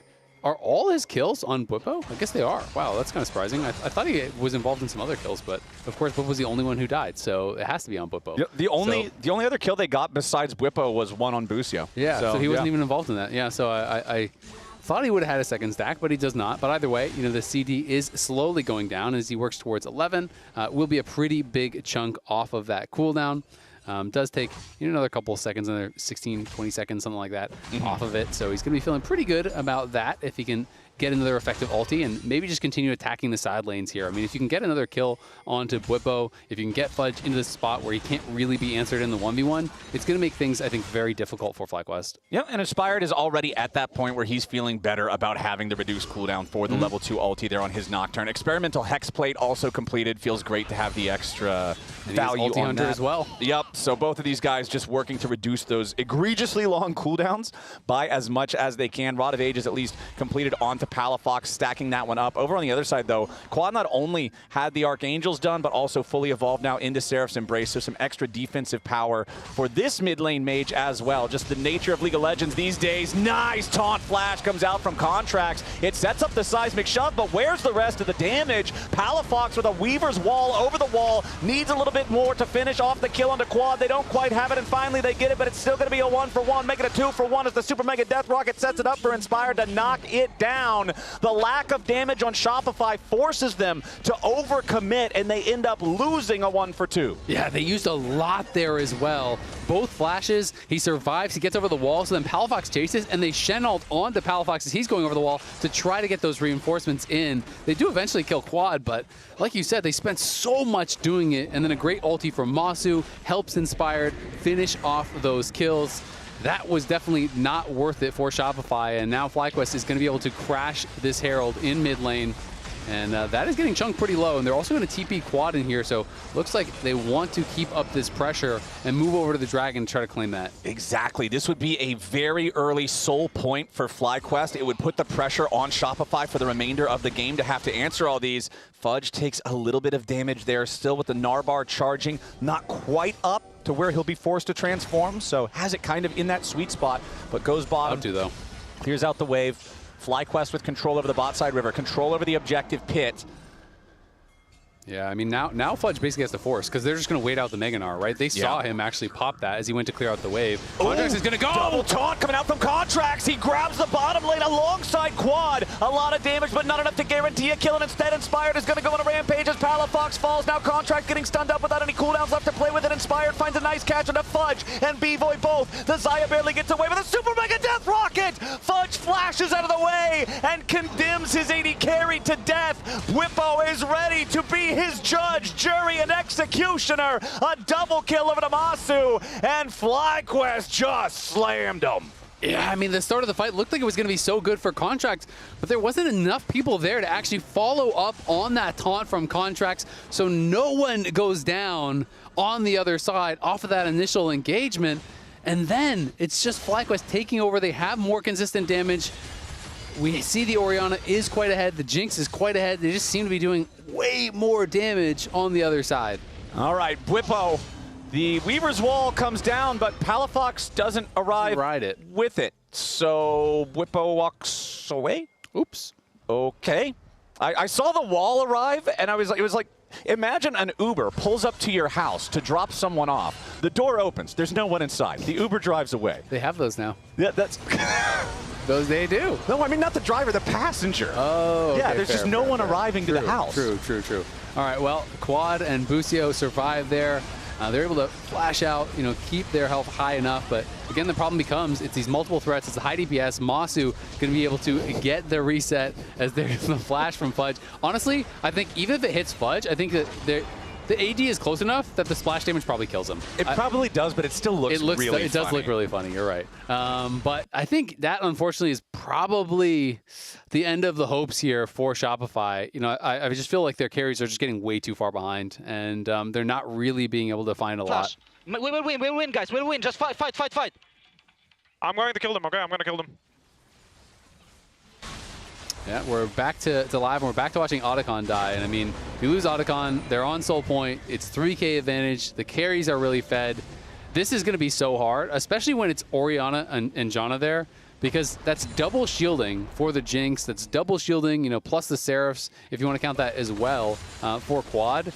I just think it's going to be so hard for Shopify to ever kill off those carries. I mean, it's going to require some sort of great combo. Contracts goes Redemption second, which I actually really like. When you are playing Shen Jungle, you can ult in, then drop the Redemption. You have the shield, you have the healing coming through. It's very effective.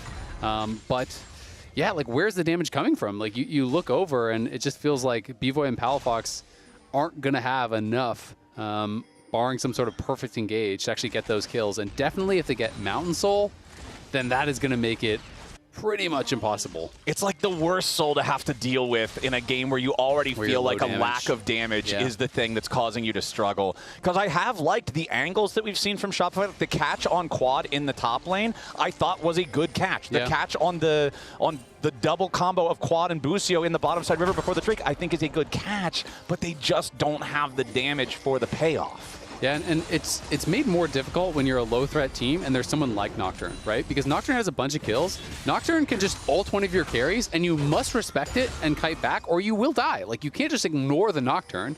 So, great, you pop the Zai ult, you pop your Ghost, you get out of the Tear Feather, the Fear Tether, you're running away, but then you're not dealing any damage, right? And, Shen alone does not put on enough pressure, especially with this kind of build and from this kind of a deficit as far as the experience is concerned, to be able to, like, solo out a carry or anything. So it's going to be really hard, and I think that puts a ton of pressure onto Fudge to kind of be that extra threat, to get in the back line, nail a good ultimate, find that play. But that's where Janna comes in, and Janna can really shut you down. If you don't have Flash, you should always get tornadoed or just ultied and knocked back when you try to actually crunch in, go for that jump in before your Meganar. All right, so for Shopify, what I'm looking at is, can you stop this soul? It feels pretty much imperative. If you do not accomplish this task, the game just feels way too far gone with the amount of bonus power they're going to get from this. We've got a little bit over a minute until it spawns, and I expect Shopify to put attention down here early and try to make sure they have control over the bottom side river, because I feel like if they're the ones that have to be on the approach when the enemy team has the Janna for disengage and has the Nocturne Orianna torpedo combo to just immediately take out whatever target dares to rear their face, there's just no way to get there. Yeah, it's very, very difficult. So we'll see. Maybe they can find a pick in a side lane or something like that before the fight to really kind of, throw a wrench in the gears, mess up the calculations a bit there for FlyQuest, as Bwipo has been pushing. Fudge is still in a good spot, but Bwipo may be going to get found here. Ooh, Palafox walking back the other way, doesn't end up finding any opportunity to try to punish the Croc alongside Fudge, as now seeing two enemy players topside, FlyQuest is saying, all right, even though Palafox can join, we can be here first. They're moving down into the bot side river. Yeah, Fudge just megged out, so he is going to have some time before he actually goes back mini, and then some time while he is exhausted. He can't actually build up that passive. So he's going to have to try to build up his passive on this next wave and get it into a good spot where he can actually join, because the Dragon's starting in 10, and if I'm seeing this, I'm just starting it on spawn, because you know Fudge has no Gnar bar, and that is going to make it incredibly difficult. And he kills the wave. He could try to hit Krugs or something like that to try to get some rage, but I feel like you just force this and the Dragon's probably gone before Fudge is relevant. Yeah, there's no way for Fudge to really contribute to this, to charge that bar at all. FlyQuest going to go ahead and start it up. Yeah, we'll see if they can find an angle here. Fudge going to try to get that Narbar ready. Okay, they've already used the Weaver's Wall on the side of Shopify, but Palafox doesn't find any sort of an angle to go in on anything. Inspired, forcing back B-Boy and Contracts. FlyQuest still grouped up as 5. Seos wanted to make the big engage, but he doesn't find a valuable target here just yet. Bwipo into the back line, looking to put the pressure on B-Boy as Seos is already down. Quad taking the first kill. Bwipo will not be deterred. He's running through all of the defense. They'll finally kill him off, but it's way too late. Fudge gets caught up in the chompers as Inspired continues zoning away the last 2 living players on Shopify Rebellion. Masu gonna keep it up, needs a little bit more damage to finish off Contracts, but does not get it. It does not matter. Shopify Rebellion will not be able to stop this one from FlyQuest. Yeah, and FlyQuest just know there's no Narbar, force the fight. That's all you have to do. Palafox throws down the Weaver's Wall. You know, you have the Rel on a flank. He tries to find a good angle to engage here as Inspired goes forward. He forces out the ulti there from B-Boy, and then it's the engage coming through from Seos. But again, where's the follow-up? There's no one that can actually do any damage. Palafox isn't even in range. Fudge doesn't have his Mega Gnar ready. And then so Bwipo just goes into the backline, just piles in on B-Boy. That forces a defensive Shen ult in onto him. And then when Fudge does Mega Gnar out, he's just scooping back Bwipo to try to save his AD carry. The fight was already decided really before it began. And though Seos hit a lot of people with his engage, if Palafox and Fudge and B-Boy can't follow up on it, it's not going to mean anything, right? And it just did not look like a coordinated fight there from Shopify. So unfortunately, it does feel like this game kind of ends with a bit of a whimper as an ineffective fight. Yeah, and Inspired doesn't even get caught by the taunt there from Contracts over the wall. There's the knock wave combo with the Super Mega Death Rocket over the top. They immediately kill Contracts and Fudge both. The front line gone on Shopify's side. Baron is on the map, and it's all but free for FlyQuest. Yeah, this is going to be impossible to defend. Bwipo is just taking a 1v2 here. Boostio's going to come over and defend him. You got Mountain Soul, you got a Janna.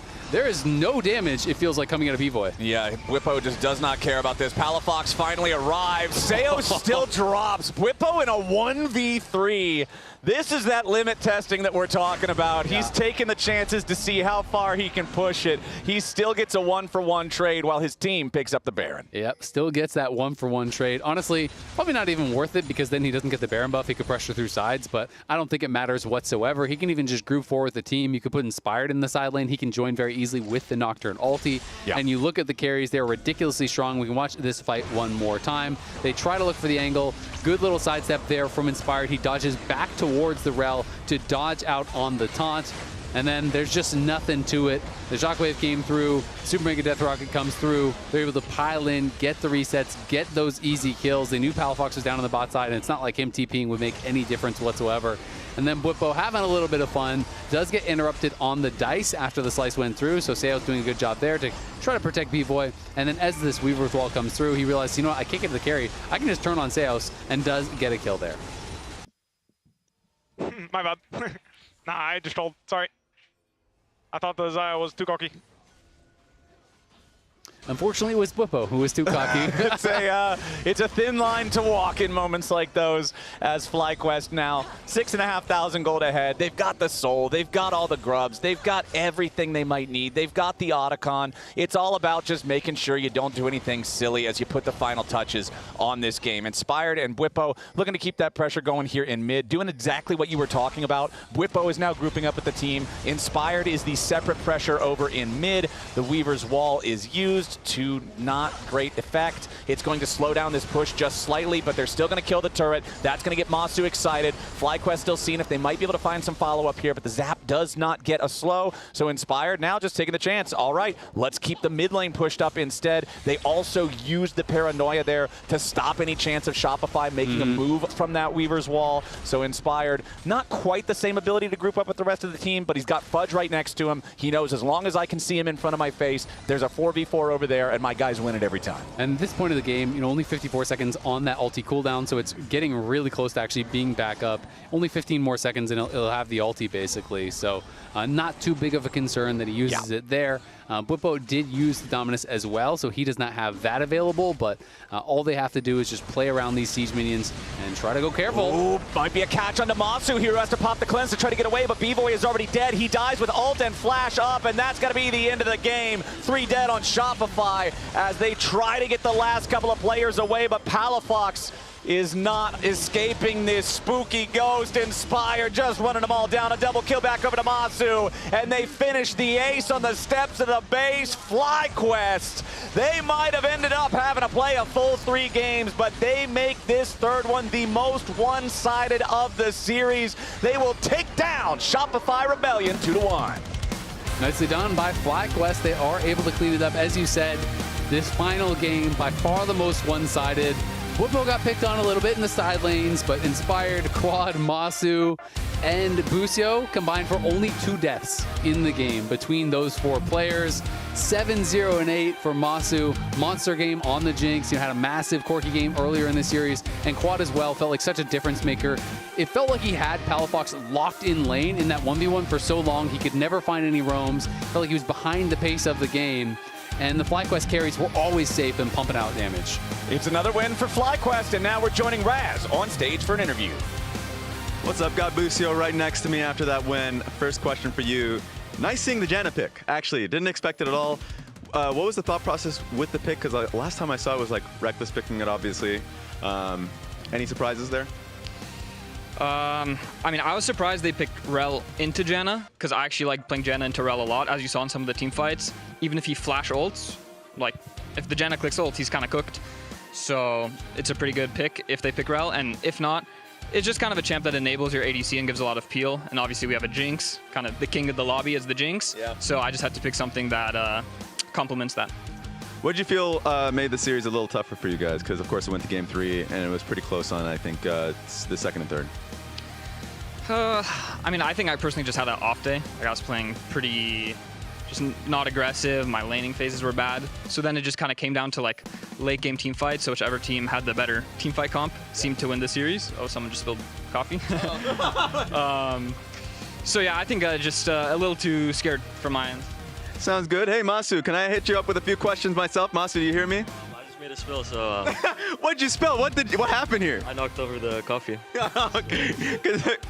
But yeah, you go if I need to clean it up. Okay, I got one question because we're going to be hearing from you in the lounge on that one. First question is going to be just like, how to feel from your perspective on the series, because you popped off on the Janna there, the Jinx. To be honest, I think all of the champs that I played today, I didn't really need to do much. Yeah. It's all champs that get set up by my team, and I think when they played well, it was just like really easy for me. I just needed to get 1 kill on the Jinx, and then I would get a reset, and then I think it was pretty unplayable for the enemy team. So yeah, I mean, my team just scared me. I've got a question for the both of you. Okay, if a player series was to be decided on, I got to vote, but I want you guys to be able to at least decide amongst yourselves. Who are you giving it to? I'll start with you. For your team, if you were a player of the series. I don't know, any of my teammates. I think Masu played really well, so Masu. Okay, Masu, you get to be the decider on this one. A lot of pressure. That is a lot of pressure. Quad or Busio? Oh my God, okay, it's just going to Quad. All right, we're gonna be heading this one straight to the break, but afterwards, Masu is gonna be joining us, I guess, after he cleans up the spill there. All right, take it away, guys. 킬 터렛는 다이브 오케이? I'm okay. Alright. Hey, you are okay. I can go still. Nice bait. I wanna go. Turret? God damn, Masu. I didn't know how deep it was. That could have maybe been better. I mean, you just knew. Danny. I also played Nocturne when Danny pentakill happened. Nice, well played. I was there too. I was playing Shen. I was playing Shen. It's actually Danny. Just disparage. Just can't disparage. I played like it today. Sorry, guys. Me too. Thank you for carrying me. Thank you.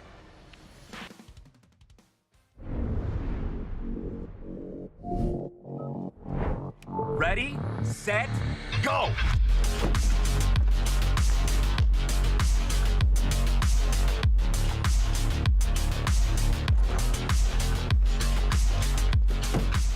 I'm at 47%. Oh, I'm on 63%. Man, I'm at 50%. Boom! 80%. Winner! The Kia EV9 can go from 10% charge to 80% charge in just 24 minutes with DC fast charging. AT&T has a new guarantee because most things in life are not guaranteed. Like common courtesy. Really, Brenda? I know you can see. When they say, I'm on my way. no way. Pretty blue, though. Or a fun night at the movies. Yeah, that's not guaranteed. Yo, hold on. Let me put you on speakerphone. You know what AT&T guarantees?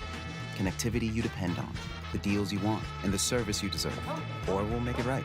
That's the AT&T guarantee.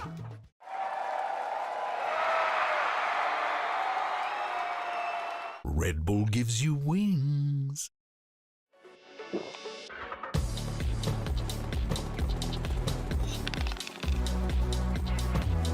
Red Bull gives you wings. The human body was built to move.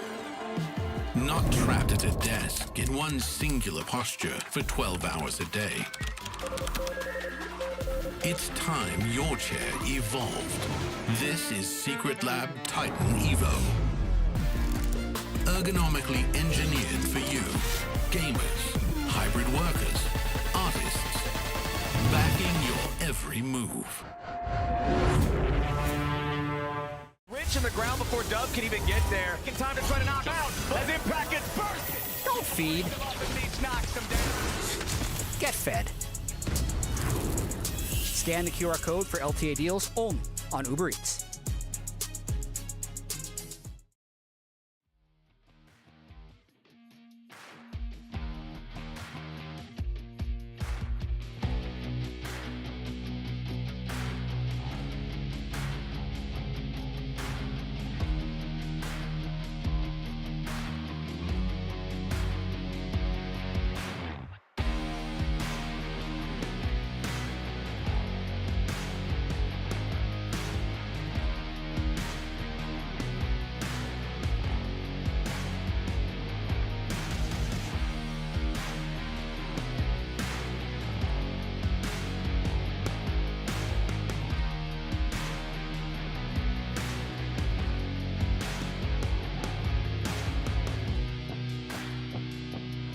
Shen cross mid.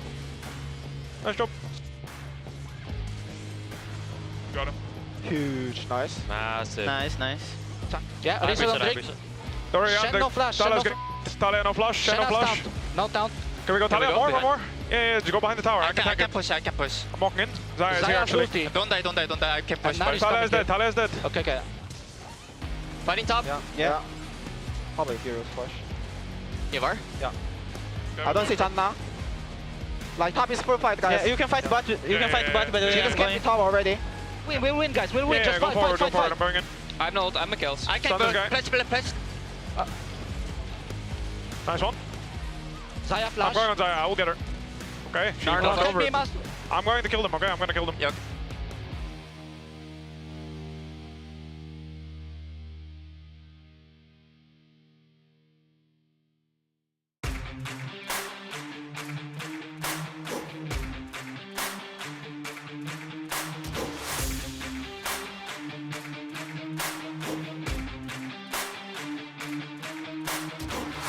Every block, we cannot ever be stopped. Put that on everything.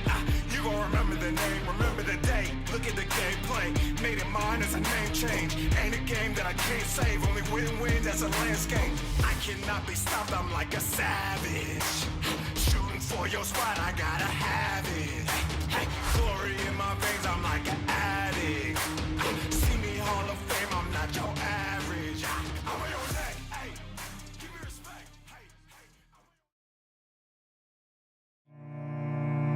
I think like every player, as long as you play long enough, even like GOAT level players like Faker, everyone's been through periods where they themselves are not performing well individually or the team is struggling.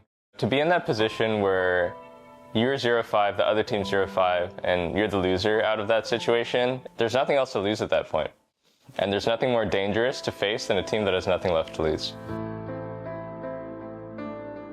DSG, unfortunately, still unable to get their first win on stage. Haven't been able to have that victory bow. Haven't been able to have that celebration. We'll see if DSG can make it a different story this time around. Disguise guys coming off of another loss yesterday against Dignitas, who at that point were also winless. We have continued the trend that no top 4 team has lost to bottom 4 team. I don't think it's going to happen here. This is my last day on Earth. Shout out my friends and family. I'll miss you all dearly, but DSG wins.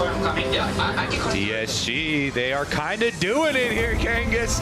DSG are making this very interesting right now. If you had asked me going into this game who the heavy favorites were, I think 9 people out of 10 would tell you Team Liquid, and that one person is Toast himself. Yeah, watch on your Just watch this guy. Yeah. Like, what the fuck is this They're guy just doing? going to catch Impact. Yeah.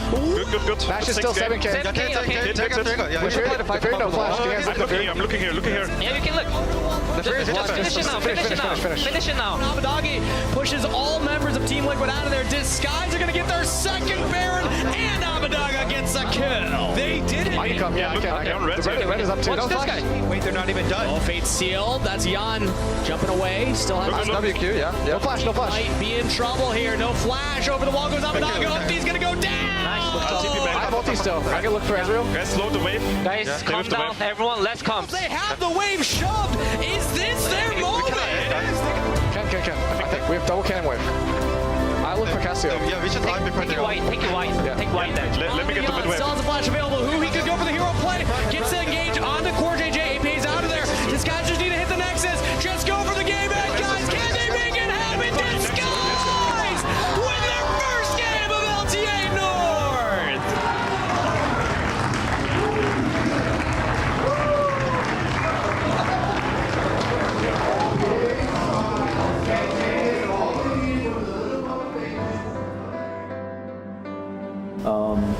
We just got our first dub versus Team Liquid as our last first round robin.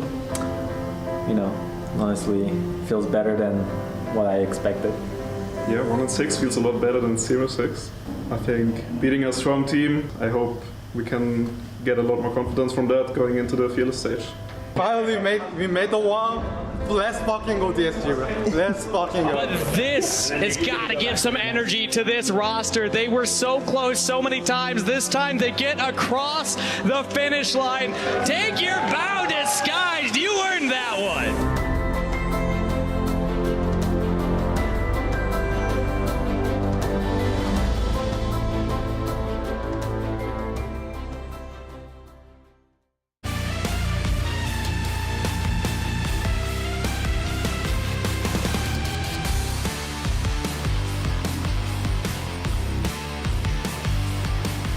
Welcome back to the LTA North. You just saw a clip from Behind the Disguise. You can check out the full episode at Disguised GGG on YouTube.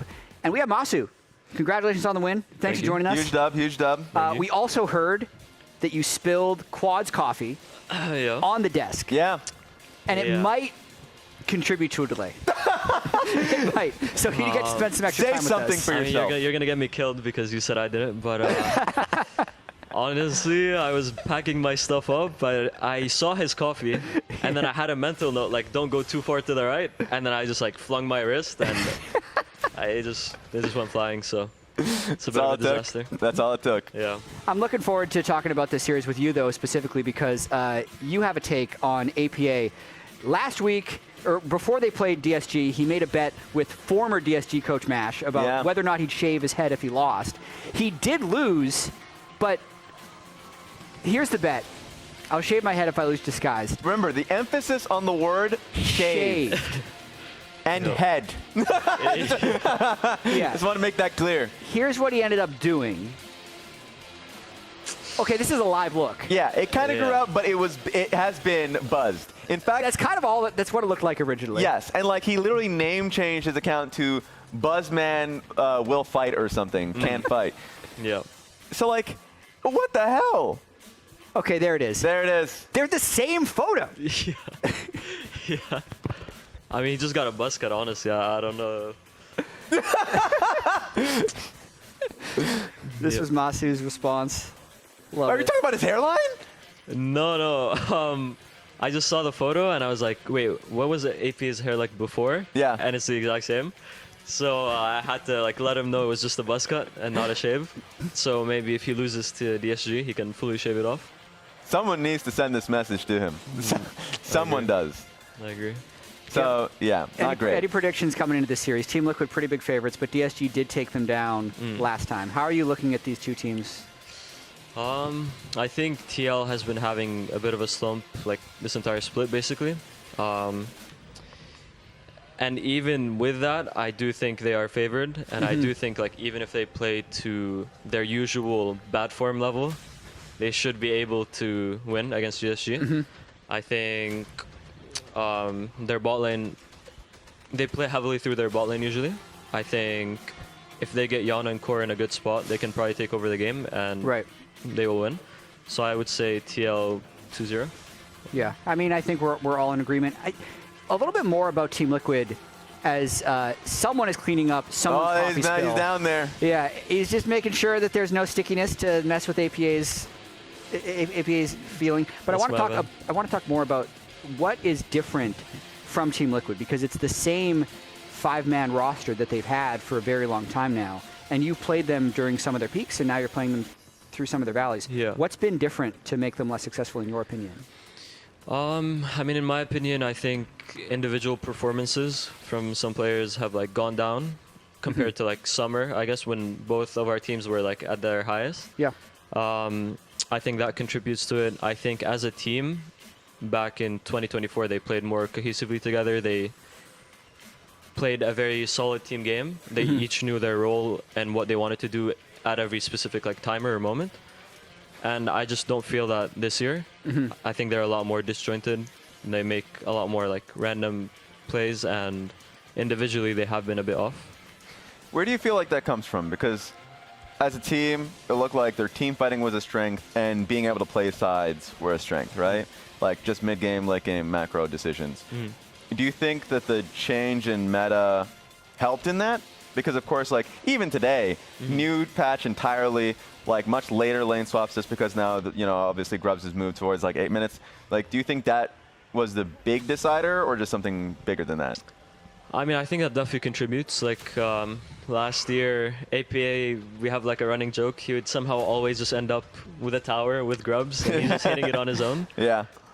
Just because they're like so good at 4v5 situations, and they know how to like make space for their players to get gold. And at that time, Tristana and like champions that get tower plates fast were strong, and I think that was APA's strength with Tristana. But now that's changed, and I think maybe as a team, I don't know, I can't speak for them, but just like from the outside, it seems they're not maybe like as trusting of each other or playing as closely with each other. So I think the changes in patches is a reason, but the bigger reason is like something team related, maybe. That makes sense. Or just individual performance. This is, I kind of love that you're up here, Masu, because you spilled the coffee. Yeah. You spilled the coffee during Raz's post-game interview. They're getting a new PC. No. They got a new PC. That one didn't work. This is the second PC they're bringing in. Yeah. I don't know what to say. So we're hoping this one works. I'm sorry. This is crazy. I blame Quad for putting it next to my... The FlyQuest TL rivalry really runs deep. That's what I've learned. I have to take him out. You gotta sabotage him. Yeah. But we have the footage of the spill now. Oh, this is me taking the interview. Yeah. You're hidden behind the cameraman. Okay. Wait. I see the coffee cup. Yes, it's there. Oh! Hey! So it was like, here we go. So many angles. Oh my God! You took responsibility immediately, though, which I respect. Even during the interview, you said, "Oh no, I just spilled the coffee," and it one-shot the PC. Yeah, I mean, it fell like it spilled on top of it, so it probably got in. No. I didn't think it was that bad. Then I pull your attention. You're like, "Oh no, please." So, Raz, we can talk about anything because we have a wait, right? That's true. We know the reason. I actually, this is a bit off topic, but your Corki build from game one. Yeah. I haven't seen that Corki build a whole bunch. Do you want to explain a little bit to me? It was Bloodthirster Collector. Yeah. Well, there has been some like Corkis and solo queue and just in scrims popping up that build Bloodthirster first item. Kind of like a MF kind of build where you just play like a psycho. You can W in on mid waves. You can trade hard and then you heal up to full off of one wave. So that's a big strength. And I mean, when you are basing and you have like a lot of gold, I think it's good to go that build because you can get the strong components. Right. But I think the Triforce Muramana build is still like the more consistent one probably. Yeah, because at the end of the game you had Bloodthirster Collector, then IE Shield Bow. Yeah. Was that just because the gold worked out, or is that actually a good like 4-item build to go for if you go Bloodthirster? Well, Bloodthirster first, and then usually 2 crit items because that's the best curve you can have. Yeah. It's just like the most damage. And then Shield Bow was because I think they didn't have tanks in that game, and nobody really had that much HP, and I was already one-shotting everyone. Yeah. So as long as they don't kill me, I will kill everyone. So I just like built Shield Bow because I had the gold for it. Corky's one champion that is probably a coincidence, but I'm curious your take on it because you've had multiple successful Corky games now. But I think it's about 100 games that I see on Games of Legends across like the top 4 regions. Corky's win rate has been awful. Not good. Yeah. It's like 30%, 31%, but you continue to pick it and do really well on it. Yeah, honestly, I've seen that win rate, and I'm surprised it's that low. I can't really tell you why because I haven't watched every Corky game. Yeah. But I think like the champ is pretty solid all around. He has like a good early game. He has a good mid game. He has versatile builds that you can do. So I'm not sure. I think maybe he doesn't fit into that many comps. It's hard for him to play the game sometimes. Maybe that's why. Okay. And I have a question based on 80 carries, because the last time we had Sven, he went through like an 80 carry tier list. And a lot of it is, I think also hearing an interview that you did, I think it was with the NA Man guys, you gave a lot of praise towards Sven as an 80 carry this split. Can you talk about just like playing against Sven in general, and where do you see yourself and Jan in like the top 3 like 80 carries in the split?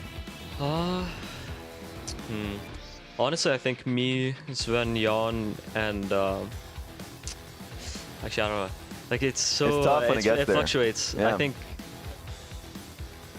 me, Sven, Jan, FBI, and Henna can like fluctuate depending on performance. I think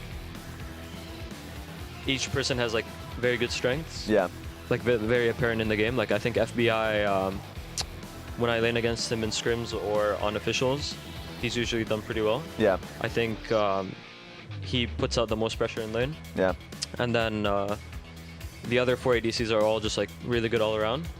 So it's hard for me to make a tier list because I think anyone can be. Yeah. I guess. I've also heard they're almost done the PC. Okay. But whatever our agreement was with FlyQuest, you're out of time. So you actually get to leave us with the delay you've created. That's true. You can go. Yeah, you can go. Congratulations. That's true. Thank you for joining us. I'm sorry. Yeah, good job, Masu. There he is. We'll take that for you. It was actually really nice talking to you. Yeah. I appreciate it, Masu. Though I will say, leaving early and the whole delay, ultimate rat behavior. Ultimate rat behavior. So how are you doing, Raz? I'm doing quite well. Yeah. Yeah. Didn't expect it. Honestly, when I was doing the interview, and then I see him turning to the side, and everyone was looking towards the ground, I was like, wait, what happened? I know. Yeah, and when he said it, Spill, I was like, ooh, Spill scaring his I've only ever had that feeling once in my life. It was an old VCR that my sister spilled water into. And as soon as it happened, I'm like, actually, it's toast. Yeah. Like I heard like oh. And I think that's what happened to the PC that APA was supposed to be playing on. Oh, that's that's why we're in delay right now. My desk is really like at my house is very poorly situated. Where if I put it like the cup right next to my right, and I boom, it goes onto my PC. Yeah. If it goes to the left, right onto my bed. There is no situation in which it just falls and nothing bad happens. So I just don't drink next to my PC. Okay, I was wondering that. I've learned that lesson because I've spilled too many times. I've had to change my keyboard. Yeah. I was fearful of my PC being doomed. It wasn't, so that's good. But I've also had to find and Google many ways of how to clean a mattress. So that happened. And I was successful, thankfully. Unsurprisingly, baking soda is one of the many ingredients. Okay, I like it. You can see here XU APA doing a little bit of taunting. We might be able to get a mic check of that in a bit, but most importantly, we're going to be trying to get into game as fast as possible to reset the stakes here. Yeah. Team Liquid, all of us predicted them 2-0. True. However, the last time they played, it was the upset game. I feel like DSG has been living off that upset of TL energy ever since it happened. Yes. but I'm still confused with that team because they'll find games and perform really well in. The FlyQuest one still really gets me because Fly versus DSG during the initial stage, the first stage of the split, was close, and it was Whippo that hard carried it on his Yorick. They could not deal with him, but if Whippo's Yorick was not stomping that game, DSG could have won with how they were playing out in team fights, and it was like one of Scary Jerry's best games. So we don't know what DSG is going to show up, but yeah, I've currently favored Team Liquid heavily. Yeah, we are almost ready to get into the game, and as we head to the casters, check out all the new things coming to League of Legends for Spirit Blossom.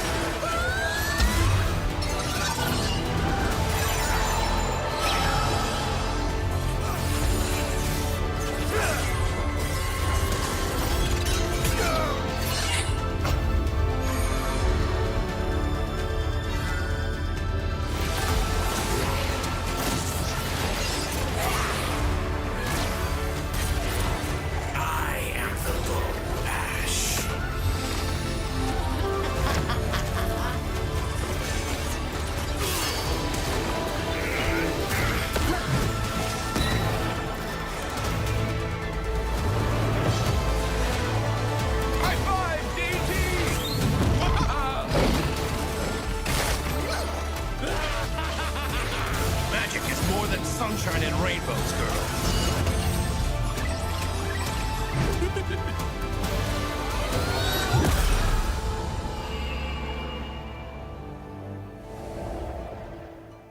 Welcome back to our continued coverage of Masu and the coffee disruption of the PC.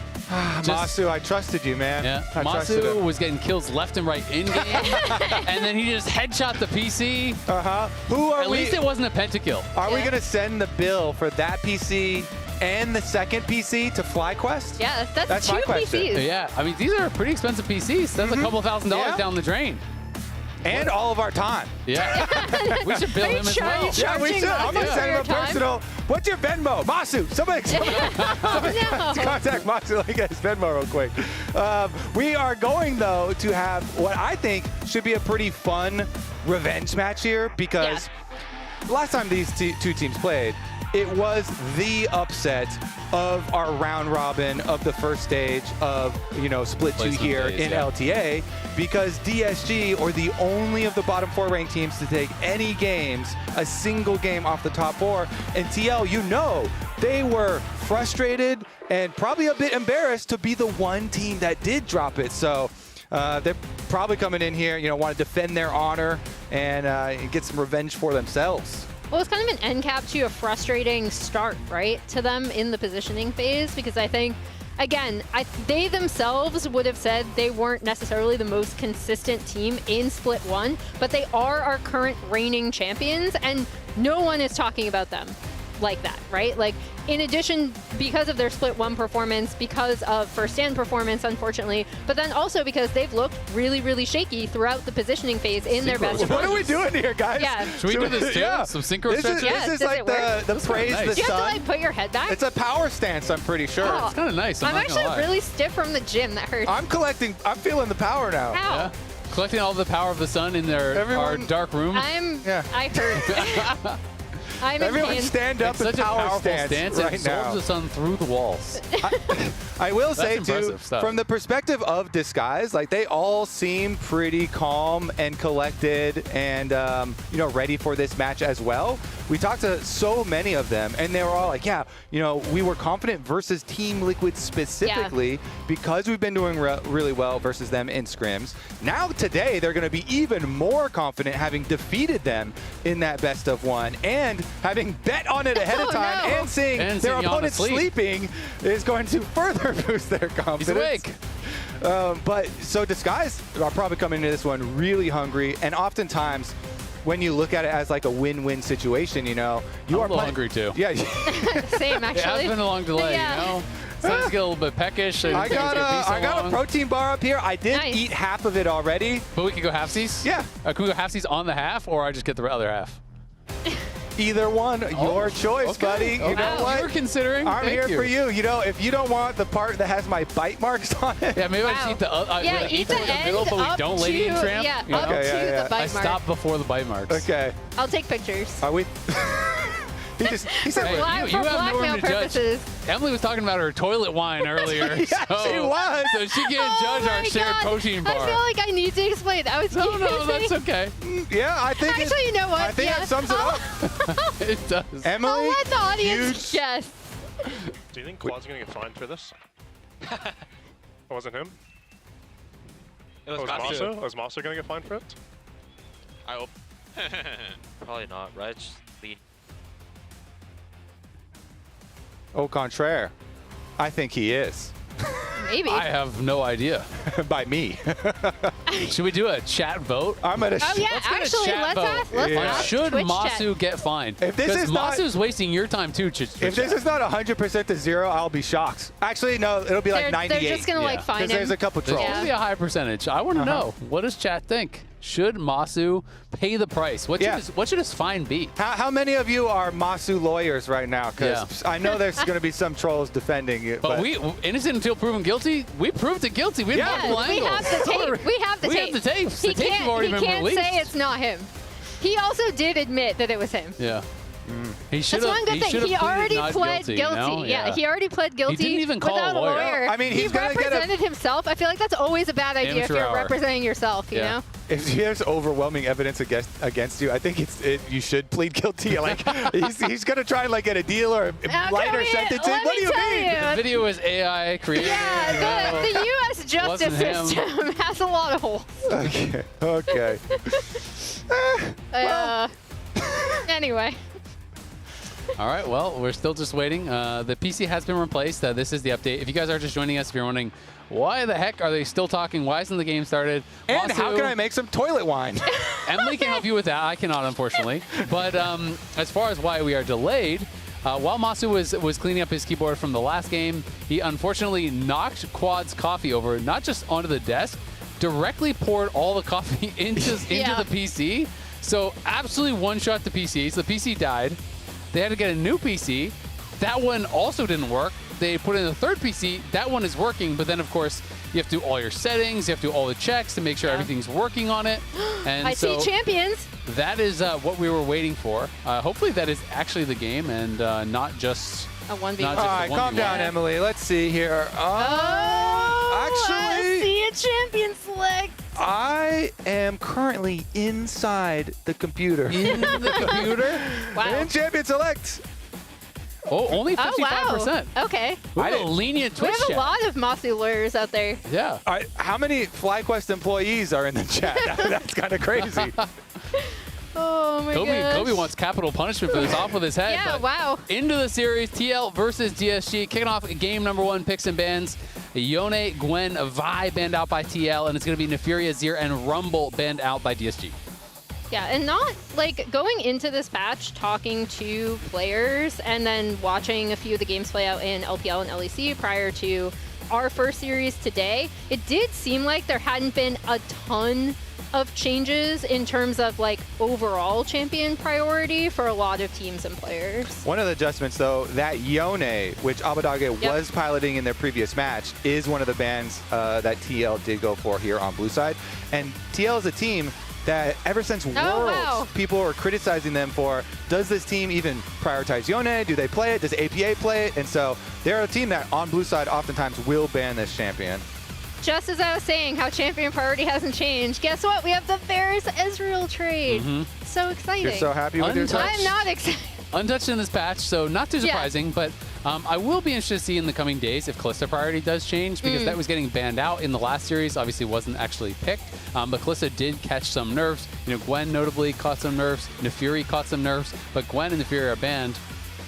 Early Scion pick up here as well, so Impact is fully dedicated to the tanks early on, doesn't care about your possible counter pick. for DSG. Are they going to grab Castle something right now before they drop to the next set of bans to try and play into it? Something like Ambessa? Or oh, Cassante got some buffs. Yeah, Cassante received some buffs. And I really don't hope it's the Renekton. I feel like that's the weakest of the hovers that we've seen so far. It's going to be the Aatrox going into... This already was one of his favorite champions. Yep. This was one of his champions that he's also performed the best on. And you can just kind of drain leech off of Scion tank matchup. Seems really, really good to me. Yeah, it can be a pretty strong answer into tanks. The question is, can you get that kind of overwhelming amount of pressure where you can start chunking out impact and pushing him back? And if you can't, can you be as effective in the 5v5 where Scion always is going to be that kind of big front line, creating space, for the Lilia, for the Varus. It'll be interesting to see how they do. Some more bans going to be coming through as the Corki will be taken off the table by DSG. Yeah, and I think it's like Castle has been, even in some of DSG's rougher losses, sometimes a bright spot for them, in addition to being kind of targeted by their opponents. So it's nice to see him, again, piloting something he's going to be really comfortable on, a matchup he's really familiar with, and we'll see if they'll be able to build it off of that as we see the Silas taken away by Team Liquid. Yeah, it is interesting to me because, there was a lot of talk after, first stand with Impact and kind of criticism towards him playing carries, and I was one of the people that was criticizing that. Since then, his last 7 games, Scion, Rumble, Scion, Galio, Renekton, Galio, Scion. It seems like he has really kind of reverted back towards a lot of his standard picks that he has had a lot of success on over the years. He's playing tanks. He's playing Rumble and Renekton, which are 2 of the carries that he's really been known for. And so it does feel like in this kind of time of struggle, TL are just trying to go back to what has worked for them in the past. And I'm kind of hoping that we get an Impact Shen too, because Shen was one of the champions that he played a lot. There was a LEC Shen, there were a couple of LPL Shens as well in top lane. It's really good. Of course, we had the jungle one as well. The Shungle? The Shungle didn't work out so well. But there's the Shungle and the support. The max health damage on the Q, the buff, is actually better for top lane than it is for jungle. It's because your 1v1, it feels so nice. So kind of hoping that we get some of that old Impact flavor too as well. But catching up here, let's take a look at the support pickup for TL. What's it going to be? Support in mid lane. APA Ziggs. We're getting a lot of shockers here in draft so far, but APA Ziggs, huge priority, of course, needs no explanation, honestly. But really, what is CoreJJ going to use for another form of engage?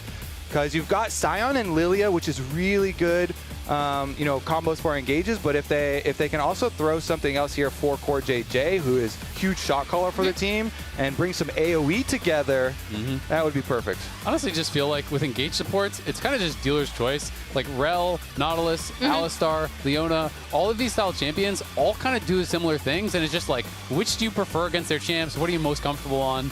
So they are just going to kind of trade back and forth on these engage supports. Of course, the Alistar can really easily interrupt the crashdown, which is going to be a nice little interaction there for Huhi. But I'm just excited to see if DSG can bring it against TL again, if they can show some strong games, some competitive games against what TL has drafted, because TL looks like they are on absolute comfort. Yeah, they're on something that I think everyone is going to be really comfortable with their champion picks. And for me, that actually is going to start with XU, right? And seeing if he can get some early playmaking down with his lanes. I think he has really struggled thus far in this LCS stint to do that, where it was a hallmark of when Dig were kind of that old Dig team that he was on, he would essentially just go gank bot and it would end up being really successful. So I'd like to see him get a lot more involved early, especially in something like this Edge. And when you're playing a tank into Lilia, you really have to be good about your ganks, about your engages, because Lilia just accelerates so quickly. Non-subscribers, we will see you in about 30 seconds. That Lilia can get out of control though, Kobe. If you get ahead of the pace of this Sejuani, you're just farming so much faster than he is going to be.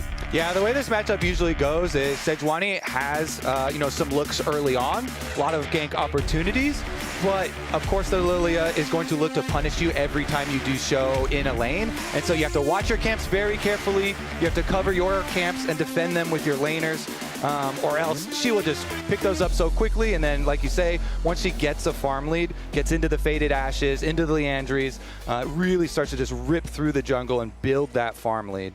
Which makes it perfect for Umti, right? Because as you and I've talked about multiple times in terms of how Umti likes to get these invades off. And he even talked to Raz last week sneaky. about it, right?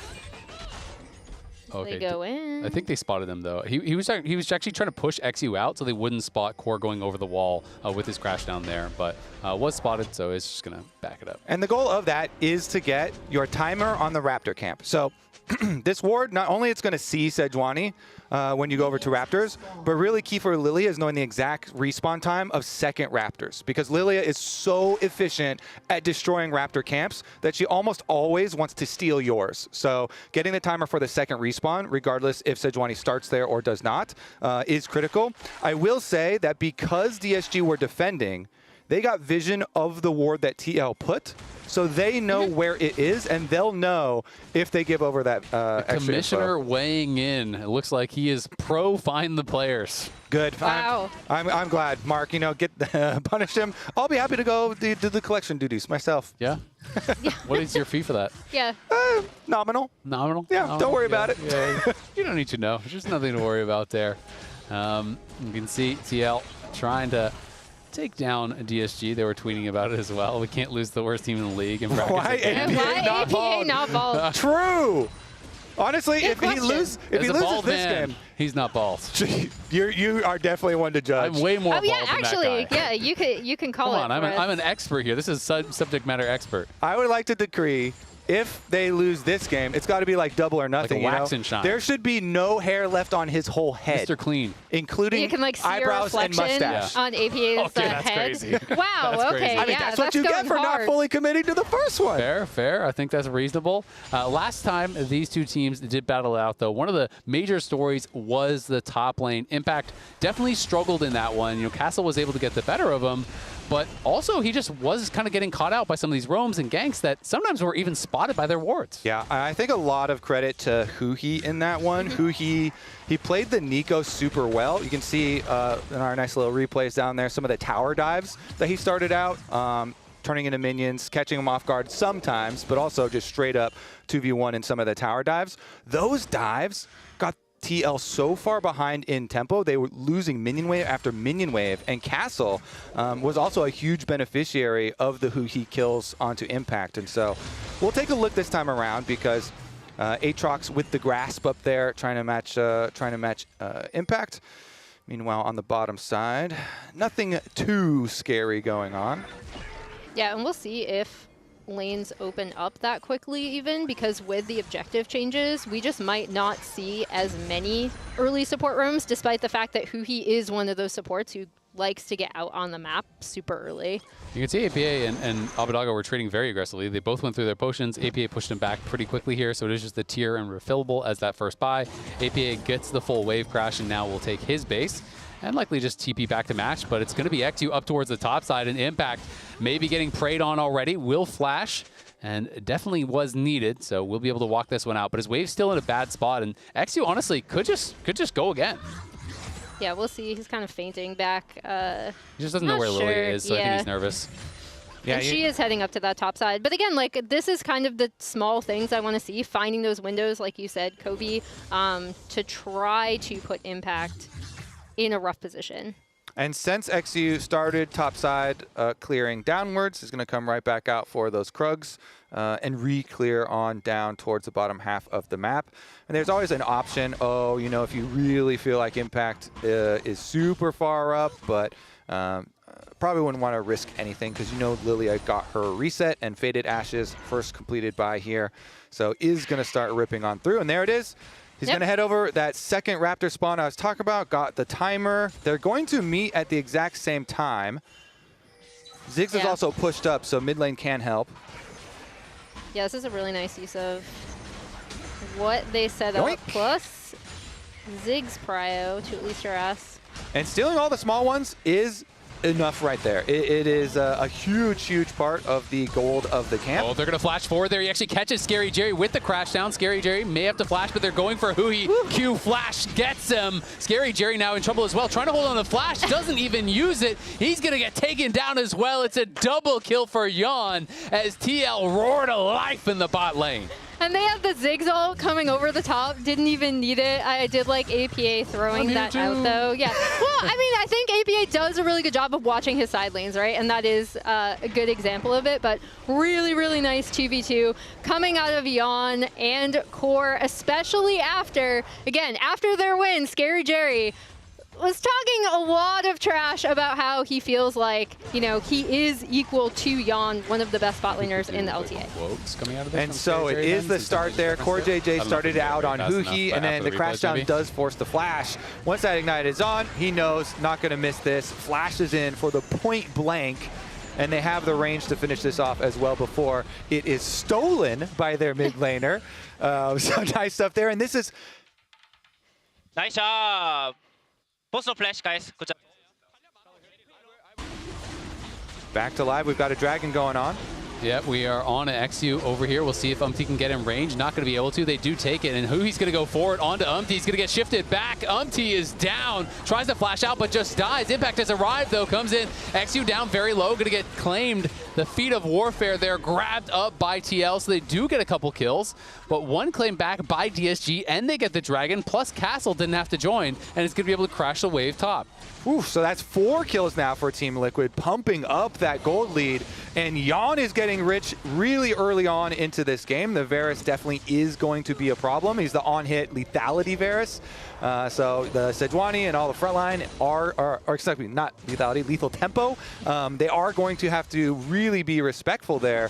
This is definitely a lot of gold early on, but here is another look at it. Core JJ goes in. XU is easily able to finish off the dragon because Umti was a little bit too scared to go in for the smite, but then immediately got jumped on, and that was their kill there that Huhi was able to secure with Alistar going in and grabbing Umti.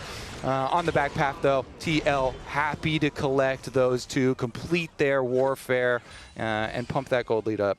Yeah, and the big deal is, again, Yon is in a really, really good spot. And then additionally, this Ziggs from that kill is in a really good spot as well. They should be able to send APA kind of wherever they want to have either side lane pressure or be able to take down the mid turret with that Ziggs. And then this is the interview that Scary Jerry had regarding Yon and TL, both that scrim point that you brought up, Kobe, where they were beating them in scrims, but then also how he feels close to on the level of some of these top tier bot laners in LTA.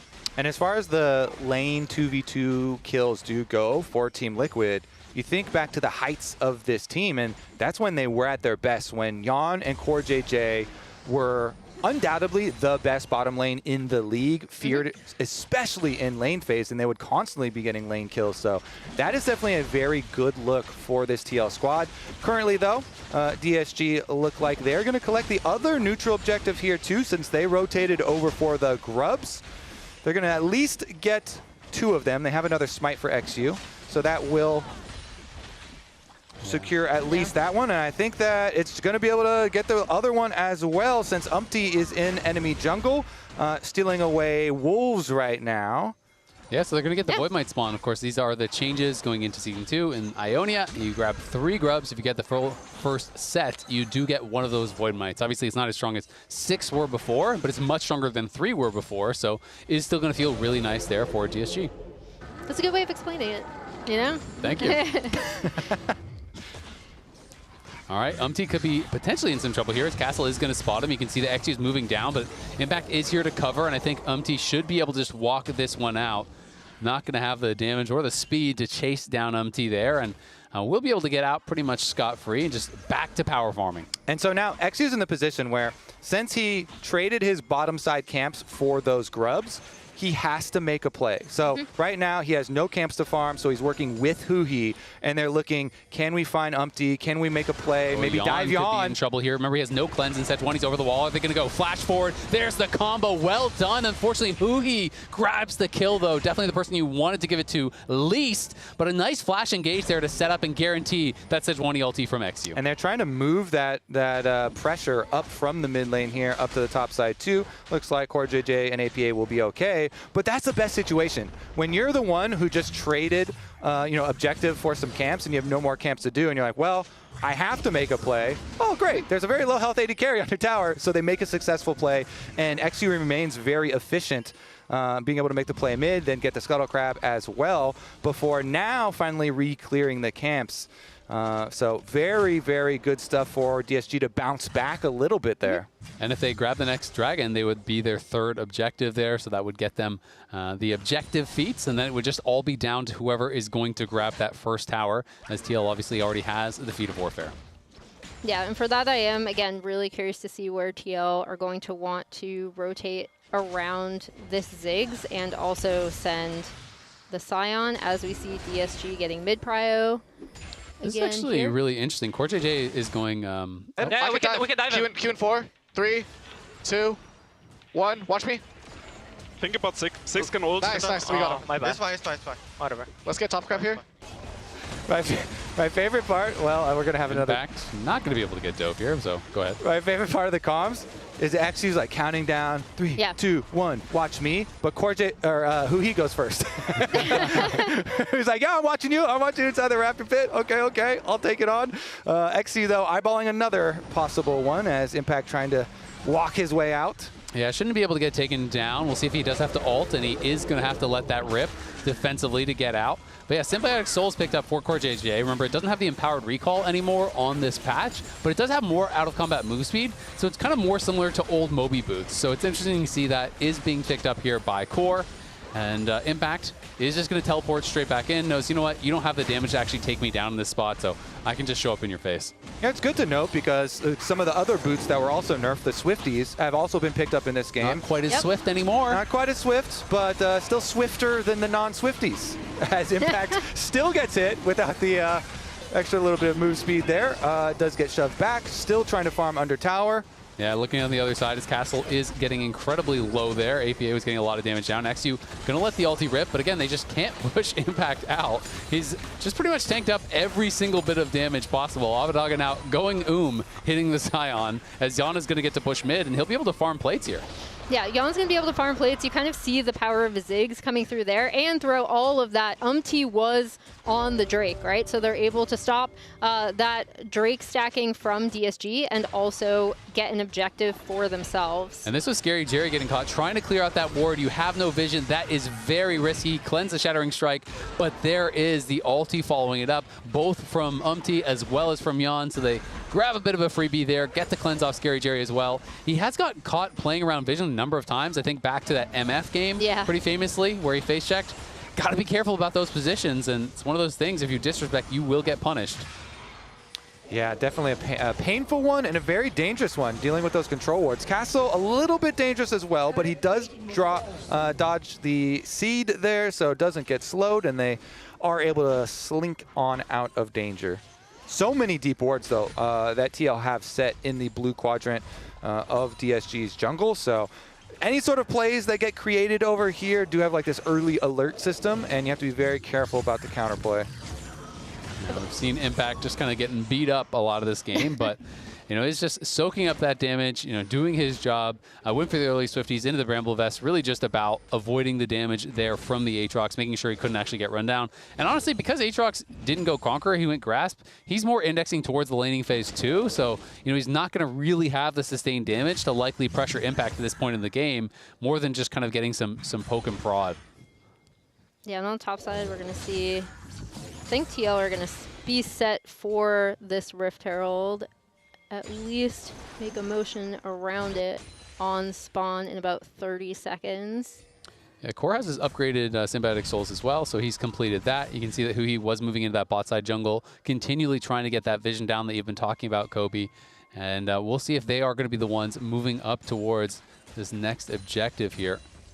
And we do have pretty much first item power spikes for everybody, so they are ready to fight it. Impact is the only one that doesn't have the final combine for himself. And Scion always super useful anyways as soon as you get your ult off. And he goes back to base for his reset now because he's still sitting on the pieces though. So ultimate will come in. Scion rank 2 ultimate ready to go. You have to be a little bit careful about your positioning here for DSG.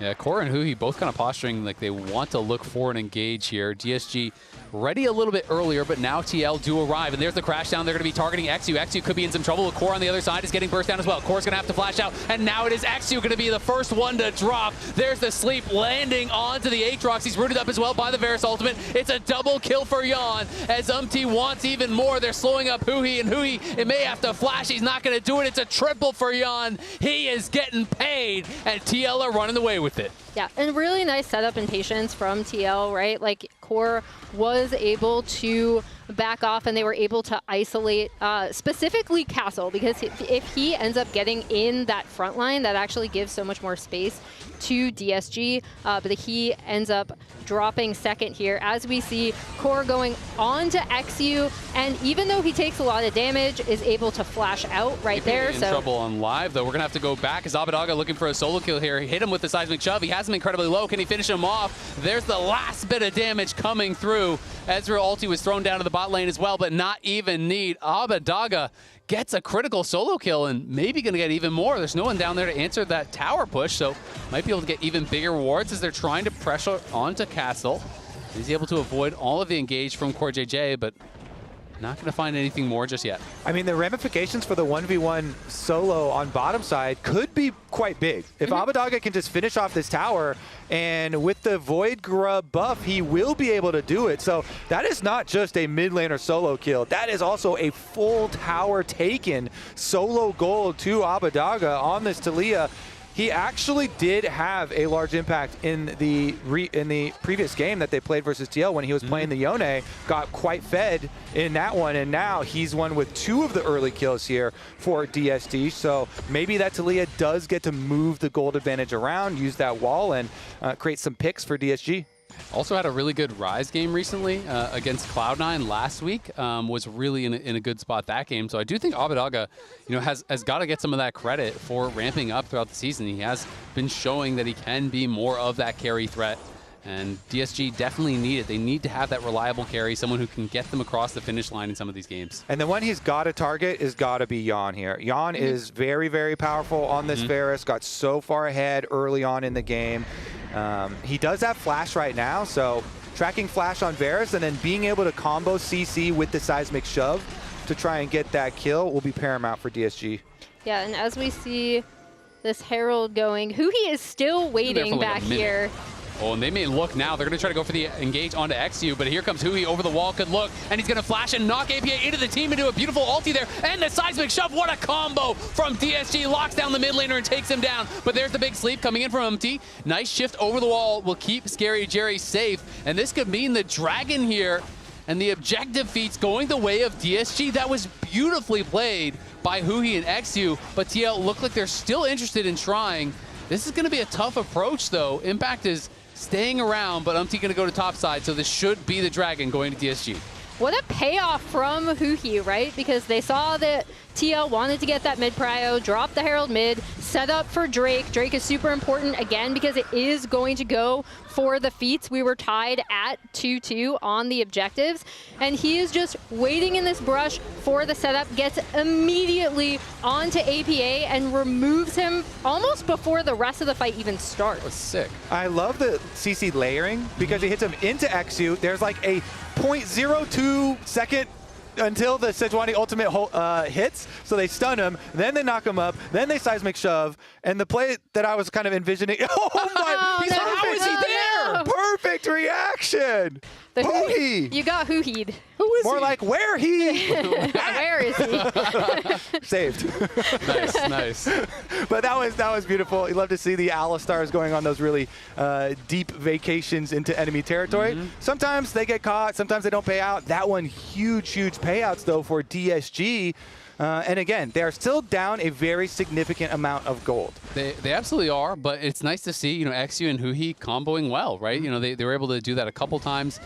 There's no cleanses on the other side. There's not a Mikhail's or anything like that just yet. So if you can set up this Sejuani ult, you get the flash combo, you get something on APA or Jan, hit him with the Sejuani ult, hit him with the seismic shove, eliminate one of those carries right off the rip, you do have a shot And we'll see if they're going to be able to make it happen. Looks like feats of strength were claimed by TL as they got the first tower in mid, and they already had feats of warfare, so they're going to have those upgraded boots, which are quite nice on this patch, and we're seeing people already are actually spending the gold to upgrade them way earlier, because it's only 500 gold now.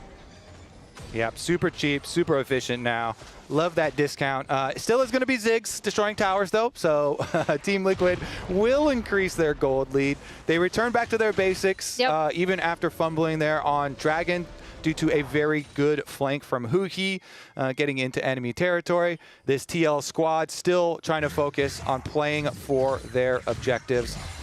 They have the extra tower lead. This bottom one is pretty low. It's been chunked as well, and that's where the Otacon is. So very clearly there's going to be some shift in focus with everybody moving their control wards and everything down to this bottom half of the map, where we will continue the fight. And you see them already setting up for it, right? Getting prio in mid. They got that tier 1 top previously with the Ziggs. And it's really, again, this is where I feel TL excels a lot, as long as we don't get caught out in side lanes, which has been, I think, a recurring problem and a big difference maker in some of their shakiness throughout, especially this positioning phase. Well, they've done their duty in clearing out all of that pesky vision behind them, and made sure that Alistar is not in their own jungle. They see Huhi coming from the front side. So TL have done pretty good setup this time around. Now all that's left is to close in the pressure towards this bottom side.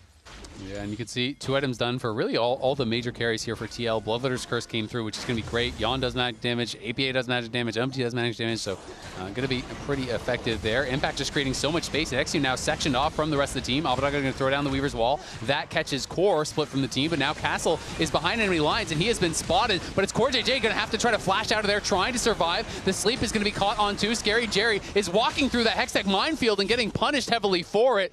Both teams, though, back off. No kills either side. Yeah, a lot of damage goes down, but no kills. I think Castle was definitely able to almost, even though he was cut off, waste their time a little bit. I was really surprised that Core got out. Yeah, I don't want to see that again. Core gets out, he gets the reset, so nobody does go down, and they're going to get right back to it. The mid wave barely pushed up, so DSG can just catch it here and expect to have kind of a rematch there. But Umpty again, he's off to the opposite side of the map to farm a camp. He does take away Krugs. That is the literal furthest camp away from Otacon in the entire map. Yeah, he's level 14. He's on his way see now. if he can actually get there in time, though. TL definitely aware that this is going on. Now the teleport's going to come in from Impact. He has his ulti to join. Remember, Core, no flash from that previous skirmish. This is getting incredibly low. Can they actually nail the smite here and secure it? It looks like DSG will get it and are just going to be able to back right out. They pull off the heist here. That is going to feel so good for them. And now they're going to look for a catch. He knocked back into the seismic shove. Umpty trying to flash out. The flash to follow to stun him down, but they can't actually finish the kill. Single-digit health bar there for Umpty, but he survives, and Yon takes down Huhi. Core JJ's locket! He just saved Umpty's ass! Oh, they're going to look for a redive here. Abadag is trying to stay around, but Castle and Exu are caught out, and they're going to flash in on Yon. Yon's in trouble, but Core JJ is there to peel, and in comes Impact, and it's Castle that gets knocked down. TL do back up their team, and DSG getting pushed back to base here. Have got to be careful. They are extremely low.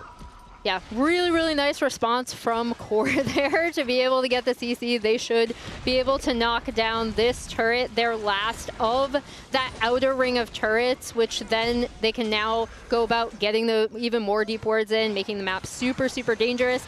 And they're going to get this Drake off the back half of it as well. Umpty's going to give me a heart attack. Yeah. I swear. He goes all the way up to Krugs when they're down by Otacon, runs down here, and even though DSG get the Otacon, there's TL are still able to win the fight, and TL end up getting that bottom side tower plus Dragon, though on the reset, Abba actually gets out to top side quicker and answers for DSG. So TL do continue to increase their gold lead, but it is scary watching it happen because Huhi's combo into Abadaga's seismic shove again was really, really clean. And then here, the locket barely comes in as that Mystic shot went in and as the Ignite was still ticking. So it was very, very, very, very, very close for Umpty, but he calculated it, of course. Yeah, and here the back half, the response from Core on the rel eliminates Castle, sets up their ability to almost go for more, but at least take down that final tier 1 on bot. This game is looking tough for Castle, I'm not going to lie. He has not really been able to find anything so far. He is building towards a Maw, which is great. There's a lot of magic damage over on the other side, but hasn't really been able to find that good fight yet. Well, and by contrast, Impact has been able to soak up any pressure that they've given him, right? Which is huge, and I think was absolutely a difference maker in the way this matchup went the first time these two teams met, with Castle being able to potentially get the better of Impact. So really good for TL.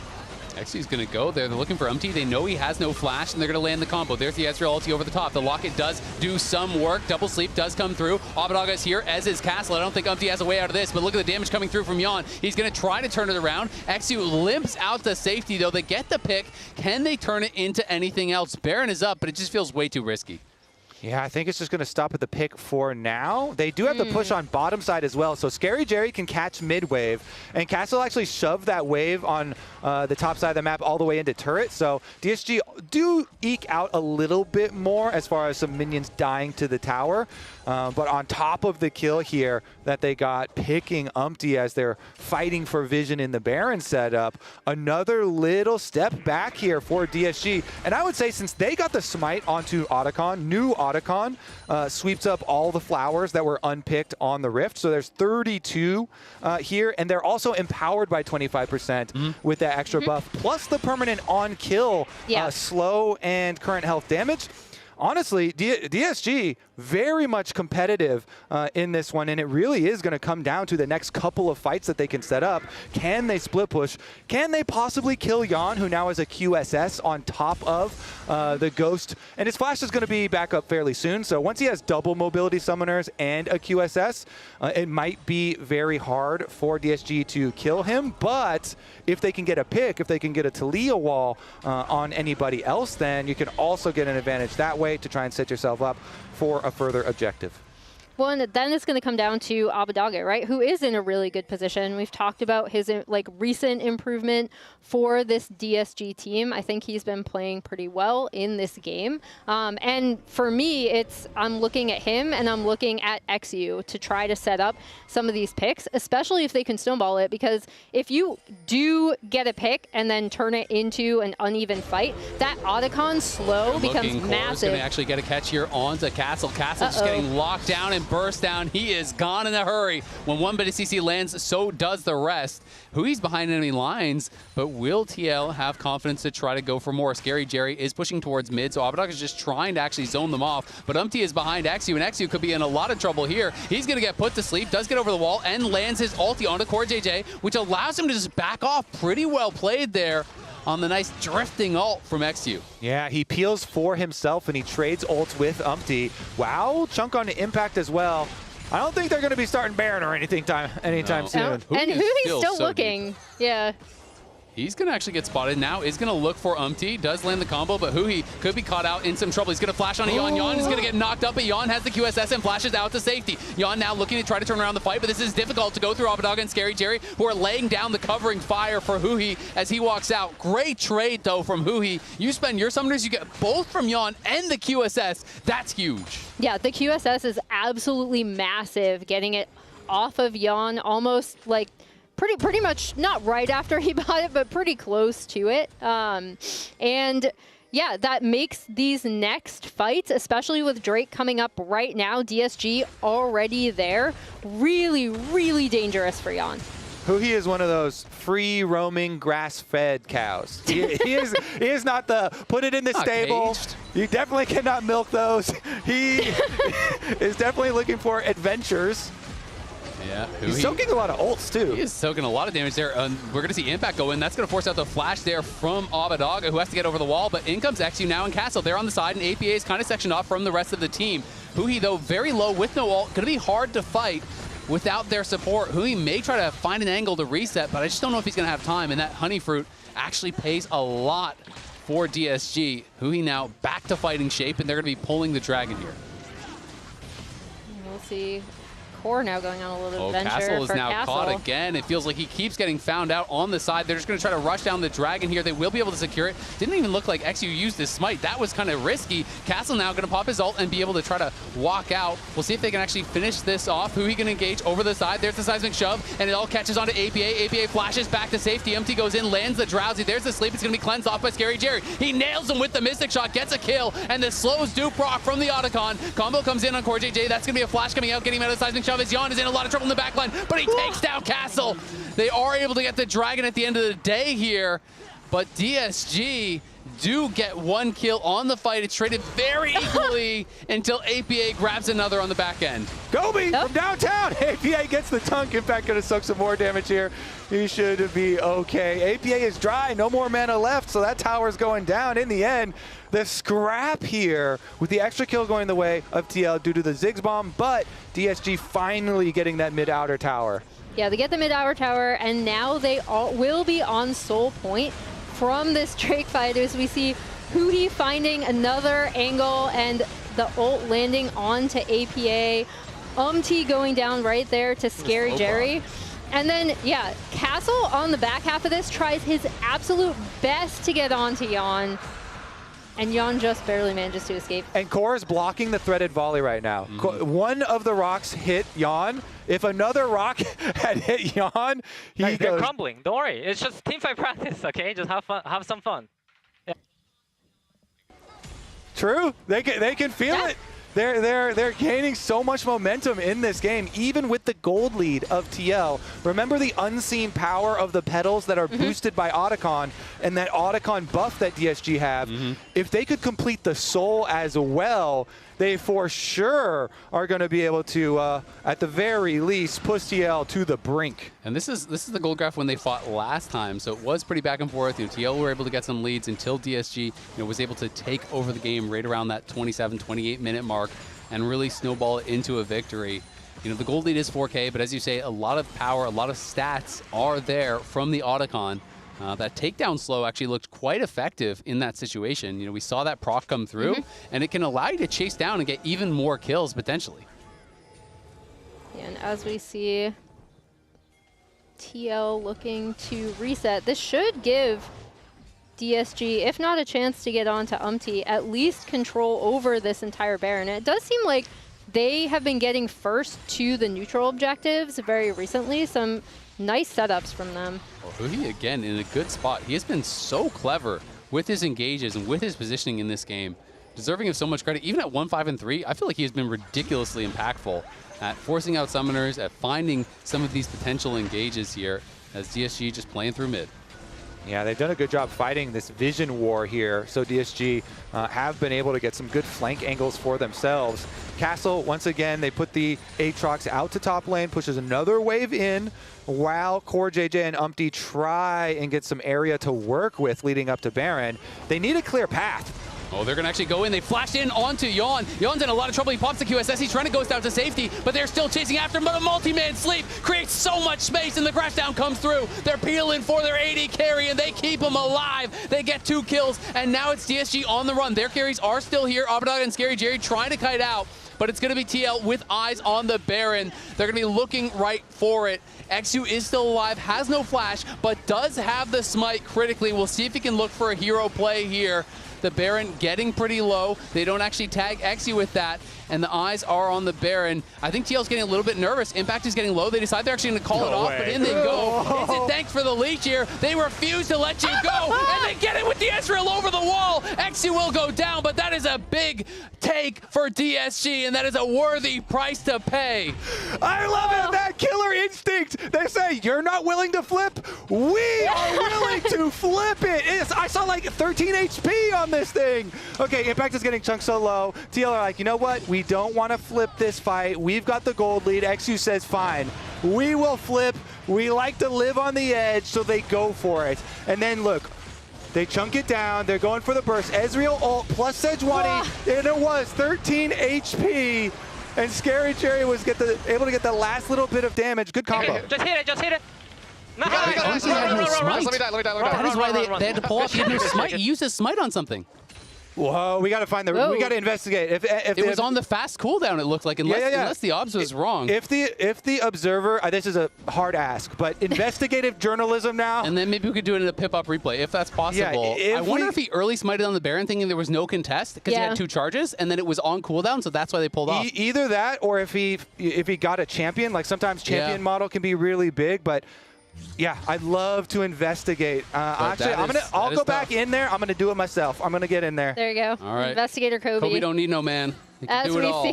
As we see this setup, this is on to Drake, potentially. who he is looking for Castle. something, as is Abe. Yeah, Castle is split from the team, and TL are going to actually look for him.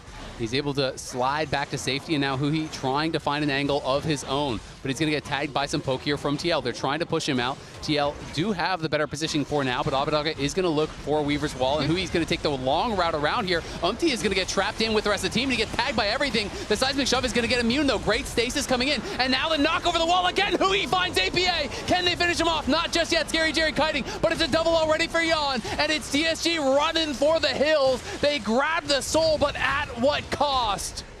Yeah, man, that's so rough for DSG coming out of that. Now they're looking for a potential kill on to Scary Jerry.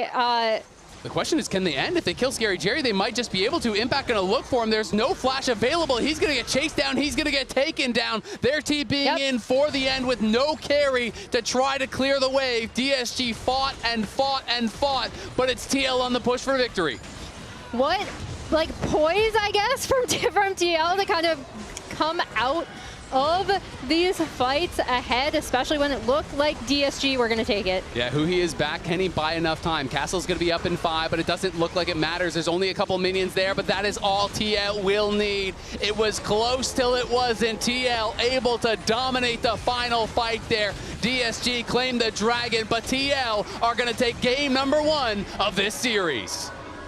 Wow, what a game. So it doesn't matter now, but I did go back and find our answer. The smite was used in that fight where they got the 2 kills, where they killed Castle and they killed Huhi. So they started the Baron with no smite. With no smite. That's why they pulled off. Yeah, so they actually did start it with no smite cooldown. And DSG made the call, which is a good call. In that chaotic fight, sometimes you wouldn't know or see that the smite was used. But they made the call. Yeah, we're going to go in and we're going to yoink it. In the end, doesn't matter though, because TL just beat him up and kill the Nexus. There you go. No good problem. strat. That is a good strat. Just kill the Nexus. Easy peasy.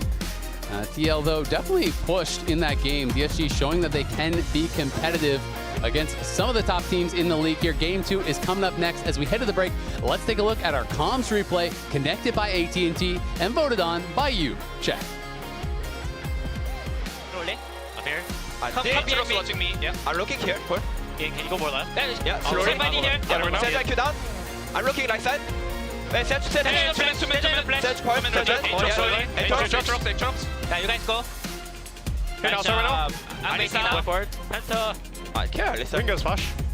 Yeah, splash. Make it flash. Nice. Nice. We can try to make mid turn as well with Ziggs. I'm gonna go ahead.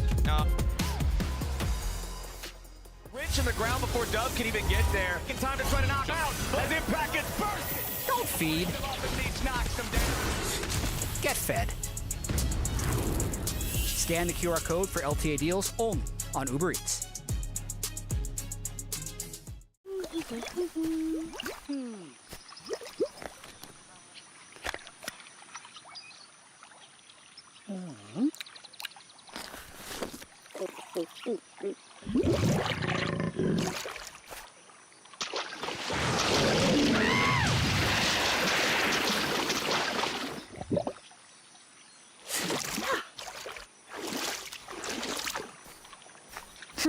Red Bull gives you wings.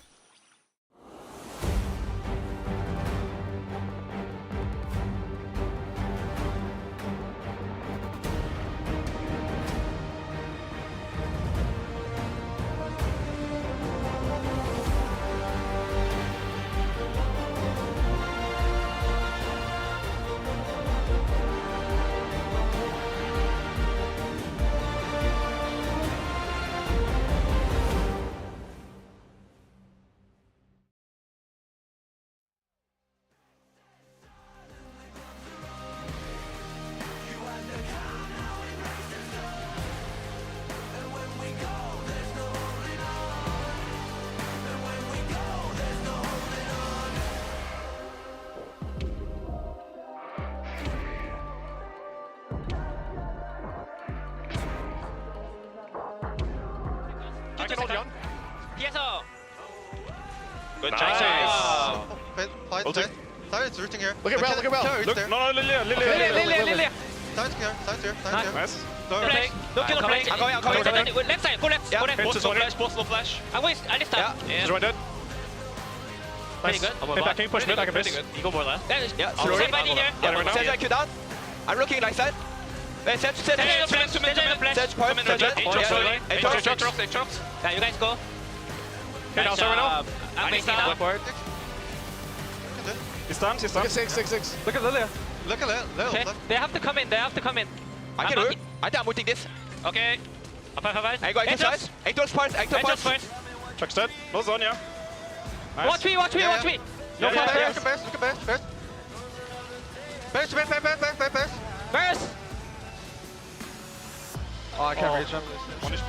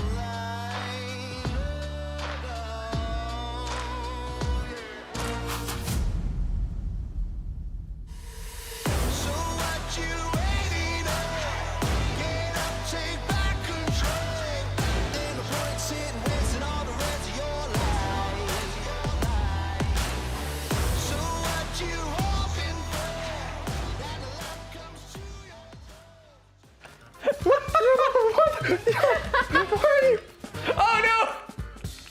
Is he level 6? Oh, what happened?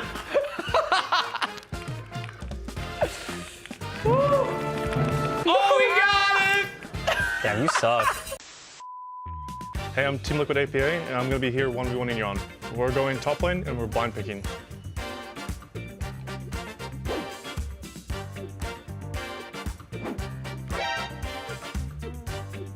APA, if I give you $5, will you play Timo? No. Oh. If that's terrifying. Having a ghosty Darius at 2 times speed.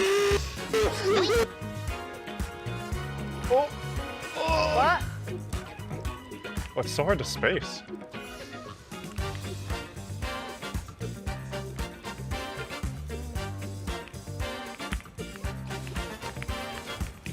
Ooh. It's so hard to space you. Jan's playing the brush. You have a ward? No. What's your ward? Oh, sniped. Uh-oh. Oh. And there it is. Oh, I gotta push my wave. You're on 2 times speed. You got this. Oh. CS is fake. It's actually so hard to CS in tower. What the? Yeah, I have 4 CS, man. Oh. Oh. Uh-oh. Up. Sorry, Jan. Oh. It's so hard to hit. Man, Jan's spacing's actually really good. Oh, I'm dead. Oh boy. The problem is I've already played on this a lot. You already do 2x times speed? 2? Yeah. Wait, what? It's fun. Hey, get out of there. Well,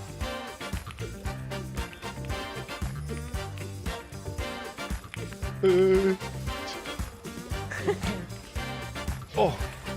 Oh.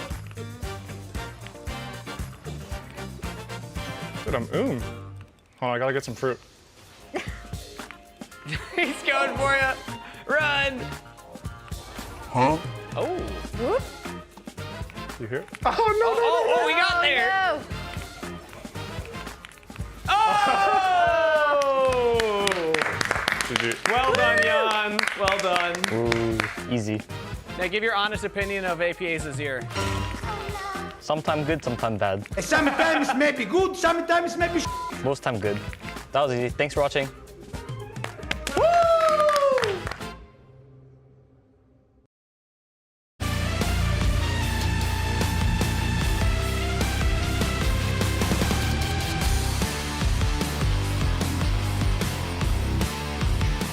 Welcome back to game number 2 here. TL versus DSG was pretty close, honestly, overall. And TL did take the game, but DSG's been pushing them. Yeah, I think very close. I mean, this is honestly kind of turning into a little rivalry, This game, I mean, Huhi created a lot of openings with his really deep flanks on the Alistar. That was definitely one highlight.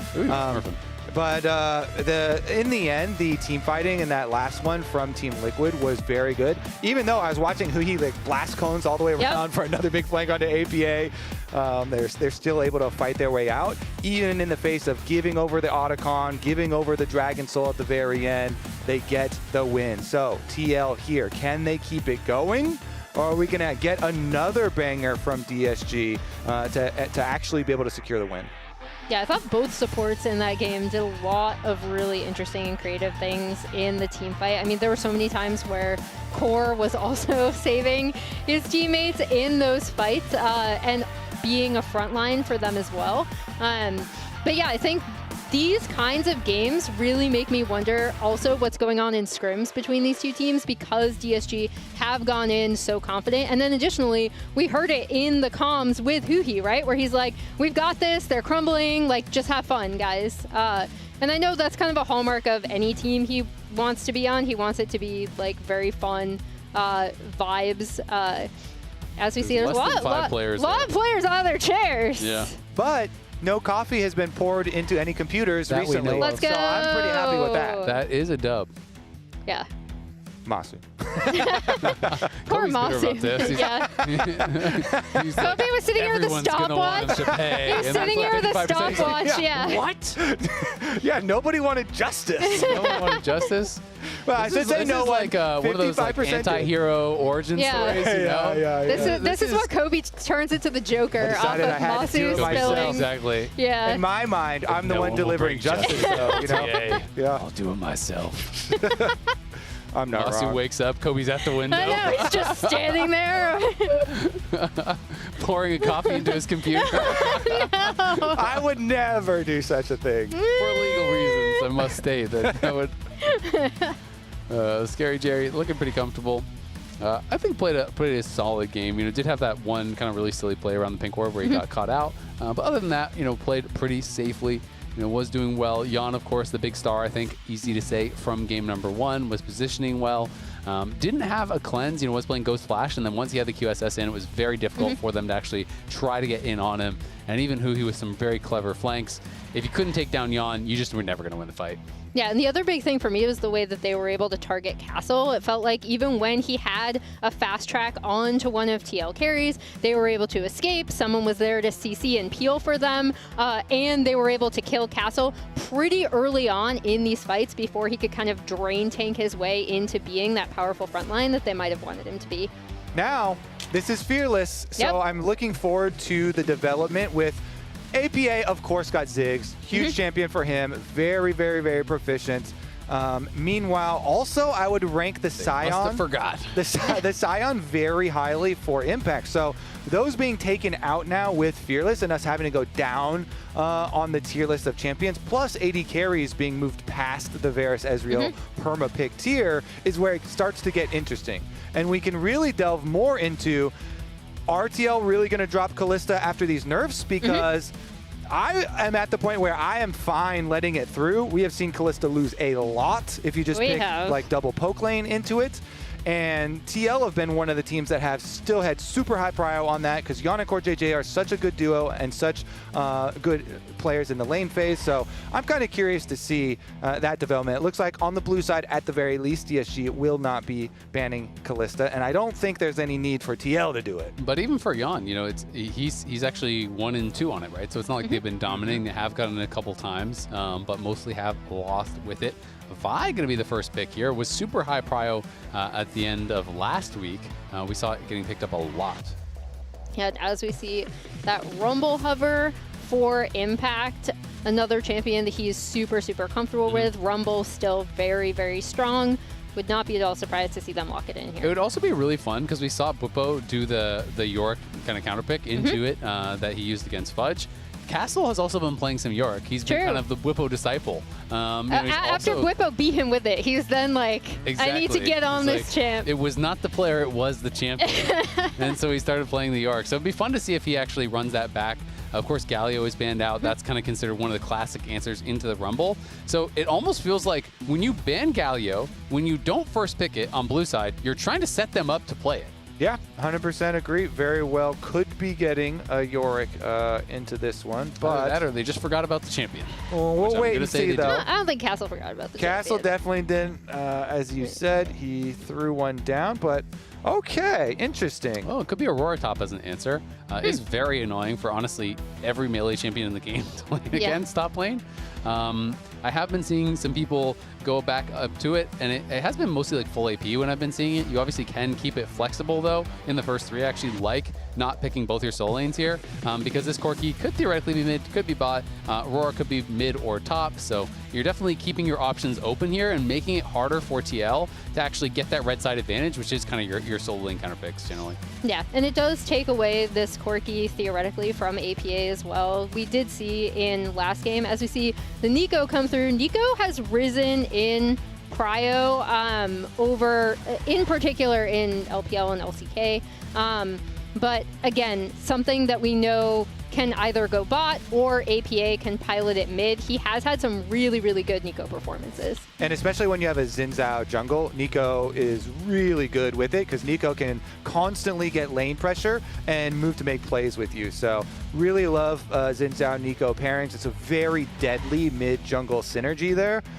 So I kind of hope that it is APA Nico. Of course, as you said, could be flexed to Core JJ, and he has done some sneaky plays with it himself.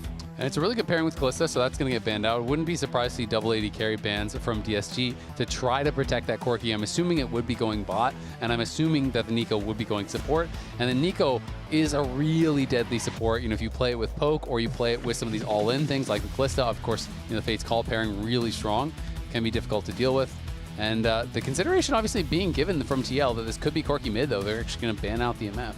Yeah, and I think that's smart just because it is one of Scary Jerry's like preferred picks. It's something he's played a lot. He feels pretty comfortable on. And it takes away another like tiny turret pressure. Meanwhile, we see the Lucian taken away from Yon should he want to pilot that. Or I mean, theoretically, APA could also play that mid. They were, because they had Lilia jungle and also because APA is really proficient at 80 mids, they were banning out both Corki and Tristan on 4-5 last game, as we see the Kaisa locked in for Yon. There's not that much CC on this team, so it makes me think that it is going to be actually APA playing Nico, and that it would be, you know, a hard engage bot to kind of set up that Alistar, or like something like an Alistar or along those lines. Of course, Alistar is taken out, but you could go, you know, Leona, Nautilus, whatever. Nautilus is banned, so it would have to be probably Leona. But that being said, if they don't like the matchup mid, then you can still just make that support and counter pick mid. I just think that they're a little bit low on CC for Kaisa teams. Like, they can dive, obviously, but it's like knock up from Xin and Nico, that's it. Yeah, and like I was saying though, I really do like it with a Xin Zhao for mid-jungle 2v2 Prio. It's like very, very good dueling and very good like leaking into other lanes and making plays there. So we're gonna have a heavy pick comp. This is mega, mega, mega heavy pick comp for DSG. They need to get picks. They need to play side lanes and split the map. And they've got Vi and Leona to set up Ahri and Aurora for lots of flanks and lots of picks. Core's face made me think that he was still thinking about his support pick because he looked so deep in thought when the Leona got taken. The Leona is kind of the last of the big 4 hard engage champs that are available. So instead of going for the hard engage, he is going to go more for the denial. So will be Nico mid, will be Poppy support. A lot of dashes over on the other side that you can actually stop. You can actually stun Aurora on the little hop that goes in Viz. Obviously Vi Q, Ahri ult dashes, the Valkyrie, the Zenith Blade. All 5 champions have something that Poppy can interrupt with the W and stuff. Gotta be honest, I'm liking the TL draft a lot here. As You're not gonna lie to us? As simple. Why don't you lie to us, Kobe? I didn't say that I wasn't lying. I said I gotta be honest. That would imply honesty. Kind of did say that. Well, I could be lying about that. Well, then you don't got to be honest, yeah. Then you're not honest at all. I don't even know what to believe anymore. Is your name even Kobe? You opened up a can of worms here. Oh, no. I'm going to have an existential crisis. Is everything a lie? Vi and Ari is very easy to pull off, though. Point click, you're going to get it. Somebody's going to get locked up. You can easily follow up with the charms. Leona is also very, very, very easy to pair with it. Super long range. So they do have a lot of very straightforward setup. And you can just chain picks. And with the way that the objectives are now, with Dragon is on bottom side, go there, then go up to the top side when Void Grub's spawn at 8 minutes. It's very directed. Absolutely. Non-subscribers, we will see you in 30 seconds. I agree. Lots of pick potential. Not to mention the Aurora, right? Like Vi, Aurora, Ari. These are all such easy ways to start fights.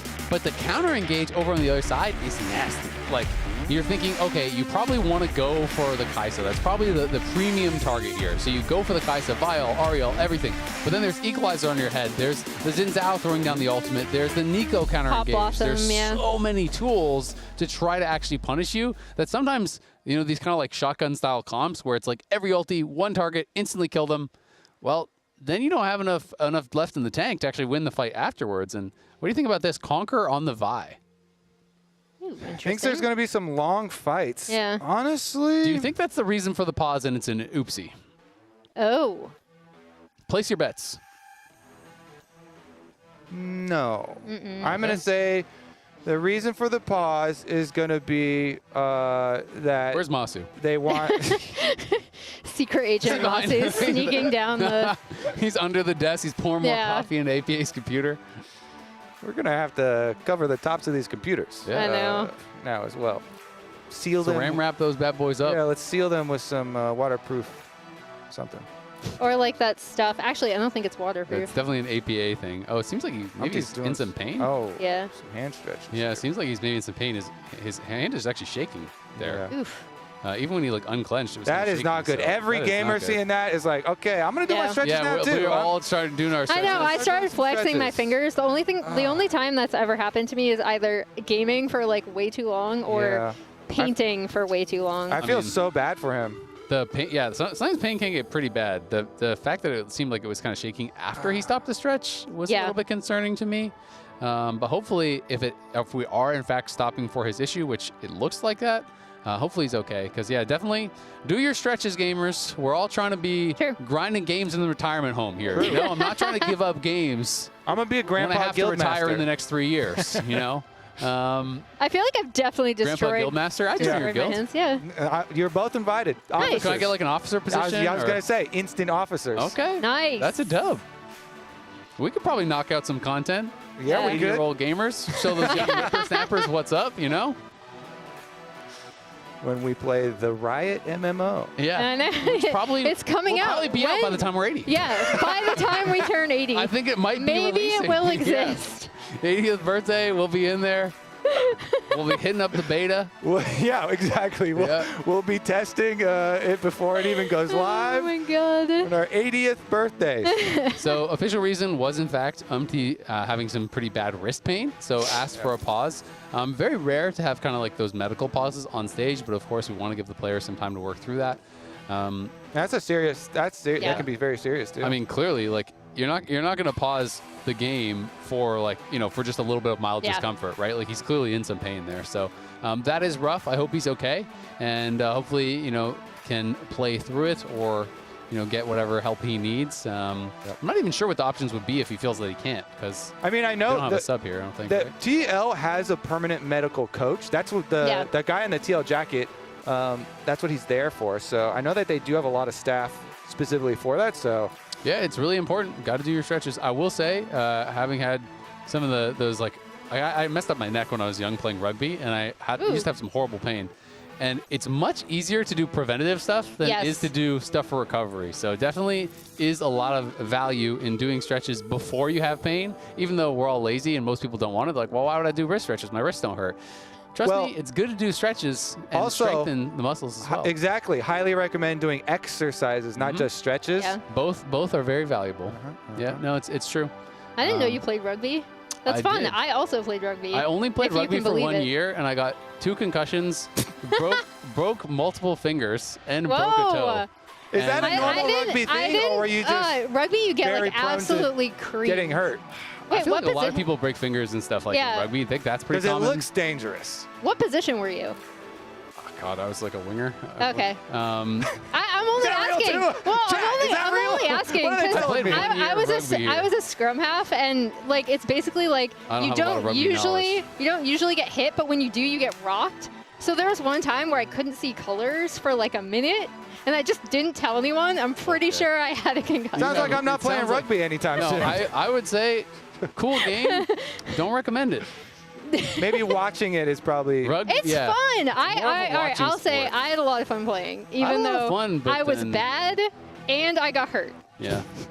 I just started playing rugby because my friends were like, we're going to play rugby. We should all play. And I was like, okay. There you go. That's what happens when It'll you're be sheeple. fun, they Yeah. said. I've heard that before. Yeah, I've heard that too. That's also how I ended up playing. A bunch of us on our like freshman year floor were like, let's play rugby because we saw the posters Yeah. up, and we were all traveling in like a pack because we didn't know anyone else but each other. It was like week 2. I'm imagining Emily on the other side, just looking terrifying. Roar, coming over to Emily's break got you. some anger, you know? and some I pointy do have a lot of elbows. anger, actually. Yeah. Intimidating. In my high school was also just like, there was certain sports we were quite good at, and then it was hard to make teams. But there was other sports that just like we were competitive in, and it's Canada, so like football, American Yeah. football was not very popular. Pretty much if you go out, there's like, 60 people make the team or whatever, like 10 people get cut. And like rugby was like anyone who went out, you make the team because they Yeah. didn't have enough people for rugby. So Sounds some of the teams familiar. are kind of just going out and you're just like, yeah, I'll play. That's how I made the team. There you go. Respect, me too. Don't think I was Not much because of I was good. a rugby player myself. We are still just giving them some more time. It looks like he has maybe a bit of an ice pack there. There's ice, probably they just grabbed some ice cubes, wrapped him up. So he's holding that, trying to... Don't hold that over the computers. Don't be dumping those ice cubes into the computer. Yeah, we but, do keep him not on your need wrist. another We'll, computer issue. Let him have a little bit of time here. I'm not sure exactly what... I mean, I'm loading in right now. I'm inside. Nope. There we We're go. here. We're in. All right. Umpty's good to go. Just had to ice it up for a little bit. We'll He's see going to if be he's- playing with the ice pack in his hand. This is like the gamer equivalent of, like when people are playing through their injuries and stuff, Yeah. you know? When Kobe Bryant was like, yeah, I'll just play through the injury, that's Umpty's doing that right now. Yeah, There was a hockey Powerful. team that just the Tampa Bay Lightning released like all of the injuries their players have been dealing with. Like one of them had a broken leg, foot. wasn't it? Yeah, Oh, it was a yeah. broken foot. Crazy. Another had compartment syndrome. You can die That's not from that, I'm pretty sure. Compartment syndrome. Look it up or don't. All right, well, we are going to be talking a little bit about APA and his bald bet. If you didn't hear about it, he actually bet that he was going to go bald last time. If he had a bet against Mash, who was the former coach, actually got fired, unfortunately, or let go, or whatever you want to call it. Loser shaves their head, and it was in fact TL that lost. He shaved his head, but Didn't shave it was it very more of much. a buzz. It was more of a buzz, and then I loved Moss's quote tweet. He ain't do nothing but stand back. It did look very similar to the before. I will say that much. So maybe he needs to make the bet again, but he's got to go like all the way. He's got to wax it. It's a waxed head now. And I'm not going to trust him to do it anymore because he didn't do a good job the We first got to time. bring in an Yeah. expert. It's gotta I'll be, shave it. It's either you or Kangas. Like, Yep. it's got to be a bald person to do it. Yep. If my head is more shiny than his head, it doesn't count. True. All right. We're going to have to give him the wax and shine, Give him the rainbow wax. He'll go through one of those car washes he could drive That's through. nice. It's like you're going to give him a whole package deal. Yeah. Not just the Yeah. shave. You're Yeah. also going to hook him up. He'll get pampered. Yeah. Wow. It'll be enjoyable. It's like a pedicure for your head. The way you said that, you're head like, massage. it will be Yeah. enjoyable, but you made it sound like a threat. It is. Question is he going to play better League of Legends after it? With the threat We'll see. hanging over his head. Yeah, true. Okay, so Yeah. as far as Nico play goes, though, pretty even as far as the start here. Nico usually really, really strong Kaisers? lane phase here, and does go for the airy for those trades. Is able to get the early push. Xin Zhao, okay. Xin Zhao actually might do an early Aurora gank Yeah. from Yeah, the it's looks looking of it. like top it. side. Castle could be in some trouble here. He's going to get slowed down by the Electro Harpoon. He's not level 3, so he doesn't actually have the hop. He's going to have to try to flash, but I don't even think there's a use for it. He's just going to get chased down, ran down. Umpty grabs first blood. And it's extremely efficient because he just did the 3 camp clear into instant gank and recall. people are always like, oh no, you're gonna lose so much if you do a level 3 gank. Not if it only takes 3 seconds to pull off and you just recall to the other side. So there's actually not anything for XU to punish because XU started on bottom side, clearing up towards top side. So very efficient and successful early move from Umpty. Regardless of the wrist issues that he is playing through right now, they get the first blood right into his hands. So Chad did not agree that Masu had to pay Kobe, but they do agree that APA's haircut does not count as a shave. Bald. You know what? He's not a bald man. I'm going to cut my losses then. I'm going to give up on the Masu argument. You just take the one that you already won and then pretend that was the one you were campaigning for. Yeah. Umpty might be looking for something bot here too. Umpty is looking, and they're going to be able to slow them down. Ignite going to get thrown down, and then they're going to go into Scary Jerry. He catches him on the Valk. He gets stunned, but it's a late flash and a barrier. There's the Q to follow. The knockup comes through, and the Acathian Rain gets not one but two. XU trying to make a counterplay back in mid lane, but there is nothing there for him. APA going to keep chasing him, actually looking to get some damage back, but it's Yawn ahead again. Dude, Core JJ is clean with it. Okay, that W and flash to ground the Valk from Scary Jerry, and they just barely get the kill off of it. That Team Liquid already. This is such a huge start for them. Well, yeah, and then XU isn't able to get the response in mid, and Umpty, once again, to your point, Kobe, did not lose anything for that, right? And he's had incredible impact on this map. Yeah, just the one Raptor. Just the Raptor camp, yeah. Little respawn there. And he left behind a ward. That's about it, though. I mean, TL are just so happy with the way that this has gone. So let's take air traffic controller, Poppy. Yeah, as we see Umpty, there you go. Core going in. Whew. And then the big thing coming out of this, again, Yawn set up in such a key position to take over, and the Feet of Warfare going through. TL's coaches, very happy with that. Yeah, the double flash is invested, though. Yeah, Core JJ invested his, Umpty invested his, Yawn invested his as well. So some resources definitely used and maybe punished. Here's Core. Nice roam there from Core. Going to be able to force out a flash from Abadaga. Which buy do you like more from the AD carries? The bigger Which weapon. would I rather have? Sword or the glowing moat in the tier? I've been told. It's tough, but I'll take the BF The sword. moat is glowing. It's not just a regular moat. Does it change your option? True. No. I mean, honestly. I tried. It's magic, right? It's magical because it's glowing. Exactly. Meanwhile, we got another little fight here in the jungle. Early game has been looking magical, and so is Core JJ's. They're going to stun Hui against the wall and knock him down in a hurry. XU trying to walk out, and he's going to get rooted up, and in comes the ulti. Going to be flashed, though, by XU. Will stay safe, but not before they lose the support. They're going to lose the jungle. TL looking really good in this game 2 early game. Yeah, they'll get the Drake off of that as well. Had already claimed the Feats of Warfare previously. What a great early start for Umpty. And I mean, again, like, you'd kind of have to be worried seeing the medical pause going into this game, but he's flu game. Really, really set up, in particular bot lane, for success, and they're going to get that Drake as well, starting towards their objective count. Yeah, I mean, I already liked their comp better, and with a 1.4 thousand gold lead and dragon lead already too, it's like really, really okay. So what can DSG do to try and put a stop to this? Yeah, I think they need to get some picks. We come back to the thing that we said like 7 times in Gen Select, and we're like, all right, we return to the drawing board here. Step number 1, we're gonna have to get level 6 on our Vi. XU will get the level 6, and then you can pull off your point click combo. Find it one pick at a time. Yep, I mean, they're going to have to, right? You drafted Ahri, Vi, and Aurora as your top side. Like, that has to get picked. You can't just take the straight up 5v5, I don't think, and expect to win against TL from here. So we'll see if they can find some of those picks. He hovering around mid lane, but is on a ward, unfortunately, for him. So APA well aware of it and just trying to waste his time. XU now in on the invade. Umpty going to be able to claim that red buff, though. And Impact was also moving over immediately, so there wasn't really any opportunity for XU to look for more. What a game here so far for Umpty. Goes unpunished in all his ganks that he gets off all his pressure. This is the type of game where you know the enemy team is like pinging their jungle and they're like complaining and they're like, this guy is everywhere. Help me. And also you're down in farm.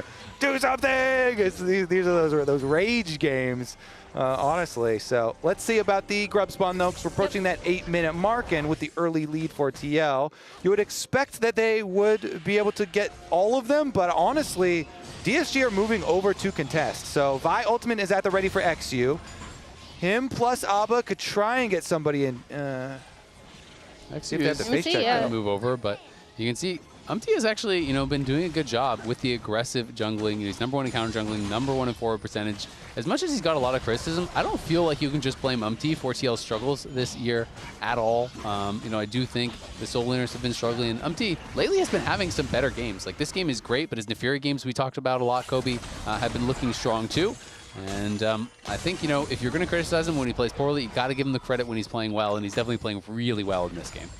Yeah, and as we see the Grubs also, all 3 of them going over to TL off. And I think DSG are going to be kind of upset about that, right? Because they did swap their bot lane before TL. TL actually had Yon in the bot lane going up against Castle for a little bit, while DSG and Huhi were in this 2v1 topside. So for Yon to be able to walk up as...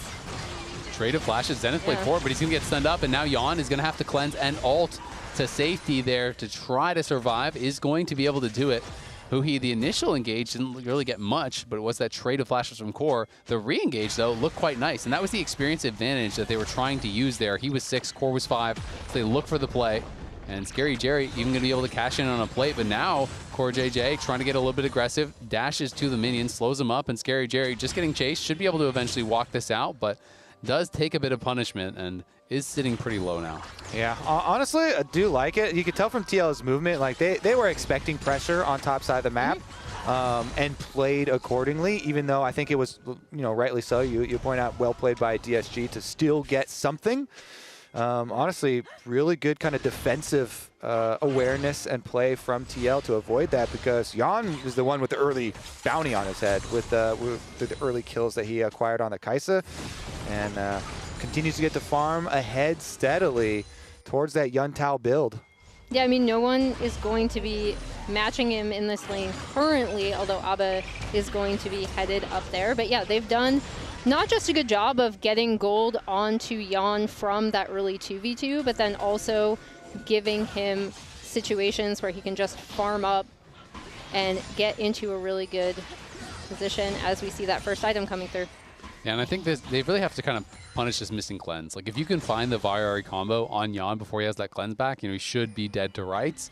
And we'll see if they are going to be able to do that, as these first items starting to come through. You can see the Proto Belt done there for APA, Sundered Sky done for and the Untal they already touched on is now done as well for Yon. So looking pretty good on the TL side, and should be willing to fight because they have those item completions faster than their opponents.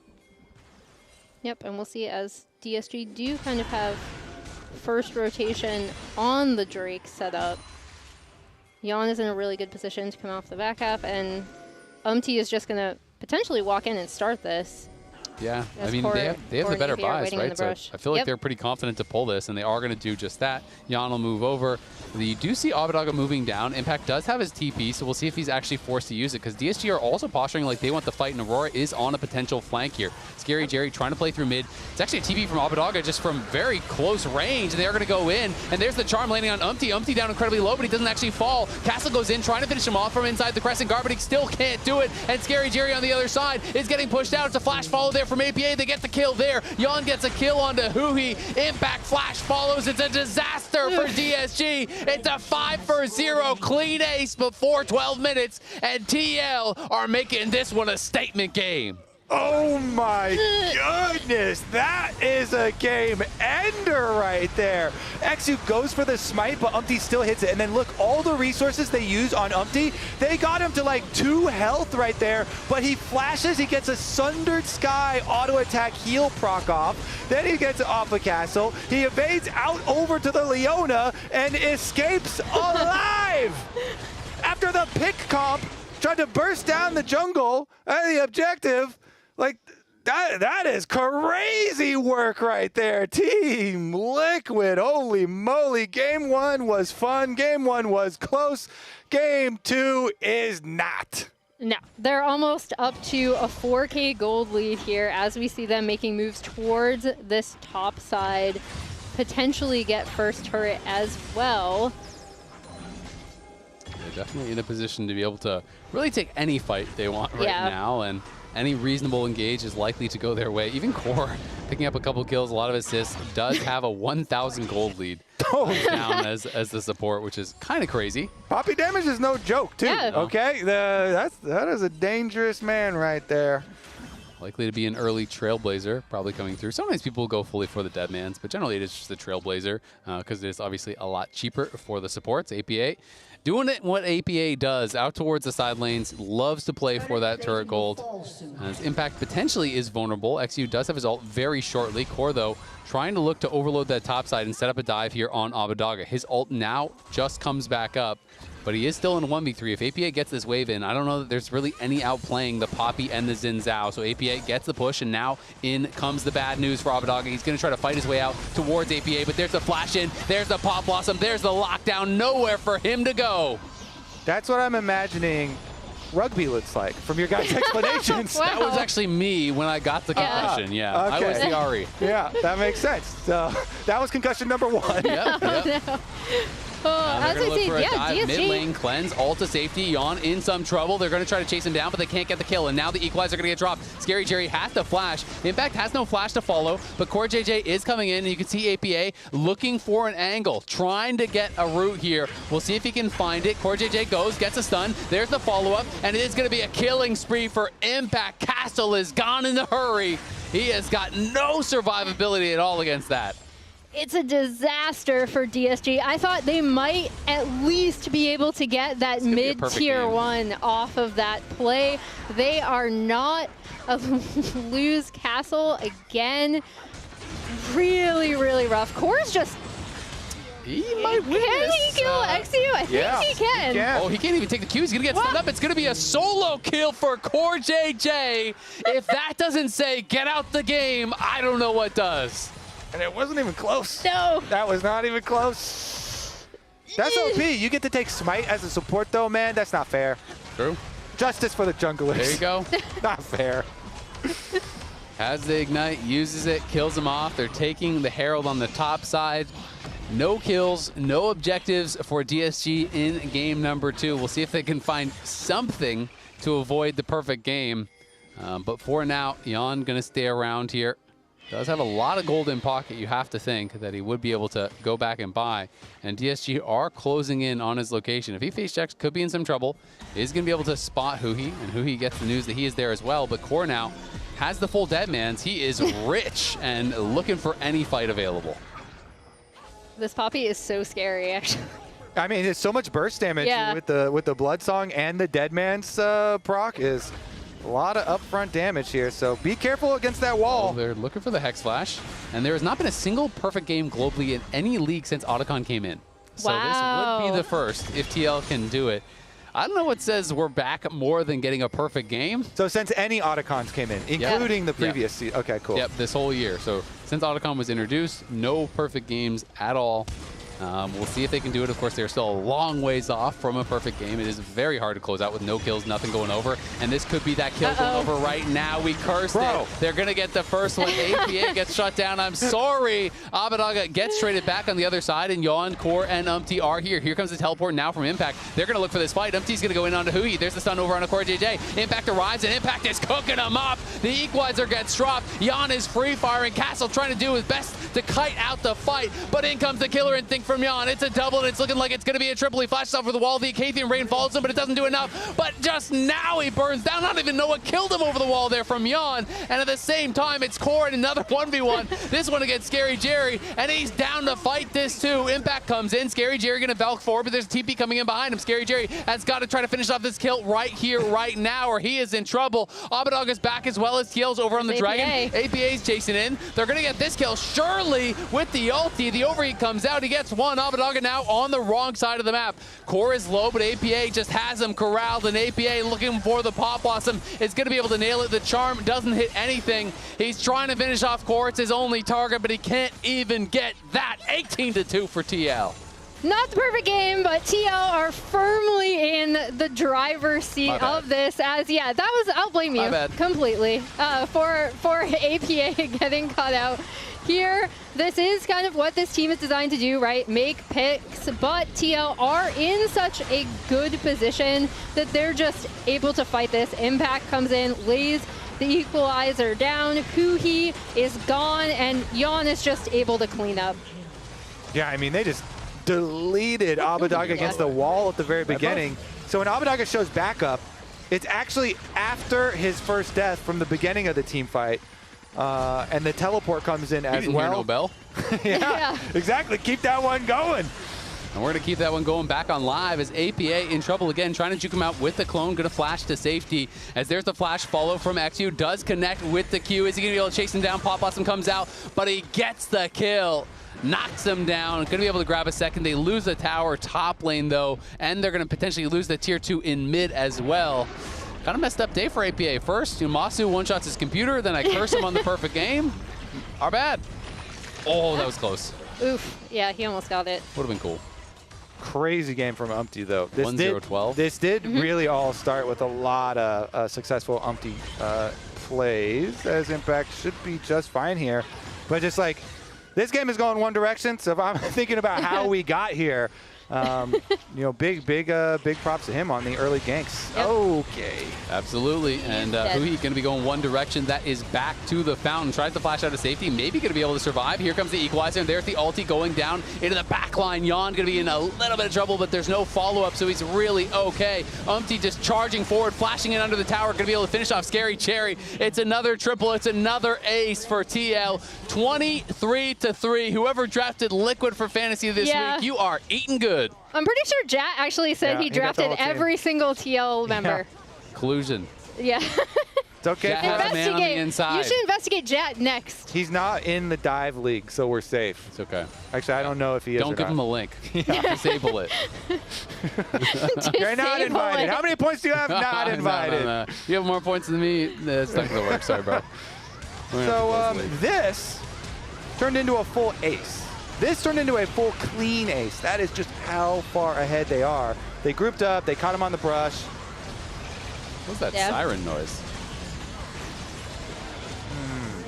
Siren? You heard a siren there? Yeah. You had one too many concussions, sir. Yeah, I have no ulti. He was also listening. He did that. have no ulti. That's true. After he died. Corky makes some weird noises sometimes. Maybe it was the UFO Corky or something. I'm not really sure. That was a weird little background noise. But yeah, I mean, DSG trying, but at this point, 11,000 gold lead. Soul in. At this point, what? Yeah. Set, 30. At this point, if it's solo queue, you FF 5.5 minutes ago.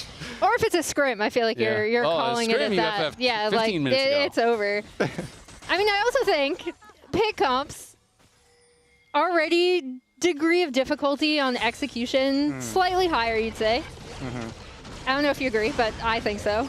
And especially from behind, So not fun. What they need to do is get more picks. Yes, somehow. Increase the picks. Keep tapping that board. Yep. Step number one. Let's get it. All right. Meanwhile, I mean, TL were already not having problems turning whole fights into aces, and now they have Otacon Slow to help them with a problem they were not having.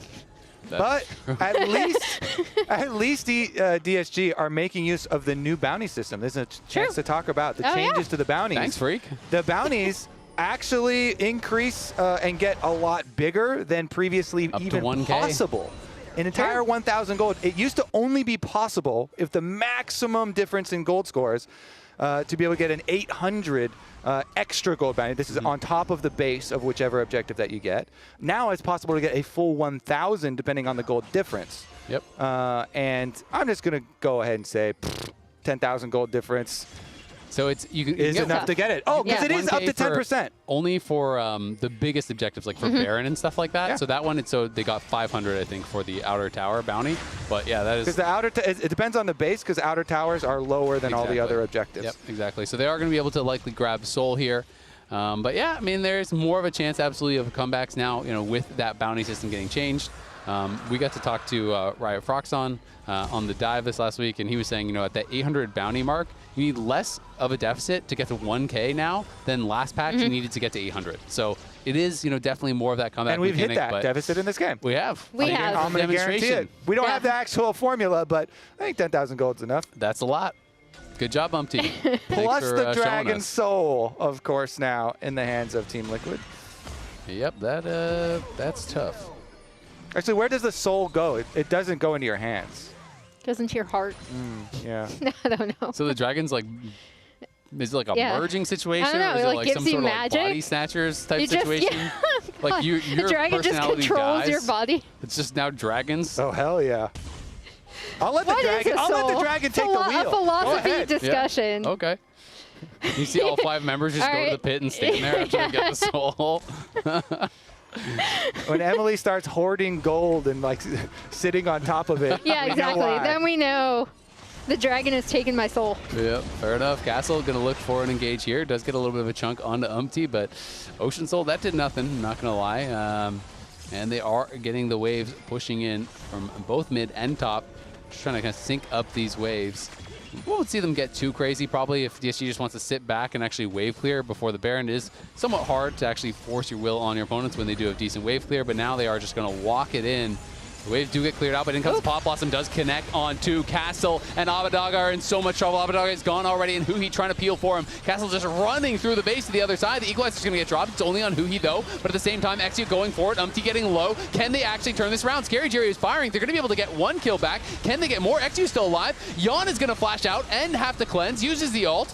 Is going to be able to walk it out, but Core is going to go back in. Knocks up 2, knocks down 1. Scary Jerry, Exio, and Huhi are going to be able to hold the line. Honestly, better than I thought it was going to go. Yeah, they only lost 2. They lose 2. Inhib turret, inhib. That's a dub. Get a few kills back. The game didn't end. I want to draw the path of the fight because they go all the way in. They dive that tower, and then they dive further into the base with only 3 members, by the way, chasing through because Impact was tanking tower, so Impact left. In the end, though, a lot of flashes burned, so you have to look at it from the perspective of DSG. DSG want Yon's bounty. Yon now has no summoner spells and no Kaisa ult for the time being. Full send, everything. Try and get that big old bounty off of Yon. That is a lot of gold. It's going to be hard to get because he does have a Seeker. That's Seeker's cheating. arm guard. You're supposed to be going AD. That doesn't have AD on it. But maybe he'll be slow to Tell use that. it, or maybe you can just chain 100% to 0 via RE combo. Sure. Yeah. Yeah, maybe he'll be Burst, slow maybe. to use it. Maybe the whole team will just hands off the keyboard, click into your fountain too. That would be the comeback. Maybe. It could happen. Dare to dream. Dare to dream. Theoretically. I'm with you. And I think that might be the best angle for a comeback that they have. It is going to be TL over on the Baron already. There we go. You can see Abadaga TPing in. This could be the final stand here for DSG. We'll see if they can make anything happen, but the Baron is going down gone. in a hurry. It is just getting melted by Yon. And that thing is gone. Exu trying to see if there was an angle for a steal. There was not. And now APA is looking for Exu. He's going to be able to get on top of him, knock him up with the Pop Blossom. And Yon goes legendary. We've heard that one before as he has been popping off in this game. Core looking for an angle here, but DSG will be able to limp back to the base. But you have to think for sure this game is absolutely wrapped up with that Baron being taken. Hui now way outside of the base, but TL don't really care. They're just going to push down mid, push down top. Impact immediately went up there and does have that Baron buff on the wave, so just going to be going for this top lane inhibitor. Yeah, Umpty's like, hey, where are you, bro? Get some minions over here. We got work to do. Take down these towers.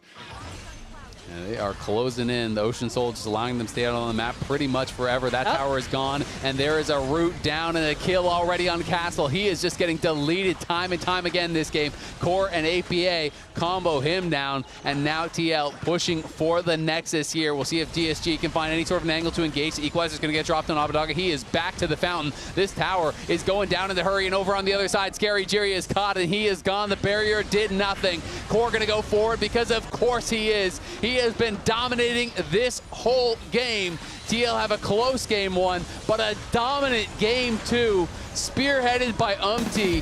Really good early game, really good late game. They crush DSG, they get their revenge, they take the series. A statement victory for TL and Umpty in particular, right? Again, we started off He was icing his wrist pretty much the entire time. Phenomenal early game.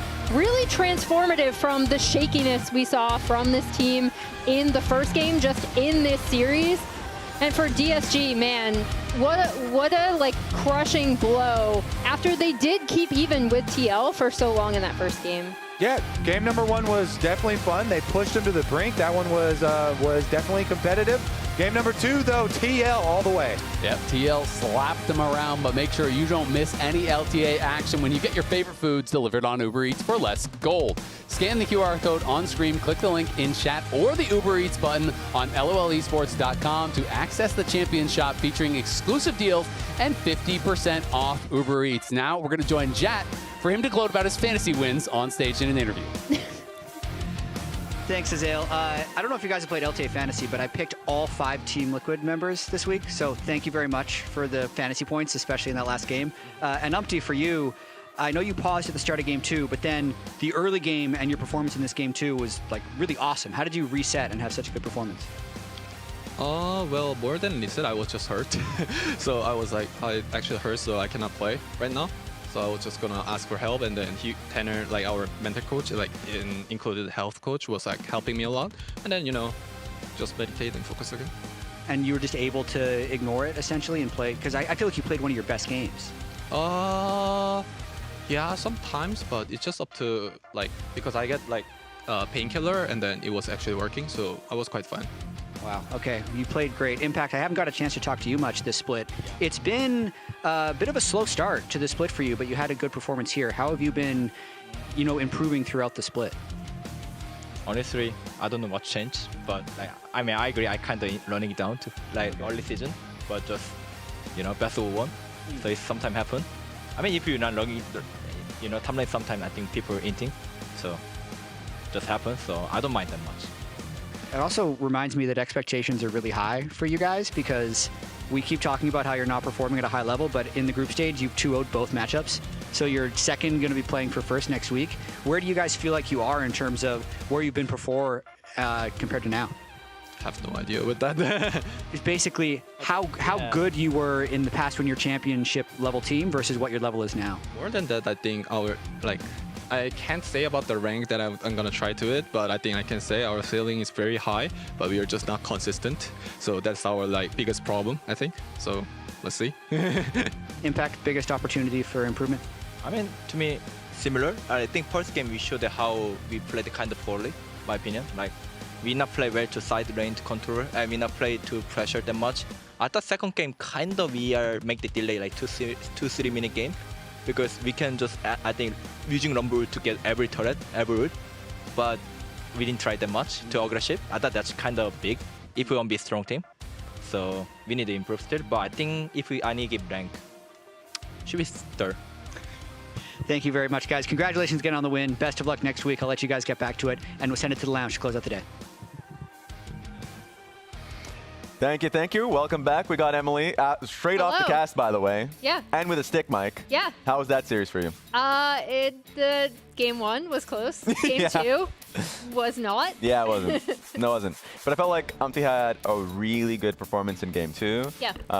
And yes, game 1 was a little messy, but I think Jan overall performed well. Did you already vote for player of the series? I haven't. Wait. Umpty is having a flu game. This is the stats guy, by the way. With injured race. Leo literally putting in stats Did he just to get himself Photoshop out this there. himself? That's amazing. He must have. He has a lot of free time in his hands, Leo. That's a lie, by the way. He just does not. So, I was going to say, he's always getting stats for us. He is. And we're babies. We're very grateful. Yes. Grateful babies. What? She said grateful. I said we're babies. It is what it is. I'm not a baby. Yeah. A diva. Who did you have as player of the series? Who did I vote for first? You don't even remember? It just happened. Remember. Oh my god. No, for this series? Yes. I get asked for a vote. I didn't get to give my vote. Second class citizen. Let's throw it up. Player of the series. I would have voted Jan. Mine was Jan. So maybe they just didn't feel like they needed to throw you in there. Oh wow. Okay, so yeah, that's probably why they didn't hunt me down, because we probably had enough Jan votes. Well, we had enough Jan votes. It seemed like. Wait, Raz, I'm waiting for you to say something. What? Oh, that's a lot of 80 carries on the board. Yeah. Maybe the roll is broken. Maybe it is. No, it's not. It's not broken at all. Don't change a thing. Yeah, Make it buff it, actually. She's an 80 carry player, 80 by the way. carry. She's an 80 carry player. Anything to say In about Masu? dire Because we straits. said quite a bit about Jan so far. I mean, outside of the one kind of, quirky whoopsie, he had a really, really strong series as well. I think Jan in particular, had a stellar game 1 to help kind of keep them in his positioning in a lot of those fights, especially when DSG were really kept trying to get on top of him and target both him and APA. Was really strong. And yeah, congrats to our 280 carries. The role is not broken. It needs to be buffed. It's broken. Everyone hates me right now, I swear. Yes, we all do. No, I'm just kidding. Unless you're an 80 carry main. Let's throw up the standings. You're booing me actively. I'm actually, if I had a tomato, I'd throw it. Yeah. So we now have our first 2-0 and 0-2 teams in the group. FlyQuest still needs to face Dignitas. That's the last opponent they need to go after. Meanwhile, Team Liquid, I think it's C9? Cannot remember. But yes, standings. Any takeaways that you have so far? I mean, FlyQuest still on top, but we should point out that Shopify really gave them a run for their money, especially I know the Shen jungle kind of flex draft in game 3 did not work out for them, but they were very close in that first game as well, and then took game 2 to push it to a game 3, which I think after their series with Dig last week, people, myself included, did not think that that was going to happen against a team like FlyQuest, who is as strong as FlyQuest. So that was, I know they still lost the series, but also still really good to see that from Shopify. It was really nice to catch up with Tanner as well at the top of the day and kind of talk about their progress. And then, really statement victory from TL in their game 2, coming out to top that group currently. 100%. Honestly, if Shopify had won, it would have been a Fudge player of the series. He had an excellent performance on that one. Tomorrow's games, though, 100 Thieves versus Dignitas, Lyon versus C9. It's going to be the rematch of 100 Thieves versus Dignitas, where last time, yes, 100 Thieves won, but it was close.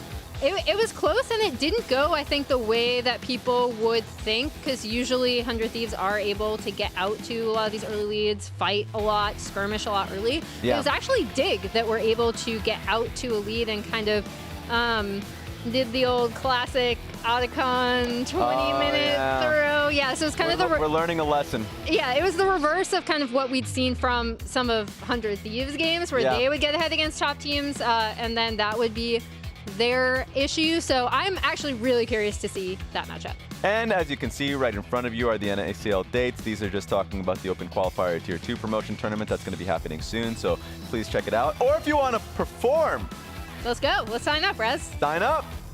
Not me. I lost my Rumble game. I'm not even going to be close to that one. So there's a lot to look forward to, especially for tomorrow's games. But that's going to be it for us, guys. Tomorrow, tune in, 4 p.m. Eastern Time, 1 p.m. Pacific, 100 Thieves versus Dignitas. There's a lot to check out, but you know who guys should be checking out? I already know because the prompter's telling me, but you should check him out. Is streaming. Let's go. Loki streams are super fun. Yeah, they're really fun. 100%. So check it out, guys. We're going to be sending it straight towards him. But that being said, we will be back tomorrow. Till then, take it easy.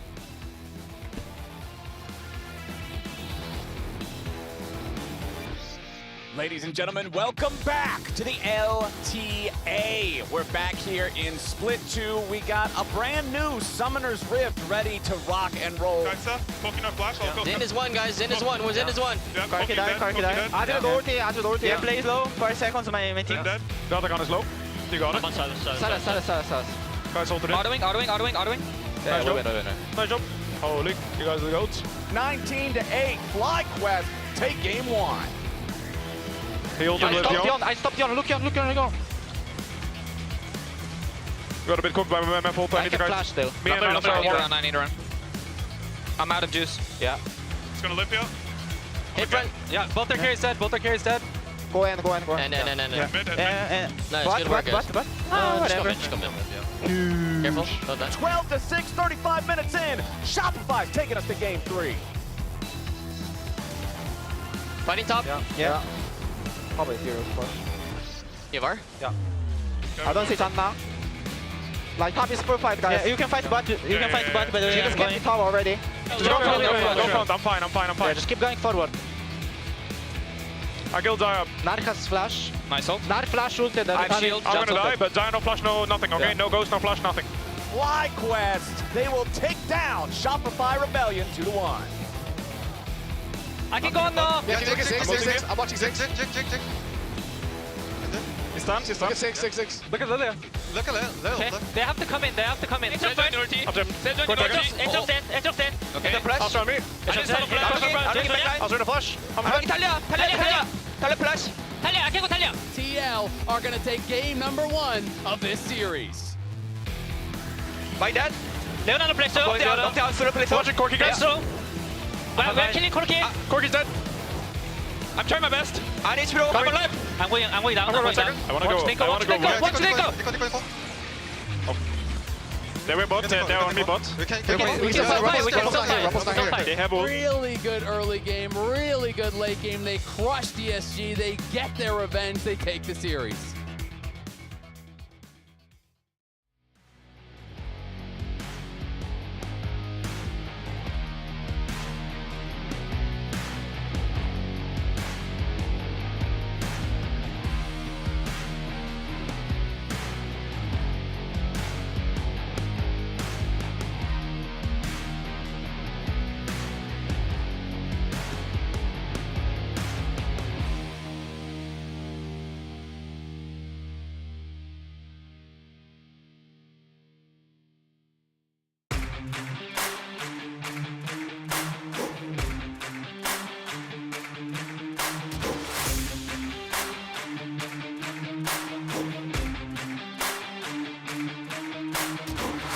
Every block, we cannot ever be stopped. Put that on everything.